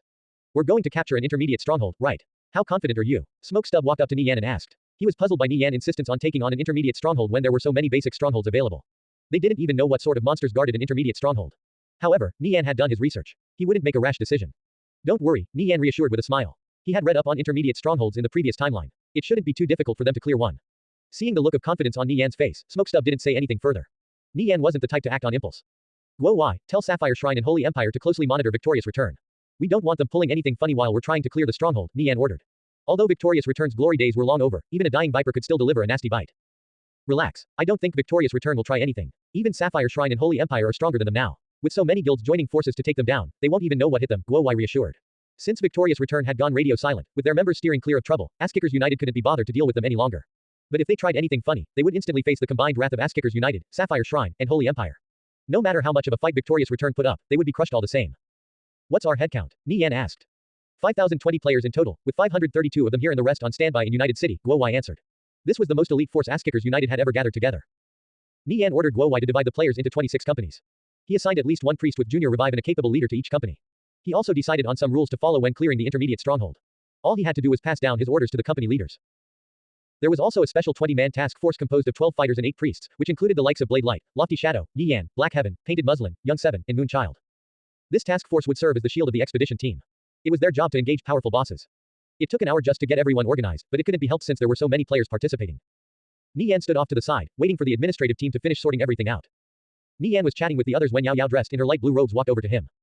Nirvana Flame, do you need my help with anything? Yao Yao asked. Nie Yan turned around to look at Yao Yao. Her equipment ranked among the top in Asskickers United. He had only gifted her one piece of sub-legendary grade equipment. She had gotten the other two all by herself. Furthermore, the rewards for completing the first two quests in the Karsi's Blessing quest line had probably raised her stats significantly. Nie Yan had confirmed earlier in the day that Yao Yao and Xie Yao were one and the same. He couldn't help but think back to his past life. Yao Yao's previous timeline counterpart was nowhere near as strong as her present self.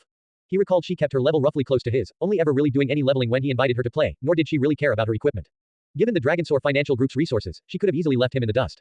But instead she chose to stay by his side. Nie Yan started to realize how deeply Xie Yao cared about him in the previous timeline. Yet all he had given in return was grief and pain. Thinking about how sad and lonely she looked during their class reunions back then, he was wrought with guilt, his heart aching. Share your stats and gear with me for a second. Nie Yan took a deep breath to settle his mind. Xie Yao, let me atone for my past mistakes in this life. Alright, Xie Yao nodded. Nie Yan scanned through her character information. All of her sub-legendary grade equipment had pretty good supplementary skills, one with area of effect, one with crowd control, and one with high single target damage. She had also learned rank 1 and rank 2 Templar magic. Rank 1 advanced magic was pretty common, with many players in Asskickers United knowing one or two skills. Rank 2 advanced magic was much rarer. Yao Yao was perhaps the only player in Asskickers United to know one. Her rank 2 advanced magic was called Radiant Fetters. It could bind a single target for 15 to 30 seconds and had a cooldown of 2 days. Since it could be interrupted midcast, the player had to stay focused. Nie Yan was shocked by the description of Radiant Fetters. It was definitely an extraordinary team assisting skill. It would be extremely useful against bosses. Yao Yao, you don't need to go anywhere. Just stay by my side, Nie Yan said. He planned to use Radiant Fetters to its full potential. Nirvana Flame, you're not abusing your authority, are you? Moonchild giggled. She already knew Nie Yan was Nirvana Flame. Staring at Xie Yao and then Nie Yan, she felt the two looked like a match made in heaven. After being close friends with Xie Yao for so many years, she had a good understanding of her friend's personality, so she was shocked by what occurred earlier in the afternoon. Xie Yao looked a little embarrassed. Nie Yan chuckled. Even if he was, so what? The expedition team was finally ready to set out. We're making a stop at our guild headquarters in United City first. Nie Yan announced. The crowd of players entered the transfer point in the guild office and returned to United City. United City. Thanks to the efforts of Guo Wai working alongside the Dragonsaur Financial Group, this stronghold city flourished. Rows and rows of shops lined the main road as players crossed and weaved and pushed past each other, browsing through the goods on display behind the windows. Such a large crowd gathering outside the plaza of the main guild headquarters naturally caught the attention of the regular players visiting United City. Is Asskickers United about to make a move on Bloodlust Blades? It's quite possible. They look like they're all elites of Asskickers United. An intercity battle. Glory City is Bloodlust Blades' domain. Is there anything Asskickers United doesn't dare to do? Remember when Nirvana Flame and his 20 companions ran amok in Glory City and still got away unscathed? Well, now it's not just 20, it's 5,000.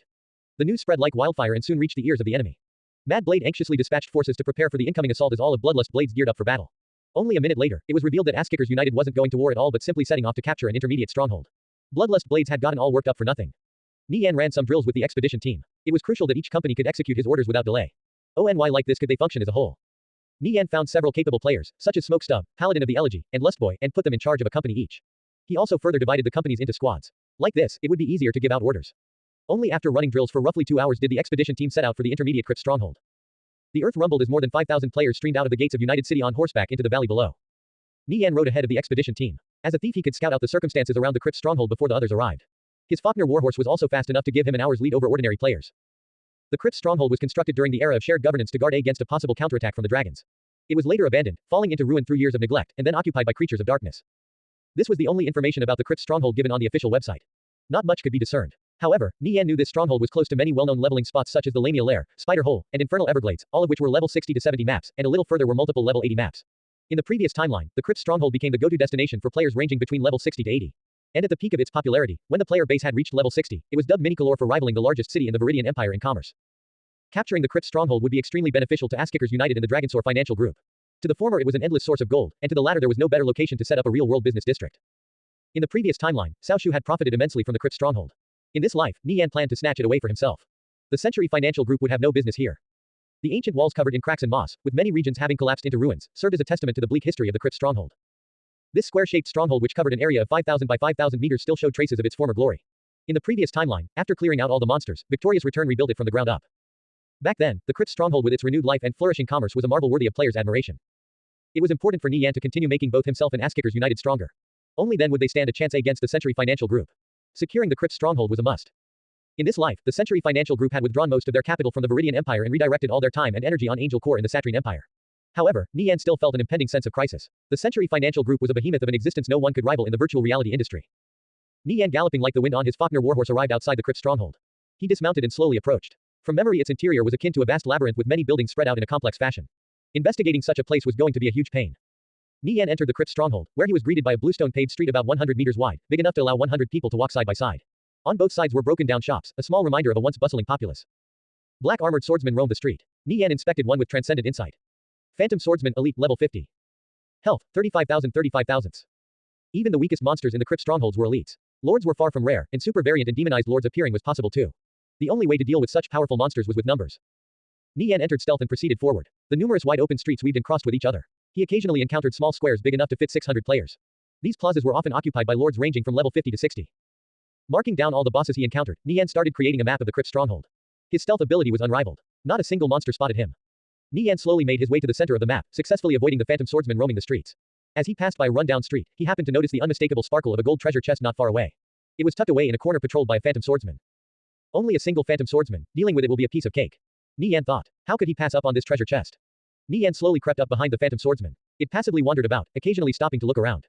The phantom swordsman is a level 50 humanoid elite possessed high awareness. Nie Yan was extremely careful with his steps as he approached from behind. He adjusted his grip on Zenard's sword and pounced forward with a smothering strike aimed at the back of the phantom swordsman's head. Nie Yan was as fast as lightning. But even so, the phantom swordsman lit up with a golden radiance at the very last moment. Although the attack landed, the phantom swordsman wasn't stunned and retaliated with a sweeping slash. Crap! Nie Yan cried out in alarm. He never expected the senses of the phantom swordsman to be so sharp. He hurriedly raised Zenard's sword in an attempt to parry. A loud clang rang out as a powerful force traveled down his arm and pushed him back several steps. -831. The phantom swordsman didn't let up and charged after Nie Yan. Nie Yan activated his black bright barrier while quickly falling back. The phantom swordsman slashed down its sword at Nie Yan. Its blade radiated a sharp sword light. Nie Yan suddenly shifted his footwork. Reverse grip backstab. Nie Yan stumbled mid-execution as he attempted to avoid the attack. The phantom swordsman struck him squarely, causing his black bright barrier to shudder. -307. Reverse grip backstab was a difficult skill to pull off. There seemed to be some sort of a trick he had yet to grasp. Clumsy movement would only lead to the skill failing. The phantom swordsman refused to let up and hacked down at Nie Yan once more. Nie Yan activated Gale Step to block the attack and countered with a concussive blow to the phantom swordsman's forehead. With the phantom swordsman stunned, Nie Yan circled around and unleashed a flurry of attacks. Backstab. Eviscerate. Blood spurted out into the air like a fountain. -539. -538. -255. -100. A string of damage values floated up into the air. Nie Yan continued his ruthless assault, dealing massive damage to the phantom swordsman. When the phantom swordsman was about to break free from the stun, Nie Yan plunged Zenard's sword into its back and activated blast. Bang! It flew out like a loose kite before crashing into the ground with a heavy thud, only struggling back to its feet after a long time. The phantom swordsman charged at Nie Yan yet again. In order to avoid attracting the attention of other phantom swordsmen nearby, Nie Yan couldn't use items like flash powder. Seeing the phantom swordsman closing in, he activated Gale Retreat and pulled back as fast as he could. This alleyway was too narrow, but he ran the risk of attracting other monsters if he fled too far. He could only summon up the courage to duke it out with the phantom swordsman in here. Just as the phantom swordsman arrived in front of him, Nie Yan's footwork changed yet again. Phantom assassination. Nie Yan transformed into a blur as his body started moving in an unpredictable manner. He slashed the phantom swordsman's neck in the blink of an eye as blood splattered on the ground. Despite Nie Yan's erratic movements, the phantom swordsman still managed to graze him. -239. Phantom assassination, 35% completion, 52% damage, 0 combo. Every freedom skill required some technique to execute. Without properly grasping these movements, even a seasoned shadow dancer would look clumsy. For Nie Yan to perform this well on his first try was an impressive achievement. On top of dealing 321 damage, Nie Yan's phantom assassination also inflicted the phantom swordsman with continuous poison and bleed damage. Nie Yan only attempted phantom assassination and reverse grip backstab to get a feel for these two freedom skills which were unfamiliar to him. Even at his peak during the previous timeline, he had only learned 3 freedom skills in total. Back then, Nie Yan had holed himself up in one spot for 2 months practicing non-stop just to gain a basic mastery of a freedom skill. This was a gradual process that took time and dedication. To execute a freedom skill without any prior experience was incredibly difficult. Thanks to his comprehension of shadow dancer techniques, along with his many years of experience, Nie Yan figured out the basic principle behind phantom assassination on his first attempt. Although he had barely gotten his foot in the door, this first step was crucial. From this point forward, he could slowly familiarize himself with the skill until he was fully proficient. The phantom swordsman rushed at Nie Yan with charge, a skill that stunned the enemy upon collision. It was extremely deadly when paired with something like cleave. Just as the phantom swordsman's blade hacked down, Nie Yan evaded with shadow waltz. He dashed forward and slashed the enemy's chest with Zenard's sword. Nie Yan brushed past the phantom swordsman and continued running. At this moment, the phantom swordsman let out a deep and low roar. It was demoralizing shout, a skill that briefly immobilized all surrounding enemies. Sensing something off when the phantom swordsman didn't immediately give chase, Nie Yan activated death exemption. A heavy sound wave swept through Nie Yan, but all that happened was a mist floating up above his head. Death exemption was a skill granted by his medal of honor that negated the effects of demoralizing shout.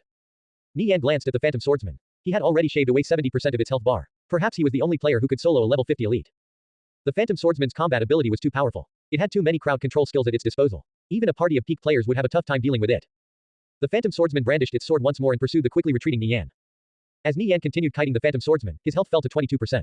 He quickly drank an intermediate health potion. Nie Yan refused to directly tangle with the phantom swordsman. He would immediately retreat every time he landed a successful attack, letting the bleed and poison damage do all the work. The opponent's attacks were sharp and overbearing, putting him under heavy pressure. Slowly but surely, the Phantom Swordsman's health fell to 20%, with roughly 7,000 health remaining. The Phantom Swordsman lost its mind and fell into a berserk state, an ominous aura overflowing from its body. Its muscles bulged outwards and its speed increased dramatically. Nie Yan rapidly pulled back. Looking at his remaining 13% health, he wrapped himself with an advanced combat bandage. Plus 200. Plus 200. Plus 200. Gale Step happened to come off cooldown right at this moment. Charge. Decimating blow. The Phantom Swordsman chopped down on Nie Yan with a mighty sword of raging flames. Gale Step. Nie Yan blocked the decimating blow, then slashed the Phantom Swordsman's throat with Zenard's sword. Cut throat. Minus 1,735. Blood sprayed out into the air as a frightening damage value floated up above the Phantom Swordsman's head. It was a critical hit. The Phantom Swordsman let out a deep roar, slamming its sword into the ground and sending out a powerful shock wave that engulfed everything within a 2-meter radius. However, Nie Yan had already opened a distance of several meters thanks to the speed boost granted by Gale Step. All the while Nie Yan's health continued to rise. Advanced combat bandages were potent healing items. The Phantom Swordsman swung around. It had already fallen to around 2,000 health. However, that didn't stop it from madly charging at Nie Yan yet again. Minus 328. Minus 100. Minus 218. The ticks of bleed and poison damage slowly stacked up, leaving the Phantom Swordsman with only 600 health. Nie Yan quickly retreated, seeing the Phantom Swordsman getting closer and closer. As its large sword slashed down on him, his pupil suddenly shrunk. Phantom assassination. Nie Yan's body blurred into many different illusory figures. He brushed past the Phantom Swordsman's blade and stabbed it in the neck with Zenard's sword. Phantom assassination, 39% completion, 63% damage, 0 combo. Minus 568. The Phantom Swordsman staggered unsteadily before collapsing on the ground and disappearing into motes of light. This was the effect of purification. The Phantom Swordsman dropped 2 pieces of loot. The first was a piece of level 50 gold-grade berserker equipment. Its properties weren't bad, but such an item naturally wouldn't hold Nie Yan's interest. The other was an alchemy recipe. Advanced health potion recipe. Requirements, Advanced Alchemist. Nie Yan was pleasantly surprised. From now on, he could use advanced health potions. Nie Yan tossed the advanced health potion recipe in his bag. The Starry Night potion shop already had 5 advanced alchemists. Giving the recipe to any one of them would be fine. After putting away the loot, Nie Yan walked over to the gold treasure chest. He bent down and started opening it. Opening treasure chest. Progress, 10%, 30%, 55%. The chest popped open with a click. Nie Yan dug around and fished out 2 skill books. Nie Yan examined the first book, which looked somewhat shabby. Skill book, Fireball Downpour. Description, bombard everything within a 20-meter radius of the targeted area with fireballs, dealing 200% magic damage. Cast time, 10 seconds. Cooldown, 10 minutes. Restrictions, Arcane Mage, Elementalist. This was a decent skill for clearing away large numbers of mobs. It would be perfect to hand over to the Arcane Mages and Elementalists in the guild. Nie Yan turned to look at the other skill book. The edges were gilded with gold, and the workmanship was excellent. It was definitely a valuable item. Examining the cover, Nie Yan was surprised. It was actually the Thief skill book for Quick Reset. Quick Reset was an extremely rare skill. In the previous timeline, it would appear in the marketplace once every blue moon. Back then it was something he could only hope for in his dreams. Skill book, Quick Reset.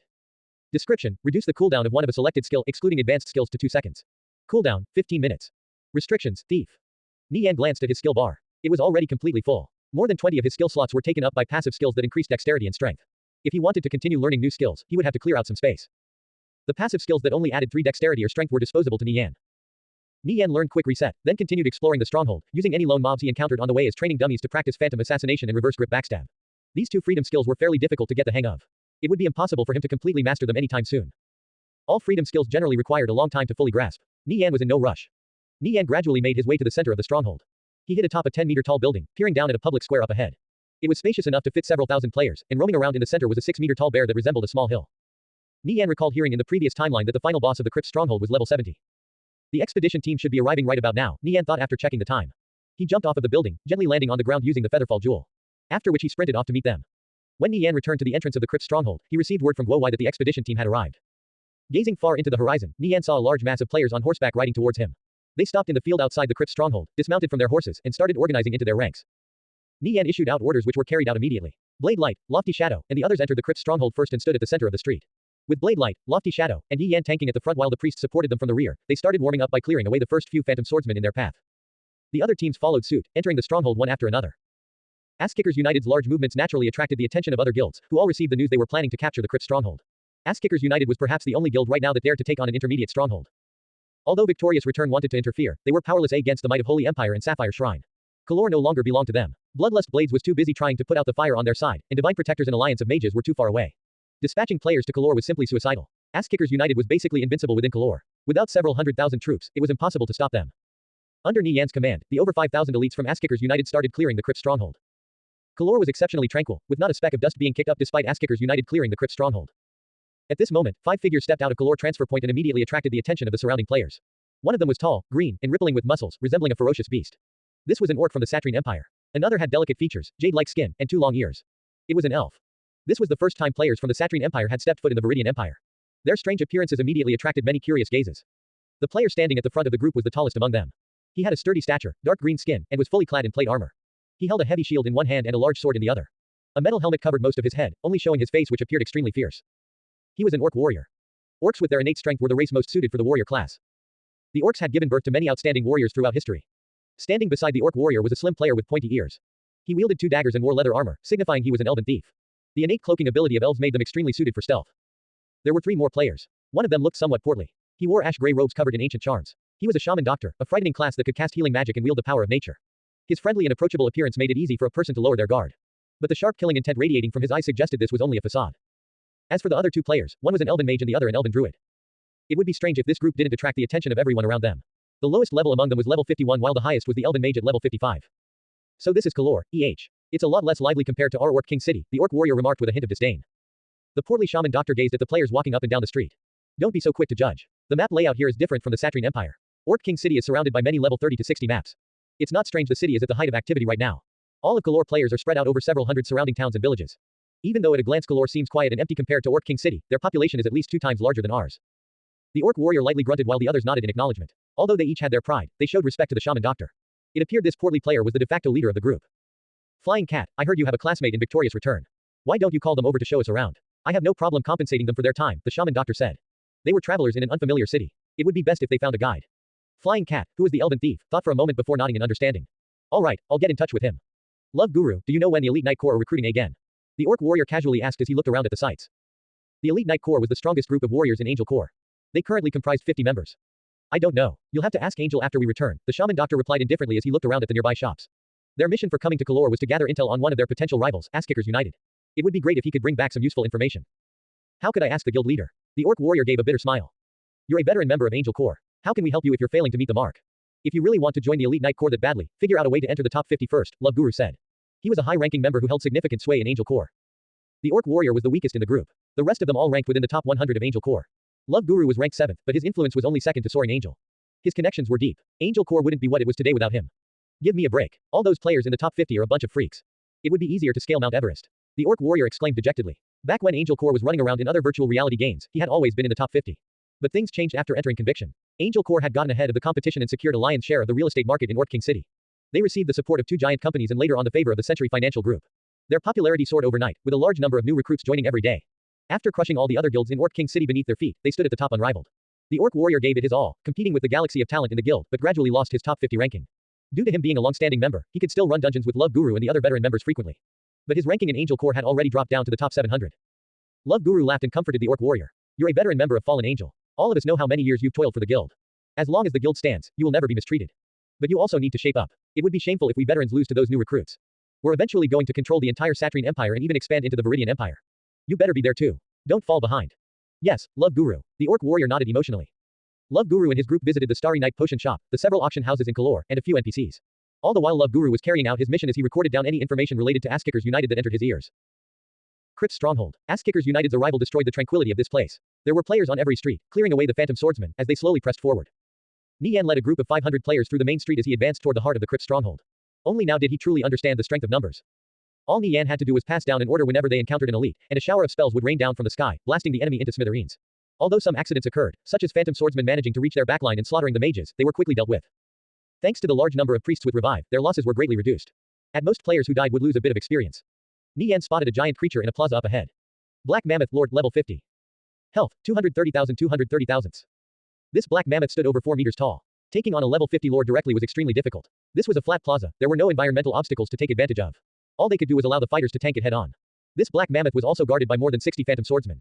Before dealing with the black mammoth, they would have to clear out the phantom swordsmen first. Blade Light, Lofty Shadow, Nie Yan, take the right flank. Listen to my command, charge straight for the black mammoth. Young 7, Painted Muslin, Heaven, each of you will be supporting one of them. Don't let them die. Nie Yan examined how the phantom swordsmen were spread out and immediately passed down his orders. Isn't that too dangerous? Young 7 asked worriedly. He was the cautious type that preferred to minimize risk. In his mind it was too risky to face the black mammoth without first clearing away the phantom swordsmen. If Blade Light, Lofty Shadow, and Nie Yan were surrounded, it wouldn't matter how many priests there were to heal them. It's fine, I have a plan. Who here can cast Frost Rain? Nie Yan asked the elementalists. I can, Lustboy answered. Today was his first time seeing Nie Yan in person. Before this he had only seen him in videos. He couldn't help but bubble with excitement. Nie Yan glanced at Lustboy who looked to be around 18 years old. It was amazing such a youth could enter the top ranks of Asskickers United. In the entire guild perhaps only Sun was younger than him. I can also cast Frost Rain, Undying Scoundrel said. Even though Frost Rain dealt pitiful damage, its ability to slow the enemy to a crawl was highly valued by top-ranking players. 2 players with Frost Rain, it was enough. Seeing Nie Yan asking for players who could cast Frost Rain, Young 7 faintly smiled. He finally understood the plan. Nie Yan had planned everything out step by step. He stationed the players who could cast area of effect spells in suitable vantage points. After finishing his preparations, Nie Yan turned to Blade Light and the others. You guys can start now. Be careful. We'll provide cover fire for you. You must reach the Black Mammoth and secure its aggro at all costs. Blade Light chuckled and gave a thumbs up. He was completely confident. These teammates were all outstanding players. All Nie Yan had to do was explain once and they would immediately understand his thoughts. On top of this, they weren't afraid to raise their concerns and share their opinions. As for teamwork, they were always running dungeons together, so there was no problem in that respect. Alright, let's begin, Nie Yan ordered. Before long, the players all got into position. Blade Light, Lofty Shadow, and Nie Yan drank invisibility potions and started heading towards the Black Mammoth. Seeing them leave, Nie Yan gave his orders. Looking around, all the mages who could cast area of effect magic were in position and had finished their preparations. Blade Light and the others arrived at their designated positions. 3 phantom swordsmen barred their path to the Dark Mammoth. Undying Scoundrel and Lustboy were also on standby. Blade Light, Lofty Shadow, and Nie Yan awaited their orders as they looked over in Nie Yan's direction. After confirming everyone was ready, Nie Yan gave the signal. Several silhouettes burst into action and rushed toward the Black Mammoth. Charge! Charge! Blade Light, Lofty Shadow, and Nie Yan were like arrows loosed from their bows and aimed directly at the Black Mammoth. The nearby phantom swordsmen immediately moved to surround them. Scoundrel, Lustboy, now! Nie Yan exclaimed. Undying Scoundrel and Lustboy raised their staffs and started chanting a series of incantations as the surrounding temperature rapidly plummeted. Frost Rain had a cast time of roughly 10 seconds. A group of phantom swordsmen in the distance noticed the magic fluctuations and started rushing towards the source. Warriors, stop them! Edgeless, Monochrome, and several other warriors charged forward and intercepted the phantom swordsmen, blocking them from advancing by even half a step. Meanwhile, Blade Light and the other 2 had charged through one phantom swordsman after another and arrived in front of the Black Mammoth. Shield bash! Blade Light bellowed, slamming his heavy shield into the Black Mammoth with a loud clang. Staggering several steps back, the Black Mammoth let out an angry roar and charged at Blade Light. Defense stance. Blade Light dug his feet into the ground and braced both arms against his shield. A loud metallic clang rang out like a clap of thunder as the Black Mammoth rammed into the shield and shoved Blade Light back several meters before stopping. Blade Light stood firm as a boulder, even with the Black Mammoth's aggro fully focused on him. Young 7 hurriedly healed Blade Light and cast a damage-absorbing shield on him. Blade Light held the Black Mammoth's attention while Lofty Shadow and Nie Yan guarded his flanks. Almost 40 phantom swordsmen closed in on the 3 of them from all directions.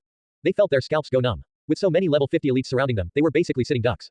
It wouldn't matter how tanky they were since the enemy AI was capable of chaining crowd control effects. Don't attack. Don't unnecessarily generate aggro. Blade Light hollered in a tense tone. He couldn't help but wonder if Nie Yan's plan was really viable. As long as they didn't attack, the others could draw these phantom swordsmen away. At this moment, Undying Scoundrel and Lustboy finished chanting the last syllable. A dense mist of ice descended on the area, plummeting the surrounding temperature below zero. A downpour of hail and sleet followed. Ice crystals bloomed everywhere accompanied by the sound of pitter-pattering on the ground. Everything within the range of the frost rain was pelted with ice. Blade Light, Lofty Shadow, and Nie Yan were no exception. -130. -130. -130. A string of damage values floated up above their heads. They looked like frozen ice sculptures, their movements greatly hindered. Frost Rain wasn't a high-damage spell, but its slowing effect was potent. Young 7, Painted Muslin, and Black Heaven immediately increased their efforts in healing Blade Light's group, preserving their health above 80%. The Phantom Swordsmen were a step away from surrounding and attacking Blade Light's group. But when the Frost Rain descended, their movements slowed to a crawl, and under the constant peppering their aggro finally shifted onto Undying Scoundrel and Lustboy. Blade Light continuously attacked the Black Mammoth with his sword and shield. He didn't dare to use skills like Demoralizing Shout and Taunt for fear of aggroing the nearby Phantom Swordsman. Blade Light remained unyielding in the face of the Black Mammoth's unrelenting assault. He had the best defensive gear in Asskickers United. So long as the healing kept up, let alone a level 50 Black Mammoth, even a level 80 Lord couldn't phase him. The Phantom Swordsman moved to surround Undying Scoundrel and Lustboy. Mages, let loose your area of effect magic 20 meters ahead. Nie Yan ordered. All the mages started chanting their spells. When the Phantom Swordsman arrived in the designated area, Nie Yan activated an advanced twisting vine scroll as giant tendrils shot out of the ground and bound the Phantom Swordsman in place. The Phantom Swordsman wildly struggled and thrashed about, but their restraints showed no signs of loosening. The mages finished chanting as fire, lightning, and ice poured down from the sky, creating a cacophony of destruction. No one could count how many area of effect spells were layered on top of one another. But such a violent bombardment would surely leave no survivors. The Phantom Swordsmen collapsed in droves. Not a single one was left alive. The barrage of area of effect magic finally subsided about 12 seconds later, revealing a scene of utter carnage. The ground was littered with the corpses of Phantom Swordsmen with the glitter of loot sparkling in between. The surrounding players gazed at Nie Yan in awe. For him to have achieved his current success absolutely wasn't through sheer coincidence and luck. From calling forth the Frost Rain, to the activation of Twisting Vines and the bombardment of area of effect spells, all of it took place in the span of roughly 2 minutes. The timing of every move counted to perfection. Everyone, focus on the boss. Nie Yan commanded. The several hundred players behind rushed toward the Black Mammoth. A group of warriors rushed forward and surrounded the Black Mammoth, hindering its movements greatly. It furiously bellowed and attempted to break free of the encirclement. But its struggling was futile. Blade Light immediately felt the burden on his back lessen greatly. The mages in the rear spread out and bombarded the Black Mammoth with magic. Bang, bang, bang. Spells rained down on the Black Mammoth. Explosions of flames and lightning flew out everywhere. A string of damage values floated up above the Black Mammoth's head. About a minute later, the Black Mammoth's health dipped below 20%. Its entire body started glowing red. Letting out a thunderous roar, it slammed into Blade Light with its long tusks and ruthlessly sent him flying. Its tusk had also sent 6 others flying away, immediately opening up some space. The Black Mammoth charged out of the encirclement, crushing 6 warriors to death in the process. Besides the fighters, no one else could stop the berserk Black Mammoth. Seeing that the mages in the rear were in danger, Lofty Shadow rushed forward and struck out with a shield bash before hunkering down in front of the black mammoth. Lofty Shadow was like a boulder barring the black mammoth's path forward. It let out an angry roar and whipped its trunk at him. Bang! Lofty Shadow was sent flying like a loose kite. Young Seven, Painted Muslin, and Black Heaven were frantically providing support. When Blade Light was sent flying, they immediately healed him. Seeing Lofty Shadow get knocked away too, they rushed to heal him. Before they even hit the ground, their health was restored to full. The healing meant there was no pressure. Be it Young Seven, Painted Muslin, or Black Heaven, any one of them was a first-class healer. Their reaction speeds were top-notch. A priest's worth was based on how quickly they could respond with their eyes and hands. So long as the heals, dispels, and so on were timely, everything was fine. Most teams only had one main healer on the account of excellent priests being hard to come by. But Nie Yan's group had 3 priests who could play the role in the form of Young Seven, Painted Muslin, and Black Heaven. As long as they were around, anyone not instantly killed by the black mammoth could be brought back to full health in no time. Such priests greatly reduced the risk of wiping. Their prompt healing would transform any warrior into an undying cockroach. Just as Lofty Shadow was sent flying, a full health Blade Light jumped in to take his place. Blade Light and Nie Yan worked together to lock down the black mammoth. It bellowed furiously, but all of its struggling was futile. Since the fighters were coordinating perfectly and the priests had no trouble keeping up with the healing, the mages could let loose without worry. Tang Yao in particular was firing out spells like a Gatling gun and dealing an astonishing amount of damage. Nie Yan was thoroughly impressed. This sort of team was practically unrivaled. He couldn't help but recall his experiences in the previous timeline, where fighters would fail to properly secure the boss aggro, mages would carelessly generate too much aggro, and priests would fail to keep up the healing when the boss went berserk. All of these scenarios would lead to a wipe. It would take 5 or 6 attempts to defeat a Lord-class boss on a good day. However, this team was making it look like child's play. About half a minute later, the black mammoth bellowed out mournfully before crashing down to the ground. Flawless. Nie Yan gazed at the 11 corpses scattered on the ground, all of which were warriors and thieves who had been instantly killed by the black mammoth. Priests, start reviving the fallen. Everyone else, rest up. Nie Yan ordered as he walked toward the black mammoth's corpse. Blade Light picked up a total of 5 pieces of equipment. It was a huge harvest. Find anything good? Nie Yan asked. He was looking forward to seeing what kind of loot the black mammoth dropped since the drop rates were much higher than normal when capturing a stronghold. Yeah, take a look, Blade Light replied with a smile, then shared the drops in chat. As Nie Yan scanned through the pieces of loot, a great shield caught his eye. It was rectangular in shape and covered in mysterious runes. Mammoth Great Shield Sub-Legendary. Requirements, 520 strength. Properties, defense 1293 to 1392, 57% block rate, shield bash level +2, demoralizing shout level +1, damage -10%, magic resist +50. Great shield bash, bash the enemy with your great shield for 120% damage, and generates additional aggro. Cooldown, 60 seconds. Restrictions, fighter. This mammoth great shield was worth well over 10,000 gold. No one expected such a superb shield to drop from the level 50 Lord class black mammoth. The supplementary skill, Great Shield Bash, was especially useful for fighters whose main role was to secure aggro. It could greatly reduce the risk of wiping to a boss. The Mammoth Great Shield was undoubtedly a piece of top-quality fighter equipment. It would naturally be given to the best fighter in the guild. Are you satisfied with the shield you have right now? Nie Yan asked. He recalled Blade Light was using a dark gold grade shield. Although my current shield is a bit worse than the Mammoth Great Shield, it's part of the everlasting dark gold set. I'll lose out on some important set bonuses if I switch it out, so I don't think the trade-off is worth it, Blade Light considered. Give the Mammoth Great Shield to Lofty Shadow. He just so happens to be lacking a good shield. It'll put him roughly on par with me in terms of tankiness. Needless to say, the competition between fighters in any guild was fierce. The position of main tank was especially coveted since they received priority on fighter equipment. It wasn't strange for fighters to end up bruised and battered striving for this goal. Some of them, for the sake of hindering their rivals, would even go so far as to snatch away equipment they didn't need. However, Blade Light wasn't blinded by greed and selflessly gave the Mammoth Great Shield to Lofty Shadow. This Mammoth Great Shield is too important. There's no way I can accept. Lofty Shadow hurriedly refused. He was deeply moved by Blade Light's kind gesture. This was a sub-legendary Great Shield, the only one of its kind in Asskickers United. Lofty Shadow was an outstanding fighter, and only second to Blade Light in terms of importance to Asskickers United. During the battle with the Black Mammoth, he had saved everyone from a potential crisis when Blade Light was sent flying back.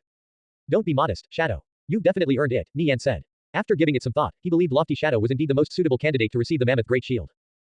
Fighters generally didn't get a final say on what equipment they wore, so Lofty Shadow had no choice but to accept the Mammoth Great Shield for the benefit of the guild. The other 4 pieces of equipment were all dark gold grade. Nie Yan's group slowly recuperated. The fallen comrades were being revived, and the others were recovering their health. The other groups were still busy clearing away the phantom swordsmen on their streets. While Nie Yan sat to the side waiting for everyone to finish resting, he received word from Guowai that several players from Angel Corps had arrived in Kalor. They were probably doing a quest since they were spotted talking to several NPCs. Keep an eye on them. Find out what quest they're doing, Nie Yan said. These 5 players were probably doing an extremely important quest, otherwise, they wouldn't have come all the way to Kalor. The cost of teleporting from the Satrine Empire to the Viridian Empire was 500 gold per person. A round trip for 5 players would instantly eat up 5,000 gold, so the reward to whatever quest they were doing had to be worth at least this much. I've already dispatched people to monitor them. They probably understand Kalor is our domain. Trying to be sneaky under our watch is impossible, Guowai said. He had everything under control. Given only 5 players had come, they could at most make some discreet inquiries. There was nothing for Asskickers United to fear. One other thing, Radiant Sacred Flame has agreed to a buyout. This is the contract we drafted up after our talks. Take a look and let me know if you want to change anything. Radiant Sacred Flame had agreed to transferring over a 60% stake of their guild. This was good news. We don't have any surplus funds to invest into Radiant Sacred Flame right now, Nie Yan said. He couldn't afford to squander his gold, or else it would be troublesome if they found themselves short on funds again. They've agreed to putting off the gold investment until the matter with Bloodlust Blades has concluded. As for the money investment, we can start right away. They've requested a subsidy of 5,000 yen a month per player for up to 500 players. That's fine with me, Nie Yan replied. After all, Radiant Sacred Flame was in control of two basic strongholds. He could receive the funds for the investment by selling the real-world business districts to the Dragonsaur Financial Group, or he could just hand them over to the War God tribe and let Ah Chen send people over to handle the matter. Then, the money he earned wouldn't be limited to only this. Nie Yan looked over the contract. It was pretty much identical to the one with Holy Empire and Sapphire Shrine. After confirming there were no issues, he signed his name. Before long, a 60% stake of Radiant Sacred Flames was transferred over to him by the system. With no one the wiser, Radiant Sacred Flame had switched sides. Like this, the hostile relationship between Radiant Sacred Flame and Asskickers United finally came to an end. In the best interests of everyone, all past grievances vanished like a wisp of smoke. Nie Yan's train of thought didn't end here. To the outside world, Radiant Sacred Flame and Asskickers United are still sworn enemies. I wonder if I can make use of this somehow. Nie Yan's lips curved into a faint smile. Tell Radiant Sacred Flame not to announce they've been acquired by us. This information has to be kept under tight lock. It'll be as if nothing has changed. Huh, why? Guo Wai asked in confusion before a light bulb suddenly lit up in his head. Alright, I understand. Don't worry, I'll make sure nothing gets out. Radiant Sacred Flame was an enemy of Asskickers United. An enemy of an enemy was a friend. Guilds like Alliance of Mages and Divine Protectors might try to recruit them in the future. At that time, Radiant Sacred Flame could display their worth. Were it not for Nie Yan, Guo Wai would have never thought of this. At the behest of Guo Wai, Nightbreak Trickster didn't announce the alliance between Radiant Sacred Flame and Asskickers United. As for the guild members receiving salaries, he simply told them he was paying out of his own pocket. To the outside world nothing had changed. The pitfall was set. Now all that remained was to see who would fall into it. For the time being all of Asskickers United's energy was focused on clearing the crypt stronghold. The group members finally started getting up one after another, their health fully recovered.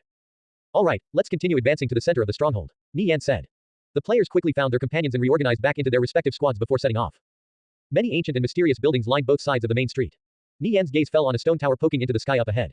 Standing almost 60 meters tall with 6 floors, it was in much better shape than the surrounding buildings. A rainbow-colored radiance swirled around the top floor and brought an even greater sense of awe to those who caught sight of it. This was a magic tower, a place where mages could study advanced magical knowledge. It was rumored that each one was protected by a powerful guardian. There were numerous buildings in the vicinity, with the magic tower being the tallest and most conspicuous. When a mage completed their class advancement, they were eligible to learn at least one advanced magic from a magic tower. They could also study different types of magic here. The vast majority of great mages would choose to discard many of their old spells after entering the magic tower and elect to learn new ones based on their needs. Magic towers generally contain thousands of spells, so most great mages would come out completely different from before. It was rumored there were a total of 10 magic towers in the Viridian Empire. 3 were located in the remote tundra, Sea of Endless Perils, and Wild Marsh, and were home to countless powerful spells. 2 were fairly close to each other in Kalor and Nisode, but they only held around 600 spells, and the most common ones at that. The locations of the remaining 5 magic towers had remained a mystery for quite a while in the previous timeline. It wasn't until later on that the one in the crypt stronghold was discovered. But it was controlled by Victorious Return, and only their guild members were permitted access. If outsiders wanted to enter, not only would they have to be on friendly terms with Victorious Return, they would also have to pay an entry fee of 6,000 gold. The magic towers in Kalor and Nisode were too lacking. When players heard the crypt stronghold had a magic tower, they rushed over one after another. Even if they had to spend a bit of gold, the spells inside were well worth the cost of admission. Magic towers generally didn't collapse due to the passing of time because they were protected by a powerful magic formation. Even if the crypt stronghold was destroyed, this magic tower would still be standing tall. So long as Asskickers United maintained ownership of the crypt stronghold, this magic tower would become a strategic resource of theirs. This magic tower was a reward for capturing the crypt stronghold. The intermediate strongholds near Nisode, Moonlight City, and the other cities also had similar buildings as a reward, such as a warrior arena, priest prayer hall, paladin holy shrine, or thief hideout. Our mages are really lucky, Nie Yan said. A magic tower would serve as a great boon to the mages of Asskickers United. Intermediate was the highest ranked stronghold Victorious Return had captured in the previous timeline. At level 100 they had once attempted to capture an advanced stronghold but were annihilated. After that, they never tried again. The Buried History expansion was released much earlier in this timeline, so there were bound to be some changes. Needless to say the crypt stronghold was crucial to the growth of Asskickers United. Its geographical location also contributed to its importance, since it was surrounded by 4 allied strongholds. Travel between any of them would only take 20 minutes. It would become the anchor that held everything together and facilitate the quick mobilization of troops. If they succeeded, Nie Yan would definitely relocate the main guild headquarters to the crypt stronghold and make it Asskickers United's new home base. Of the 4 strongholds, 1 belonged to Asskickers United, 2 to Holy Empire, and 1 to Sapphire Shrine. With the crypt stronghold guarded at the center, the region would be impenetrable.